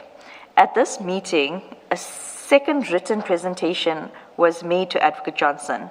I pointed out that I had received affidavits late, and none of the documents secured in terms of the Section 28 processes had been made available to me. Mr. Perumal attempted to deny knowledge of the Section 28 summonses that were issued in respect of General Lushaba's bank account, those issued by Mr. Rapesu in December 2024. I was shocked and reminded him of the events surrounding the issuing of those summons. In fact, he was copied on Mr. Rapesu's Section What email, attaching the summonses. Tensions were high at that stage, so much so that I had to address the issues with Advocate Johnson and Mr. Sissoko, which I did in an email titled Prosecutorial Instructions Considered as Disrespectful and Nonsense. In this email of 25 April 2025, I also raised the issues that investigators were not complying with SOPs during the investigation. I will return to the 24 April 2025 meeting later under the relevant topics.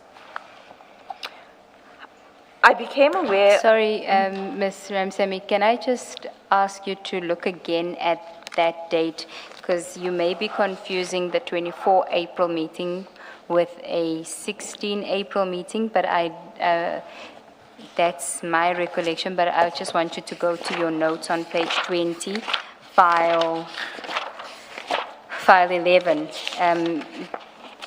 because it's got takedown.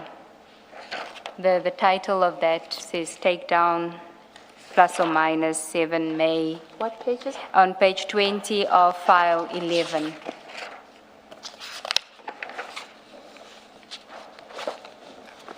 I know in some of these notes you didn't have the benefit of them because you No, had to the retrieve them. plus minus 7 May.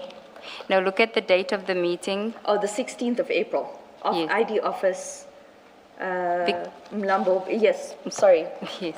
Yeah, I Because did- that's the meeting where the ID is present. You've got the people that have attended right after the date. You've got at ID's office, Mlambo, Brian, Dylan, Ayanda, Dylan again, Dylan again, ID, Sissoko, Charles, which all correct. corresponds to the attendees on paragraph 25, but you say it's 24 April, and I think it's 16. No, it is the 16th of April. I apologize.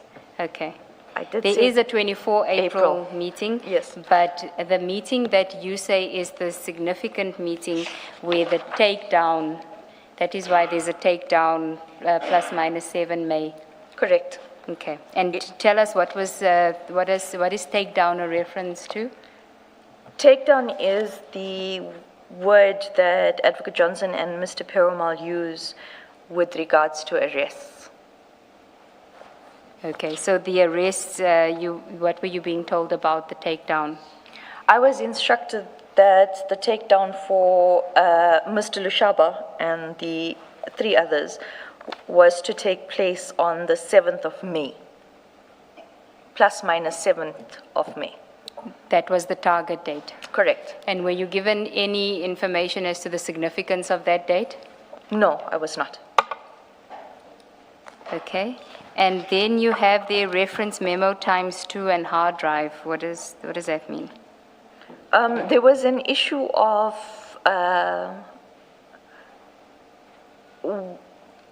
previously I had indicated on the 11th that I was only given the documents or the affidavits that they had collected since inception on the 11th of April. And there was an issue about storage on a USB because the USBs were small. So we had to requisition like 3 or 4 USBs in order for me to get the information. And so in order to obtain a hard drive, you have to do a memo to the ID so that the ID can approve the requisition. So I was to do a memo for 2 hard drives, one for myself and one for the investigators. Okay. And then you refer to the Lushaba matter, the security clearance, security clearance, and then you have D2 call Pinar, section 28 interview. Then there's a cannot commit, and then section 28. What is that in reference to?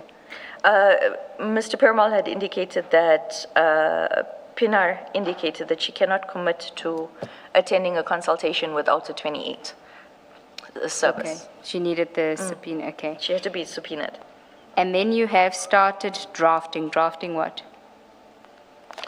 Advocate Johnson had indicated that I must start drafting, so I put started drafting. Drafting what? The prosecutorial memo.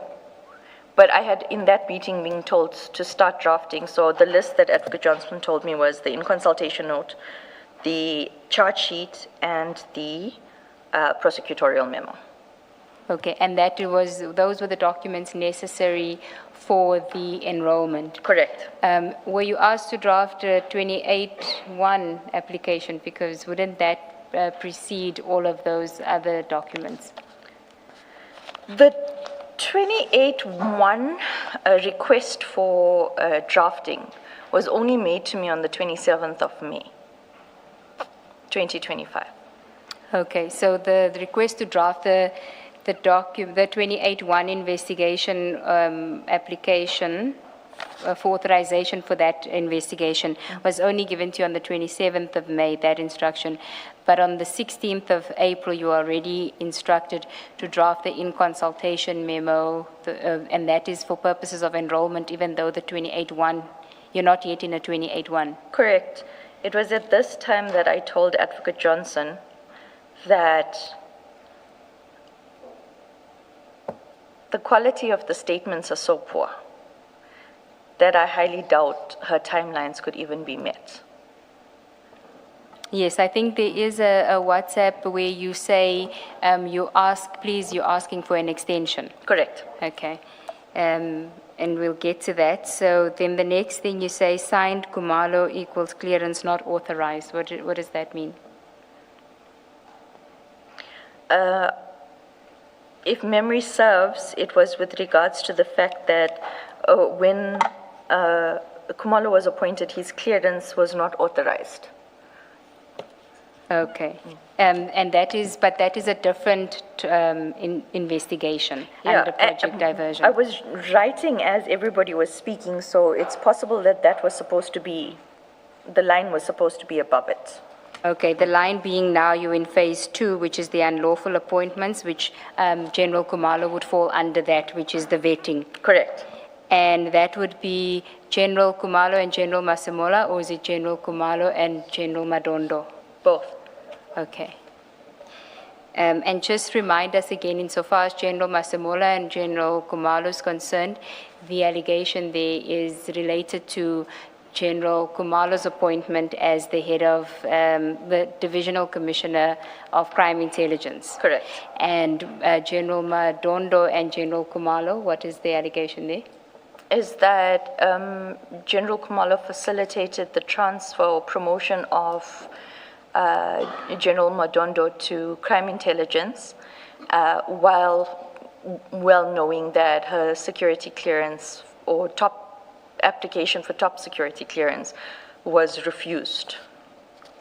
Okay, so when you have the reference to 7 May there for the takedown, is it Lushaba on the housebreaking? Correct. Okay, and then what were to happen to the other arrests? The instruction was that there were going to be arrests every 2 weeks. Arrests in respect of the other matters every 2 weeks? In respect of the other matters. So the arrests would go, each meeting it changed the order. So this meeting it was Lushaba, Mukwele, Madondo, Masemola Kumalo. Okay. Then before you continue with your statement at paragraph 25 on page 12, can we go to file 11, page 21? I'm on 21? Okay. This is still a continuation of the meeting of 16 April. I just want you to tell the commissioners why General Masemola's name is mentioned in that note.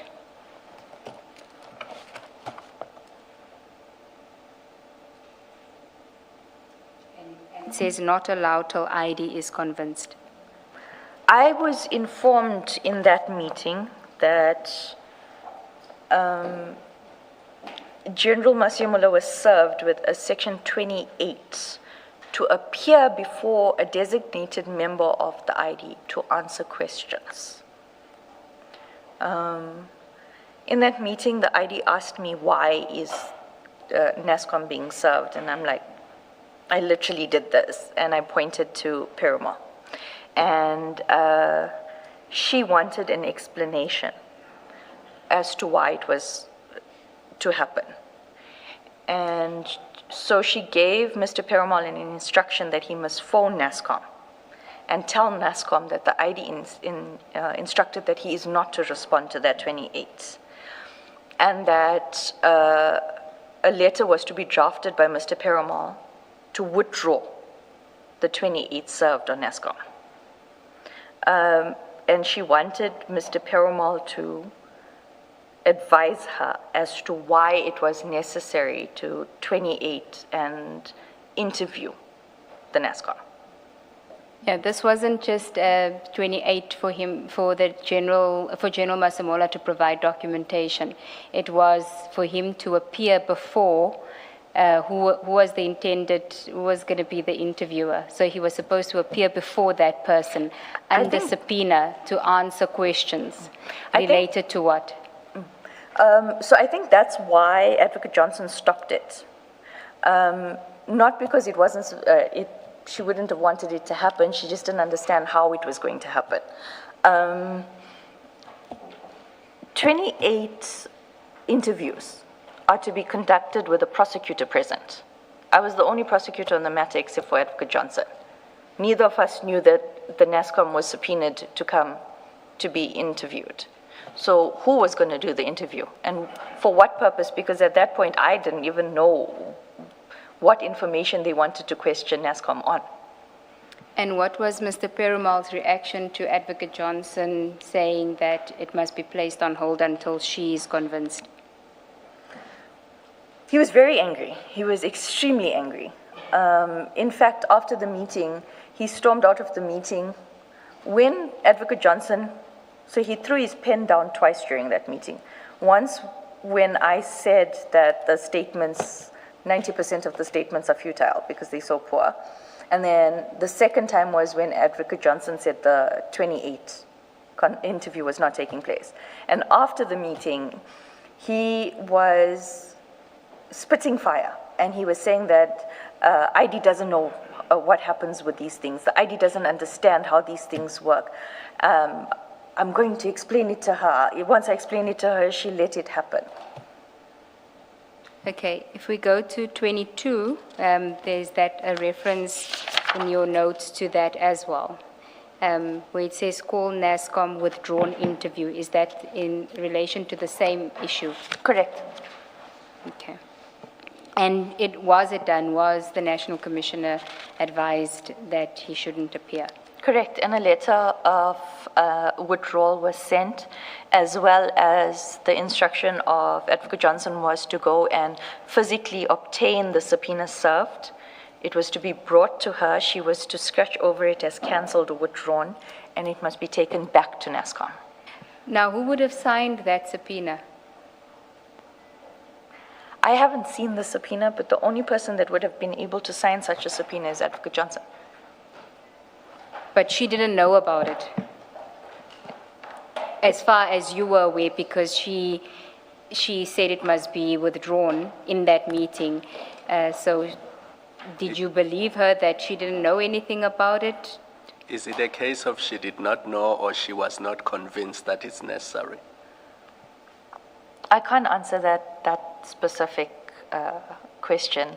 I can only tell you that the only person that could have signed it was her. So unless she was signing documents for Mr. Perumal without reading it and without an explanation, she knew. So if she says it must be withdrawn, it means she must have known that it exists. Correct. So it was it, who brought the topic up about that 28? It was Brian that said that NASCOM will be here at 1 o'clock. Yes, so she didn't bring up the topic? No. Did you get the sense that she didn't know about the Section 28, or she knew about it, as Commissioner Kumar was putting, that she knew about it, but she now wanted to put it on hold until she was convinced it needed to be done? I'm trying to remember her reaction.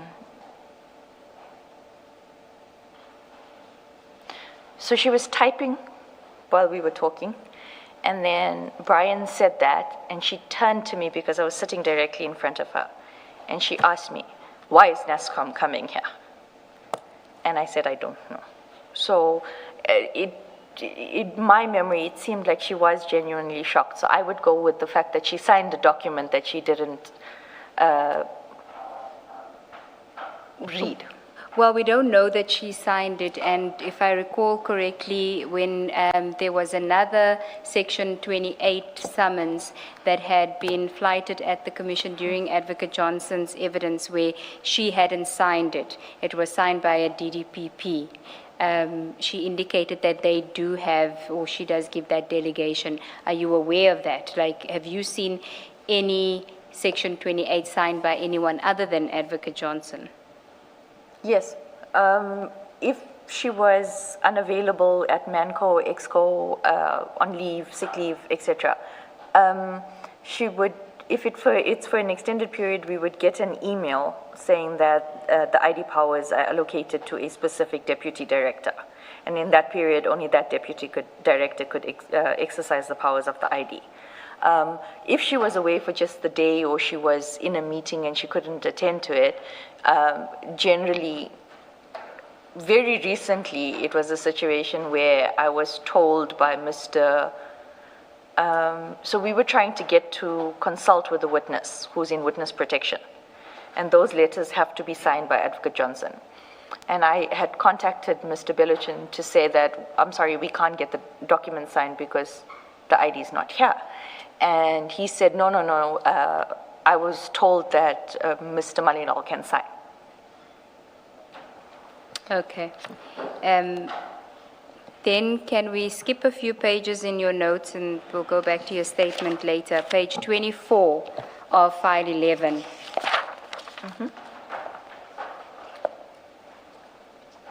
I'm interested in the entries after the line where you say collect 28 cancelled. Is that again a reference to General Masemola's cancelled 28? Correct.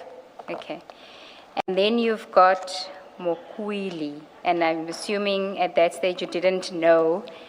I'm assuming it was for Mokwele. Correct. I reiterate, at that point I had no documents, so I didn't even know the spelling of the brigadier. So as at 16 April, you didn't know about, you didn't have the name, even the correct spelling of Brigadier Mokwele's name. Correct. You say you had no documents. But the 20 May, I'm assuming, is a date that's targeted for arrest. Correct.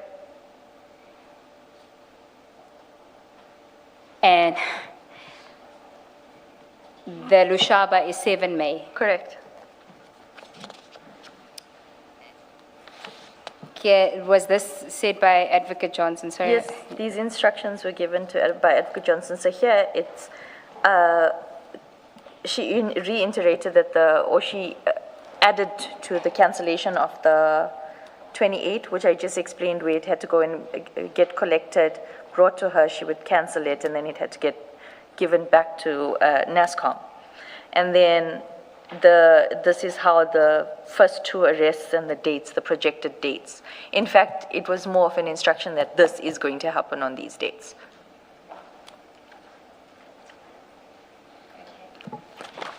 Then we can go back to your statement. We've now clarified at paragraph 25 that the date is the 16th. Correct. You've already said who was in attendance and that Mr. Rapesu was no longer there. Maybe you can go from, you'll correct me if you've dealt with that. I think you've dealt with that. Paragraph 26 is where we're at. Thank you. I became aware that on 9 May 2025, a meeting was held in my absence with Advocate Johnson, Mr. Sissoko, where the investigators, Mr. Perumal and Padiachi, complained that they could no longer work with me. They cited my April 2025 affidavit regarding Mr. Rapesu's victimization. But I suspect it is because I was not going along with the irregular investigation processes. I had no knowledge of the process of the investigation, notwithstanding my instructions to be kept informed. At one point, I received affidavits from witnesses who had been referred to as Section 204 witnesses. I had not been consulted on possible Section 204 witnesses. I was also given the affidavits that were already commissioned. I had previously informed Advocate Johnson that I had not perused the Section 204 statement, to which she replied that it was discussed with her and she approved of the Section 204.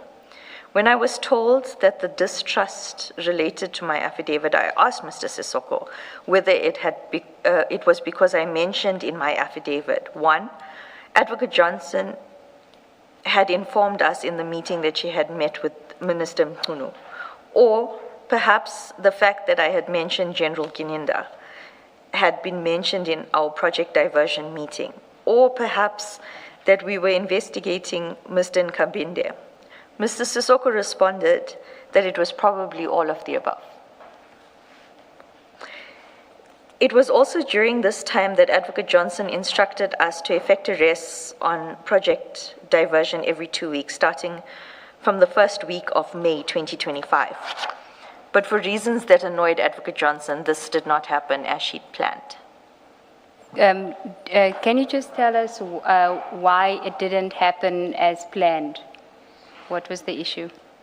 I sent a WhatsApp to Advocate Johnson in a very polite manner, speaking on behalf of the whole team after I was screamed at and belittled by the investigators, that the investigations were incomplete, that there were problems with the statements that needed to be sorted out, that there were contradictions between witnesses, severe contradictions between statements, where the subordinate is even contradicting the supervisor's affidavit. And furthermore, that I had only received all the documentation on the 11th of April. I was still going through everything. It was a lot, and I was not going to be ready. If we can go to your WhatsApps with Advocate Johnson on page 258, bundle 10, file 10.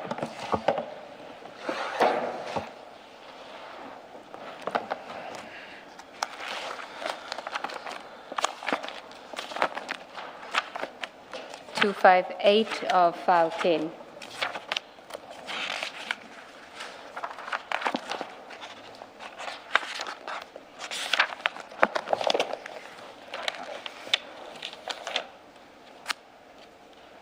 I think we can start on 257 actually. Okay.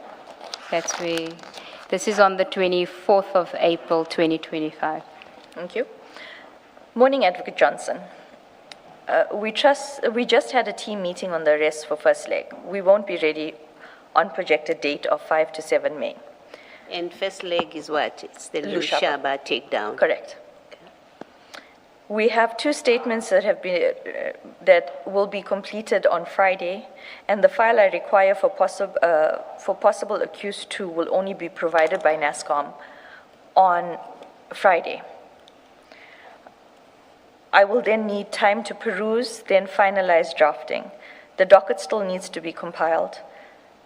I am on leave next week, but I will collect the statements on Tuesday and continue working through it, as so that it's not delayed. Dylan and Brian want a briefing from Mansa on the statements he collected. I do not require same as I was updated and the report submitted. I am humbly requesting on behalf of the team an extension to 14 May for finalization of the investigations and drafts. Then if we go to 258, her response.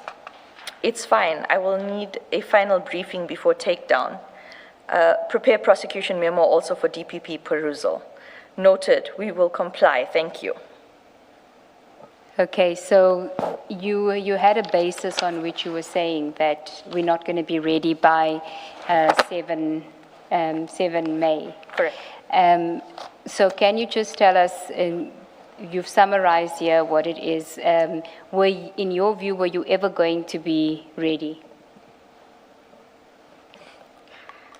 No.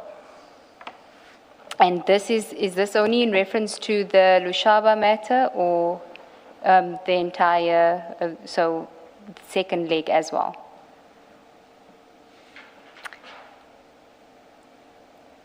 Pretty much, okay, the Lushaba matter, the 2 statements and the file from NASCOM was required. With the Mukwele leg, Oh boy, the evidence.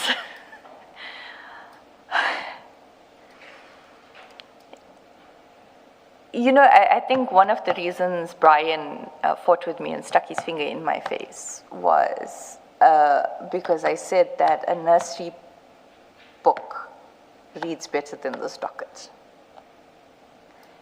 It was poor. There was no elements of any offense. This is the Mokwele. The Mokwele docket. But on the Lushaba matter, as I understand it, you were of the view that there was a prima facie case, Correct. but whether it fell within IDEC's mandate Correct. was the issue for you. Correct. And Advocate Johnson had said that it does because it's not housebreaking, it's defeating ends of justice, etc. Correct. Okay. So when you are informing her here that you want an extension, you're asking for an extension to 14 May on the Lushaba matter. Correct, for finalization of investigations. Did that mean that every other arrest was going to then be delayed by 2 weeks? What was the... The entire project and the projected dates were going to be delayed. Then we can go back to your statement. May 2025, Lushaba enrollment. Sometime in May 2025, might have been the third week of May, I had to enroll the Lushaba matter, but I encountered issues with the affidavits that had been filed and asked the investigators to attend to the necessary. I could only make an assessment on the evidence based on what was contained in the statements. The investigators obtained supplementary statements, but this became an issue because the initial statement was so-called Section 204 statements. As stated earlier, Advocate Johnson approved the Section 204 processes without my input. And in circumstances where I had told her that I had not yet consulted with the Section 204 witnesses in order to form a view, I could not understand how we would supplement a Section 204 witness statement. Explain that to us. We don't understand what you mean by that. A Section 204 statement, as I explained earlier, is a statement by someone who's a person of interest, a suspect, who's providing vital information that we would not have been able to otherwise obtain. And I'm saying, and I said it to Advocate Johnson, all the 204 statements that were taken in Project Diversion, the deponent doesn't even admit liability.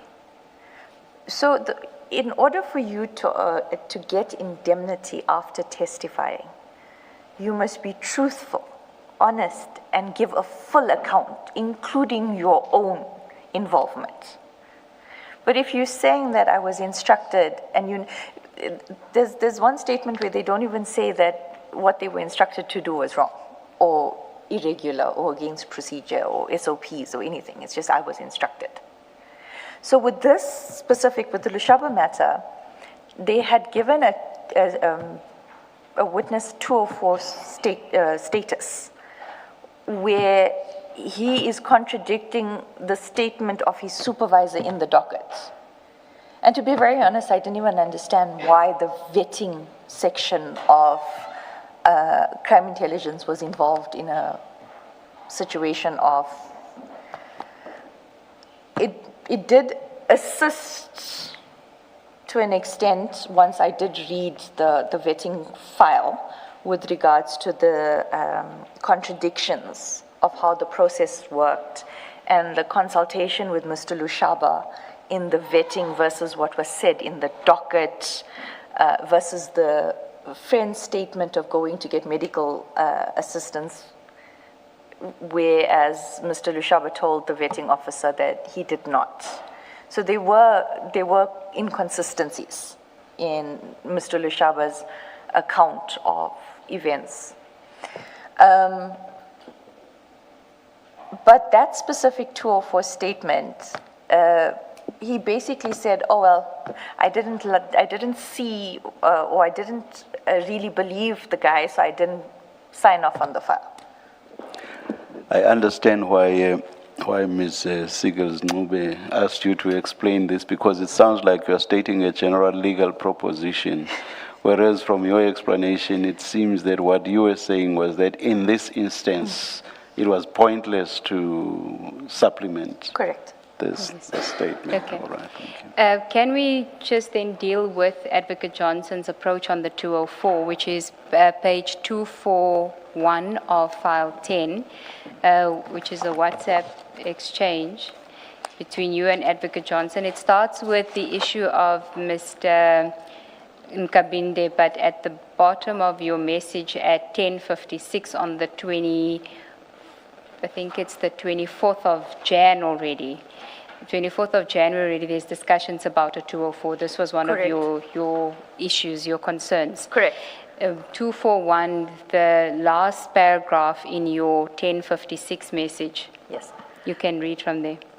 The witness for vetting, the team asked me to discuss 204 status with you, but I have not perused statement as yet.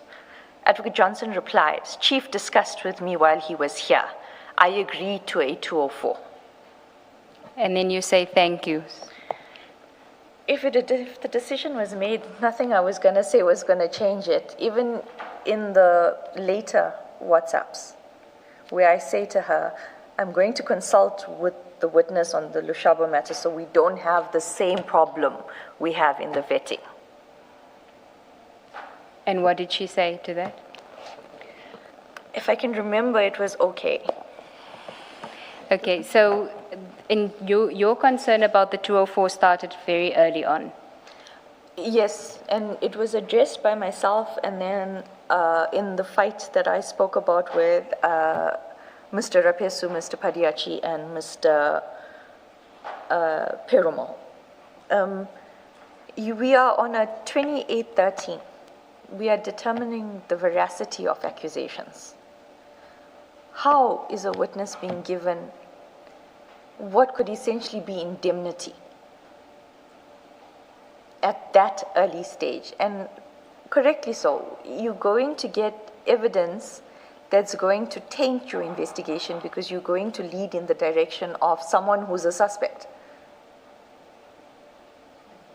Can I just ask a different question about this? In the normal course, at which point do you get to, now it's time to get a section 204 from this particular witness? This is in the normal course of your investigation, eventually prosecution.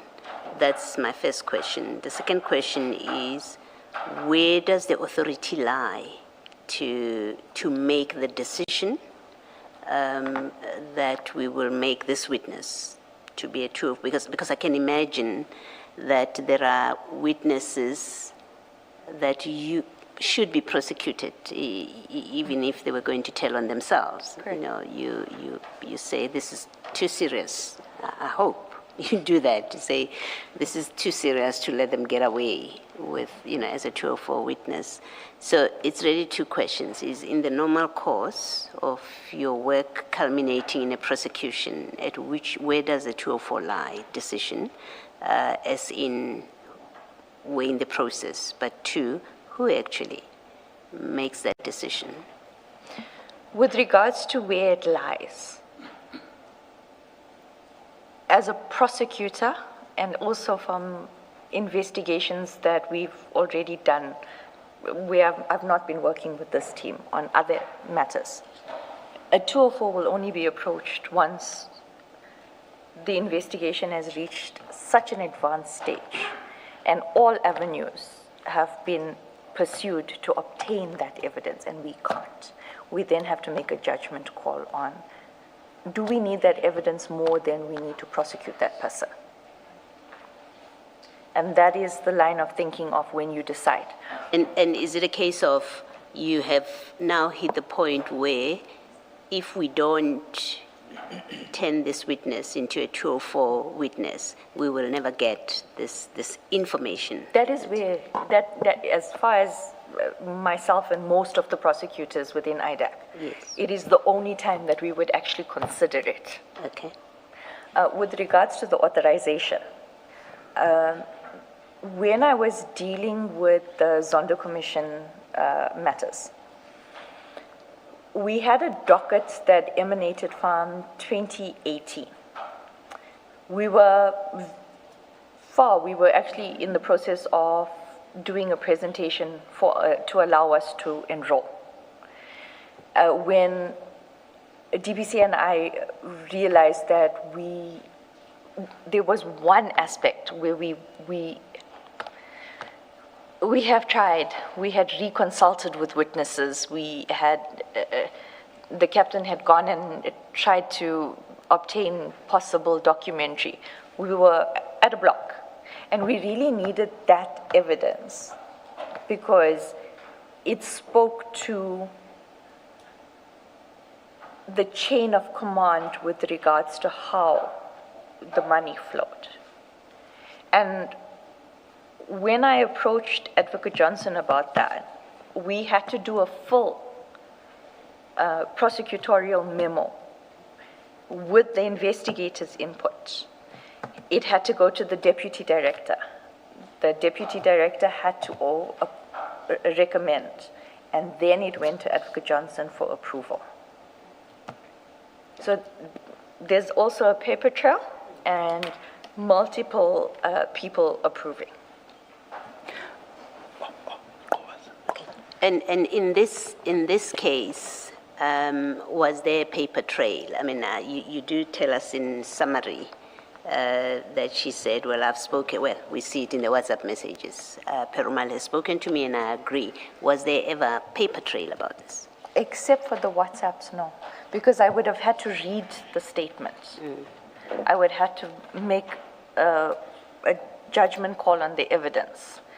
But in January, where I don't have any other evidence, how am I going to make a judgment call on a 204? It just, it does, common sense is not being applied here because you being, and I'm repeating it, you're being guided by someone who's already. So you don't know what Chief Perumal would have said to Ms. Johnson about this 204, if he said anything at all, and you don't know what she would have taken into account because there's no record, there's no paper trail of it. Thank you. Aren't you putting it too restrictively, though, when you say you would resort to a 204 witness only if you would not get the information otherwise? I'm thinking, for example, of the fact that the test for proving a case in criminal matters is beyond reasonable doubt. And you may actually have the information, but what about, for example, if all you have is a single witness? The single witness does have the information, but you are not sure that that single witness is going to be a good witness. And you are in a position to get a 204 witness, just to make sure that you do skip that line of proof beyond a reasonable doubt. I would imagine, I think it should be a common sense approach that, rather than as restrictive as you put it. I would think. I'm not a criminal lawyer, and my practice, even when I was in practice, But Chair, you're explaining was not a criminal practice. You're explaining it exactly how I put it. It's just that I sounded a little bit more restricted or restrictive. Yes. If there was a single witness and no corroborating evidence, even if it was circumstantial corroborating,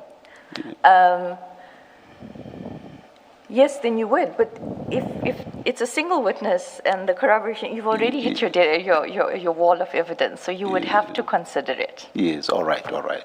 Thank you. I want to ask about IDEC's investigative processes? Because I see that it's May, you're already discussing takedowns, which I understand to be getting warrants of arrest. Correct. I've noticed that in all the matters we have discussed, although you have the Section 28 process available, you actually don't have statements from the suspects. And you said yourself that you thought one case was not very strong, the other one, you know, there was a prima facie case of criminal conduct. But some of the questions you still had, I would have thought that if you interviewed the suspects, if you summoned them and you said to them, how did it happen that you were given this position without the vetting process being done? Who actually did the vetting process? Under what circumstances? Then you would evaluate all of that and determine whether there's reason to arrest, charge, and prosecute. But in all these cases, it looks like there was a rush to arrest people and prosecute them when you didn't have the full facts. Correct. So why is that? I'm trying to understand why in the process, the mechanism available to bring people in to ask them questions so that you clarify issues, why that was not used. Chair Khumalo, I mean, Commissioner Khumalo, even without the processes of 28, a district court prosecutor who has a docket of that nature would ask the investigating officer to file a warning statement. It was not done. Because I'm assuming that even the prosecutor, before they, because we learned that in one of the cases, there was a prosecution memo. It was sent to the prosecutor, the NPA prosecutor, and the NPA prosecutor said, I agree with your decision to prosecute. I would assume that in such a case, that prosecutor would consider, let's say, Mr. Padiaki's affidavit, would look at, but what does the suspect say happened, and would weigh the two and say, I'm satisfied that there's a prima facie case or something along those lines. Is Commissioner talking about the in-consultation note that's signed by the DPP? Yeah, but let's not use that specifically. Okay. In general terms, before you proceed to take down, I would have expected that at least you get those statements to inform your view whether to prosecute or not to prosecute. Commissioner, I'm going to go back to my first statement.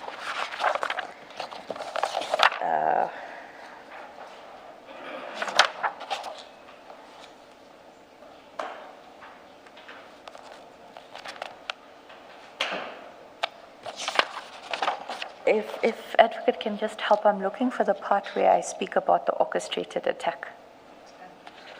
The orchestrated attack. Now you're putting me on the spot. I apologize.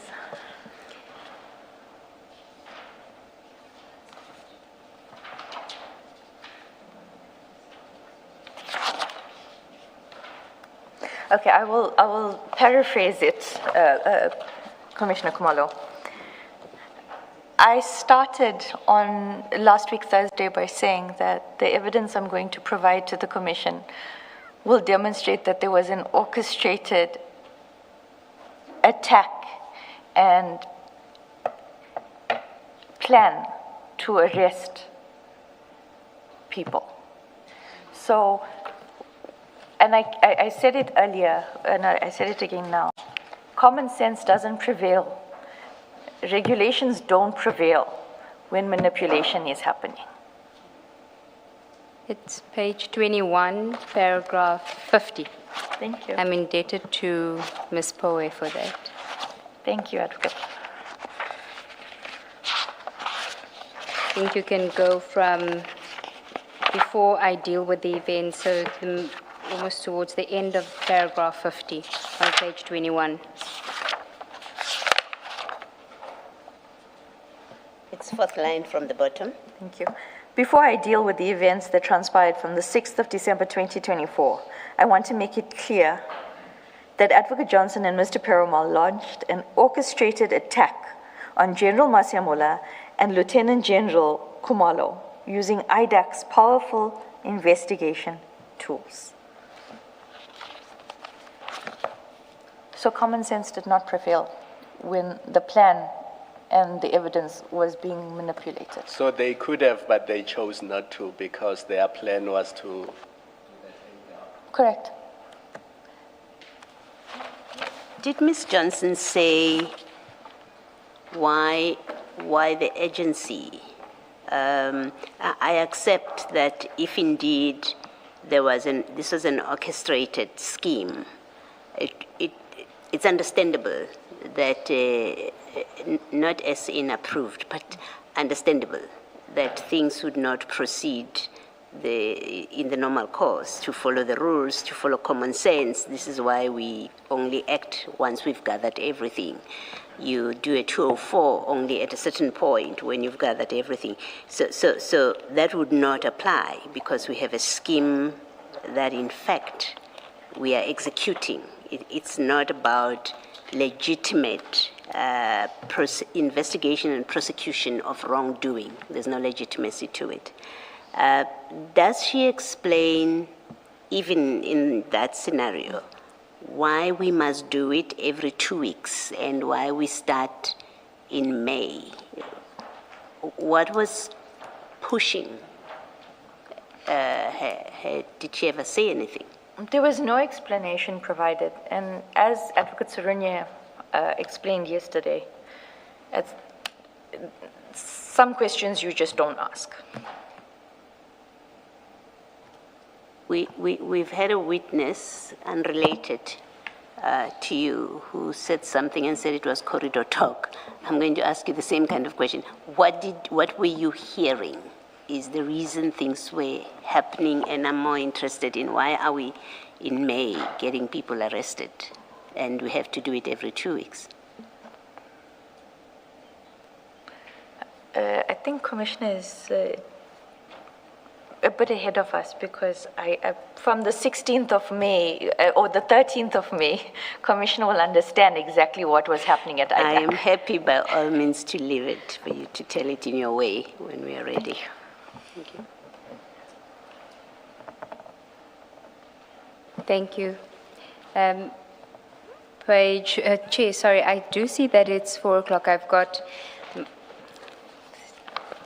We are not going to finish Ms. Ramsamy's evidence today because, in part, there are documents that she needs to retrieve. One very important one, which is not sure whether it's still accessible to her, but other documents as well that we have to obtain. That speaks to the second part of her statement more prominently than what she's already provided to us. But I do want to finish the topic that we're currently on until page 16, which I think, barring intervention from the bench, we should be able to complete. And barring you going to a whole lot of annexures. The witness, Chair. We should be able to finish that within a half an hour. It relates to documents that the commissioners are already familiar with, but she produces counter documents to that has been produced. And then we will leave the next big topic for Ms. Ramsamy to return and deal with that once she's collated the documents. If I find them. Yes. Thank you, Chair. Okay, so can we then deal with May 2025, and you've got subtopics there. The first is the Lushaba enrollment. Sometime in May 2025, might have been the 3rd week of May, I had to enroll Lushaba matter. But I encountered issues with the affidavits that had been filed and asked the investigators to attend to the necessary. I could only make assessments on the evidence based on what was contained in the statements. The investigators obtained supplementary statements, but this became an issue because the initial statement was so-called 204. I've read this into this record already. Must I continue? 29, sorry. 29, thank you. On or about the 16th of May, I informed Advocate Johnson during a meeting that I had serious concerns about the evidence because the team was not following the prosecutor-guided method. Advocate Johnson told me that I should make a verbal presentation to address the issues, but in effect, the sense I got was that she was not going to side with me over Mr. Perumal. In June 2025, I was instructed by Advocate Johnson to prepare a 28-1 for all crime intelligence matters as an umbrella application. I will deal with this in detail later. Can I just correct you? It's not June 2025. I think you said it was 27 May. Was it not? That's when Correct, you- it was it's- on you the prepare it 27th of May. You prepare it in June. Yes, I prepared it in June, correct. Sorry about that, Advocate. Next paragraph, and then we'll go to those documents. Page 15, the Mokwele matter, section 2813 authorization. I think that should be section 28.1 Correct. authorization. I will deviate slightly from my timeline in dealing with the events of May 2025. It is better that I deal with the events thematically instead of chronologically. When Advocate Johnson testified before the Commission, she produced a Section 28.1 authorization signed on the date, signed and dated 30 May 2025. In the Mokwele matter, as well as a 28.1 application purportedly from me to her, dated 30 May 2025. Just want to go to that. So if you go to file 8, page 3288.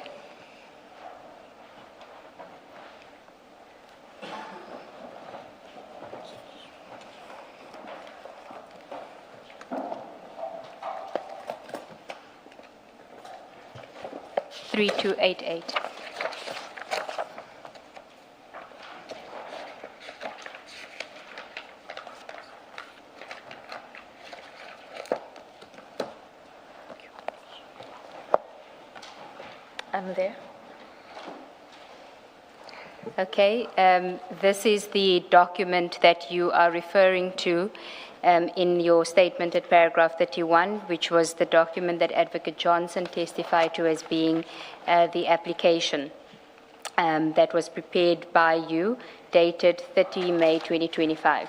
Is that the one? Correct. And if we go to the last page of that document, you will see on page 3298, there's a date 30 May 2025, and just above that on page 3297, Advocate Johnson's signature. Correct.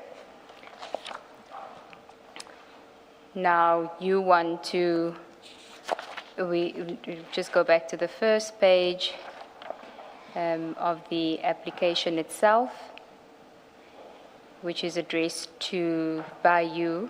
You want to speak about that document, that 3288. You can continue in your statement.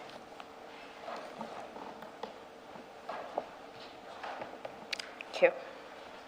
Just before you do that, it says that it's from Advocate D. Ramsamy, title State Advocate 30 May 2025 to Advocate Johnson. Correct? Yes. Advocate Johnson testified before this commission. She produced a Section 28.1 authorization signed and dated 30 May 2025 in the Mokwele matter, as well as a Section 28.1 application purported from me to her dated 30 May 2025. I did not prepare this application, and the authorization could not have been signed and approved by Advocate Johnson on the 30th of May 2025. As these documents suggest, I say so for the following reasons. During the meeting... Sorry, before you say that, so what you're saying is that the document that Advocate Johnson produced that she indicated was the authorization for the 28.1 investigation into the Mokwele matter, and that was preceded by an application drafted by you, sent to her, in order for her to authorize the investigation on 30 May 2025, you say you did not prepare that document. Correct. Okay. And you say that not only did you not prepare it, but that authorization couldn't have been that investigation couldn't have been authorized by Advocate Johnson on the 30th of May 2025. Correct. Okay, and then you tell us why you say so at 32. During the meeting on the 27th of May 2025,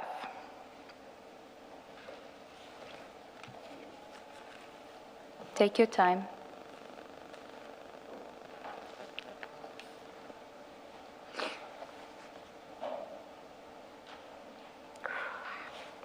Advocate Johnson instructed me to prepare one umbrella, Section 28, for all crime intelligence matters. May I please have a moment? Let's adjourn.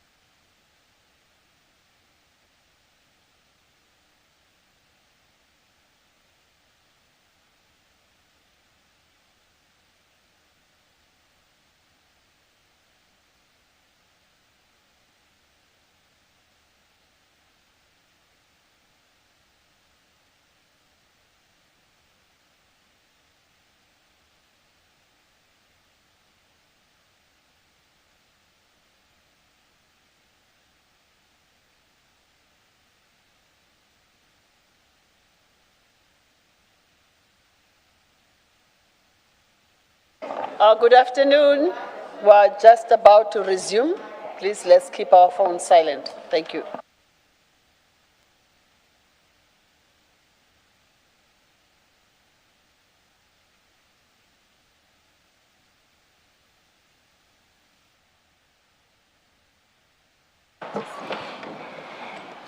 I apologize. No need at all. Thank you, Chair. Shall we then continue at paragraph 32? During a meeting on the 27th of May 2025, Advocate Johnson instructed me to prepare one umbrella, Section 28(1), for all crime intelligence matters instead of individual Section 28(1) authorizations for different legs of project diversion. I only sent the draft application to the project manager, Mr. Tlale, on the 3rd of June 2025. I had a family emergency to attend to and asked Mr. Tlale to finalize the application.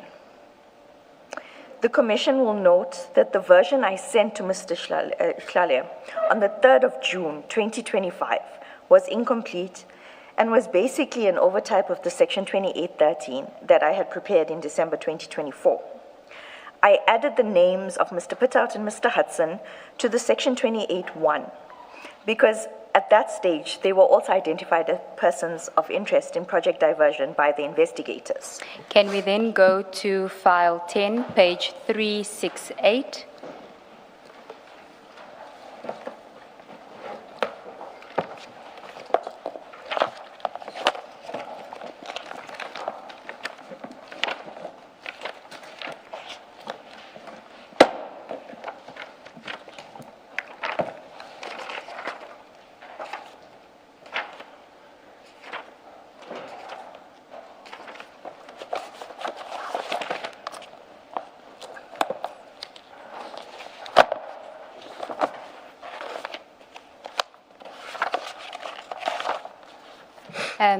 So that is the email that you sent to Mr. Tlale, who's the project manager. The title is Section 28(1), and it's you send it on the 3rd of June 2025, 7:42 in the morning. Correct. And can you just read what you say to him? Good morning. Please work your magic and send me the consultation note and the PP memo so that I can send to the ID. You are appreciated. I'm a terrible formatter of documents, so I send it to the project manager to format for me before I submit my documents to the ID.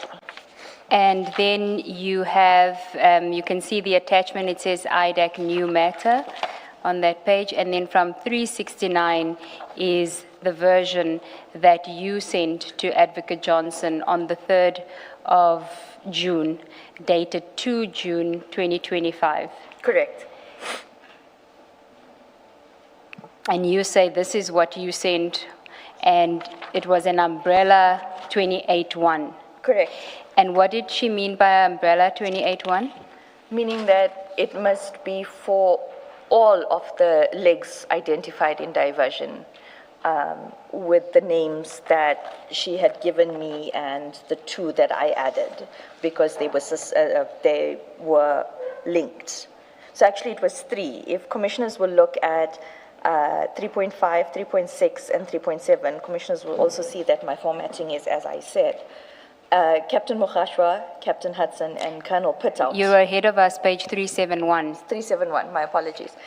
Will note that those were the names that were added, but the remainder of the names stay as the 2813. And if we go to page... So can I just understand?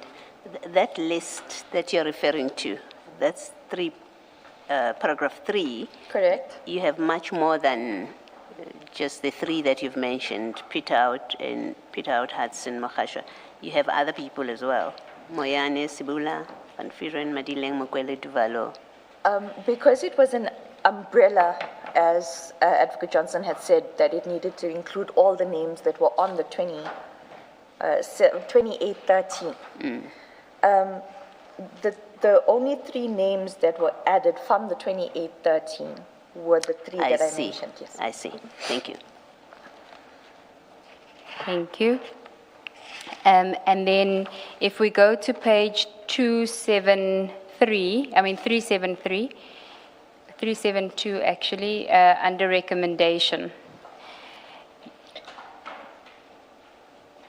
Your draft is still referring to, it is recommended that an investigation in terms of section 2813 of the NPA. So you, as you say, you were really just over-typing on your 2813 that you did in December. Correct. And you had a family emergency, so you send it to Mr. Tlale, he must. If I can just explain, I was literally copying and pasting onto a document just to change the heading and the date. And I was doing it in the car with the laptop on my lap. So the purported 30 May, there's a paper trail of when I sent an electronic trail of when I actually sent. It could not have been signed on the 30th of May. And if the commissioners look at page 369, it includes from Advocate Santos Manuel, Acting Deputy Director. The one Advocate Johnson provided to the commission doesn't even have that. It just says State Advocate. So are you saying the one she provided to us is a fabrication? Yes.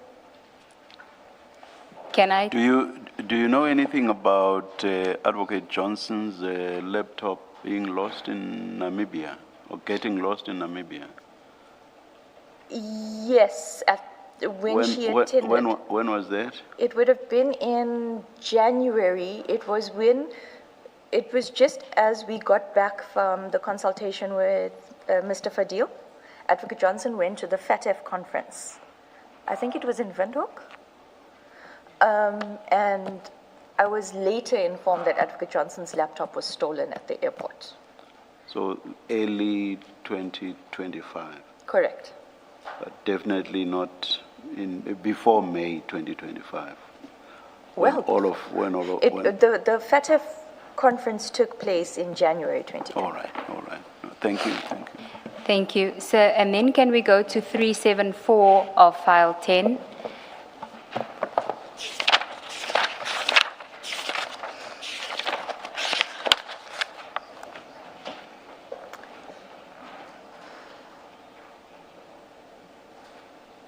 Are you there? Yes. And this is a WhatsApp from Advocate Johnson. Oh, it's actually a WhatsApp on the 3rd of June, 2025, from you to Advocate Johnson. And your WhatsApp on the 3rd of June, 2025, so that's the same day that you emailed the document to Mr. Tlale. Correct. In the morning. You then, on the 3rd of June, 2025, send an WhatsApp to Advocate Johnson. Can you read it and tell us why you were greeting her like that?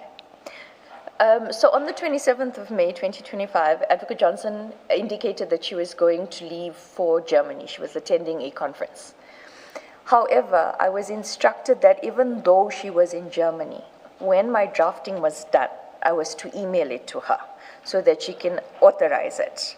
So when I say Guten Tag, it's because she's in Germany. So Please I say, Guten Tag, Advocate Johnson. Trust your trip is going well. I have emailed you all the requisite documents. The last supplementary was filed on Sunday. Team has perused and provided input, and the project manager has formatted. I await your guidance, corrections, and instructions. She replies, hi, we now in afternoon session. We finish at 6 p.m. We'll try and finish and send tonight still. I say thank you. Praying hands. At 16:03, Advocate Johnson sends me a WhatsApp, check your email. I reply, doing so now. Thank you, Advocate Johnson. This is now 16:23. Thank you, Advocate Johnson. Have a blessed evening. She replies, thanks, girl. And when she replies to that she send it, check your emails, it's because she's sending the documents back to you, but not the 28-1. Correct. Right?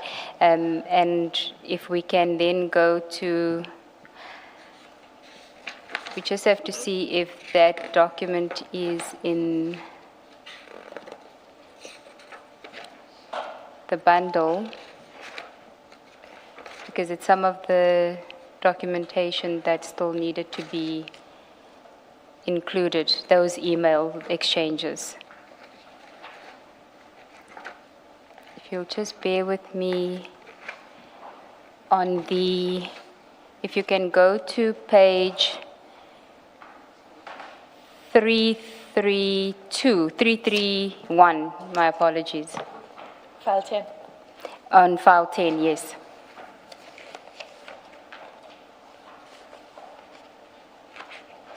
This is now a response to a different email from Advocate Johnson, but still on the 3rd of June 2025, because you send the documents to her. Mr. Tlale sends the documents back to you. If we go to page 332, at the bottom of page 332, you'll see 3 June 2025. It's from Mr. Tlale to you. It says the subject is docs. He says, "Hi DR, sorry for the delay. If I had just done it once last night, kind regards." Now, he's referring to documents that you sent him on the 2nd as well. Correct. You sent him documents relating to the Lushaba matter as well. The charge sheet, the in consultation note, and the prosecutor memo, correct? Yes, and on the 3rd, you're sending the 28 one, and he then sends everything back to you in this document called docs. This email said called docs, and you then forward the email on the top above that email from him at 332. Can you then read that, because then it follows on your WhatsApp to Advocate Johnson. 332 or 331? 332 at the just above Mr. Tlale's email. Afternoon, Advocate Johnson. Trust you are well. Please find attached for your correction and guidance. Thank you. Okay, so when you send that email, that's where you've attached the 28 and all the documents that Mr. Tlale formatted for you. Correct, there were 4 Okay. attachments. And then if we go to 331, the middle of 331, that's where Advocate Johnson responds to you on the 3rd of June, 1555, and she's copied Anna Marie and Mr. Perumal. Correct. And what does she, can you read, what does she say? Subject docs. Drew, I have perused and corrected all these documents. Anna Marie is acting, and I changed the documents to her name. Brian, in his statement under paragraph 3, Paragraph 5. paragraph 5, with regards to this, it was Advocate Johnson checking, confirming the correctness of Brian Padiachi's J50 affidavit for application. In his statement under paragraph 5, list the offenses, please. Anna Marie, can you please sign the in consultation memo? I have perused it properly and made the necessary alterations, but do not want to sign while you are acting. We want to do this, we want this to go to Marika during the course of tomorrow, please. Once signed, Drew will collect and take by hand. I will ask that you call Marika to give her a heads up. We want to arrest on Friday at the latest. Drew. I will correct the section 28 and I will sign that as I usually do if there is an acting. Even if. Even if there is an acting. So she's saying we want to arrest on Friday at the latest, and then she's saying, Drew, I will correct the section 28, which means that on the 3rd of June 2025, there was still not a signed section 28(1) application or authorization. Correct. And Advocate Johnson was still in Germany at the time. Correct. She returned the following week. Is it correct, though, that there wasn't a Section 28(1) for authorization? We took this up with Advocate Johnson, and then she said there was the December one, which was still, operational, and this one was being done for a different purpose. No, the December one is a 2813. This is a 28-1, which is needed for the arrests. For the 28-13, yes. So there was no, as far as you were concerned, there was no 28-1 in respect of any of the crime intelligence matters as at 30 May 2025. Correct, because I was instructed to do it on the 27th of May, and I only emailed it on the 3rd of June. So this one is for the arrests, and then the one that you prepared on the 5th of December, which was signed on the 6th, what was that one for? That is to allow IDAC investigators to do a preliminary investigation. So that's for the preliminary investigation, and then this one is for the arrests. Correct. So without this one, they could not effect the arrests. That's why it was important. Correct. I think just to clarify, it's for an investigation. The 28-1 is for an investigation, but you can't go to the arrest and enrollment process if you haven't done a 28-1 investigation. Correct. Yes. So Advocate Johnson needed authorization for the 28-1 investigation in order for there to be an enrollment and warrants of arrest issued. Correct. Because you can't jump from 28-13 to enrollment and arrest.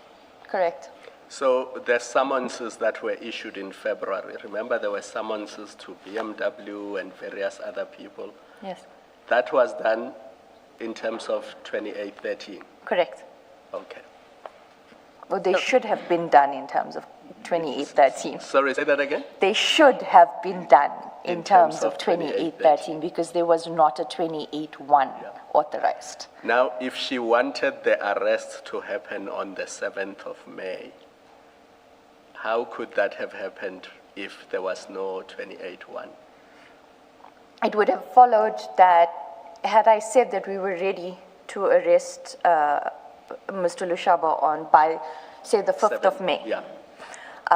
Exactly how I did it now, I would have submitted a 28-1 with all my accompanying documents for enrollment.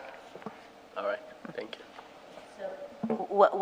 It looks like what she was doing, and correct me if I'm wrong, with this 28-1 now, which is to authorize an investigation. We are at the 3rd of June, and you're going to effect arrest on the 7th. It was really to trick the system. Appearances of, we already had an investigation authorized on the 3rd earlier, and now we are arresting when in fact, in the intervening period between the 3rd of June, if that's when she authorizes, and the 7th, there really would not have been an investigation because you've already done the investigations without the authorization. Am I correct in that construction? If I can go back to the 27 referral I did in 2023. Thank you. After the investigation was at a level where we knew that there was sufficient evidence to proceed. Myself and the Deputy Director on the matter did an application setting out all the evidence to apply for a 28-1. And then all the other processes, the finalizations of the affidavits and enrollment happened. Here you would not have had that because you've already done your investigation before Correct. there was authorization. The 28-1 should have been done a lot earlier yes. Yeah. So it was being done at this stage, considering that a date for arrest has already been decided and it's just going to be in a few days' time. It was just for appearances of compliance, really. Correct. Thank you. Regarding the document of the 30th of May, is it? Yes, because yours is the 3rd of June. The one of the 30th of May, subject to what Ms. Johnson, Advocate Johnson will say, because we said we will give her an opportunity to respond. Subject to what she says, it looks like what she did, if in fact she did this, constitutes forgery and uttering, actually. Yes, and I cannot understand why she would do it in my name. Thank you. Thank you. Can we then just go back to your statement? At paragraph 33, you dealt with the trailing emails. The document provides, so maybe just start 33 from scratch. It is clear from the trailing emails that follow thereafter, including emails from Advocate Johnson, that they could not have been assigned Section 28(1) authorization on the 30th of May 2025. The document provided to the Commission is a complete fabrication. The only other people who could have sent Advocate Johnson an application for Section 28(1) authorization for project diversion are Mr. Shlale and Advocate Schlatzwayo. And I doubt that they did, but they would be best placed to advise the Commission. I certainly did not prepare an application for Section 28(1) authorization on the 30th of May, 2025. That possibility of Ms. Tlachwayo and Mr. Tlale sending it to, it doesn't arise here because she relies on what is in your name. So Correct. for that authorization. Correct. Okay. And then, the next paragraph is, I think we had explored with you why you think Advocate Johnson would have, it's not even backdated because it's not the document that you had sent her at all, but why that document would have been produced and dated the 30th of May 2025. And in the course of that discussion, we had made you aware of an affidavit by Lieutenant Colonel Kumalo about the devices of Mr. Matlala, which had been demanded by IDAC, and the date on which that was demanded. And we're going to flight it and then if you could just read into the record paragraph 34. Thank you. I am aware of now,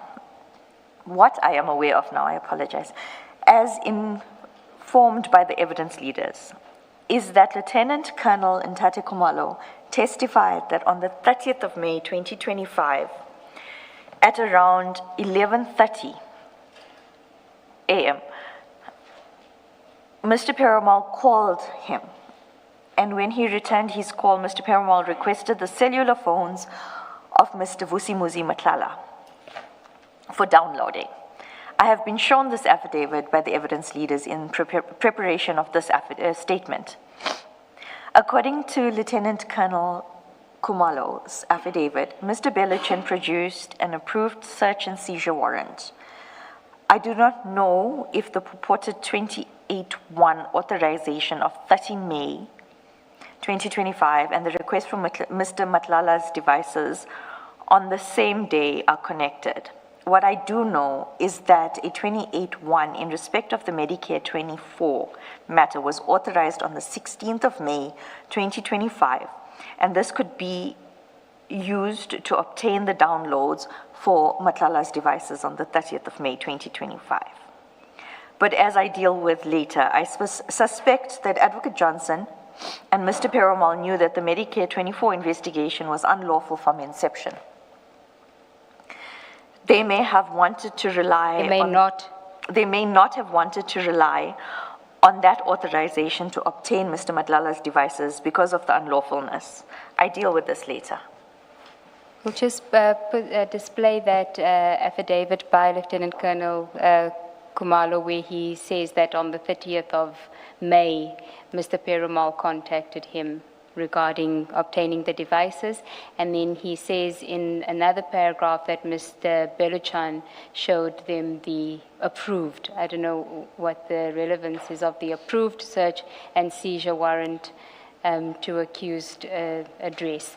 And you deal with it later, and your advice at some point or your observations that you made to the team at the time on the Matlala matter or the Medicare 24 matter seems to have been what they actually followed, because what they were going to do in order to get those devices from SAPS, you said to them, you can't do it that way. And it seems that the way that you had suggested to them was the way that they followed. Correct. Okay. And because I had distanced myself from this matter, it was only when I saw this that I realized that the advice that I had given them with regards to how search warrants of this nature are supposed to be done was followed. Because prior to that, they actually just wanted to go and seize the devices, the actual devices, which breaks chain of custody.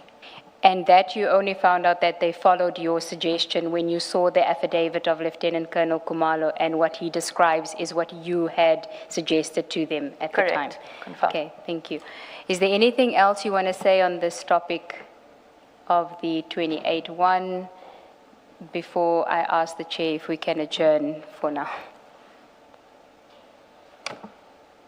I want an age analysis, an ink age analysis of that 28-1 signature. On Advocate Johnson's 30 May.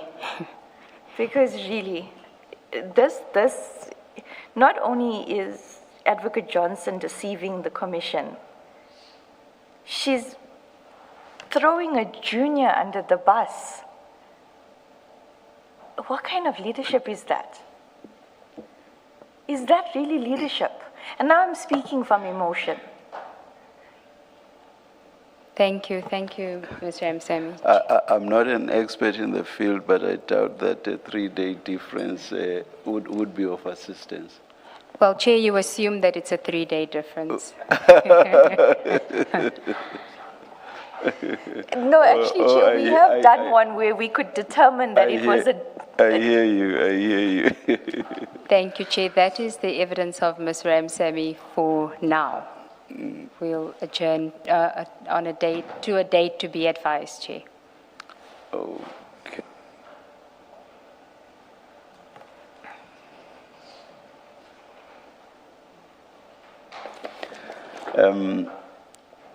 We are not done with your testimony, so it's being postponed to a date to be determined.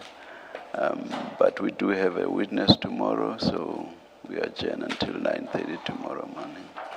Thank you, Chair. Adjourn.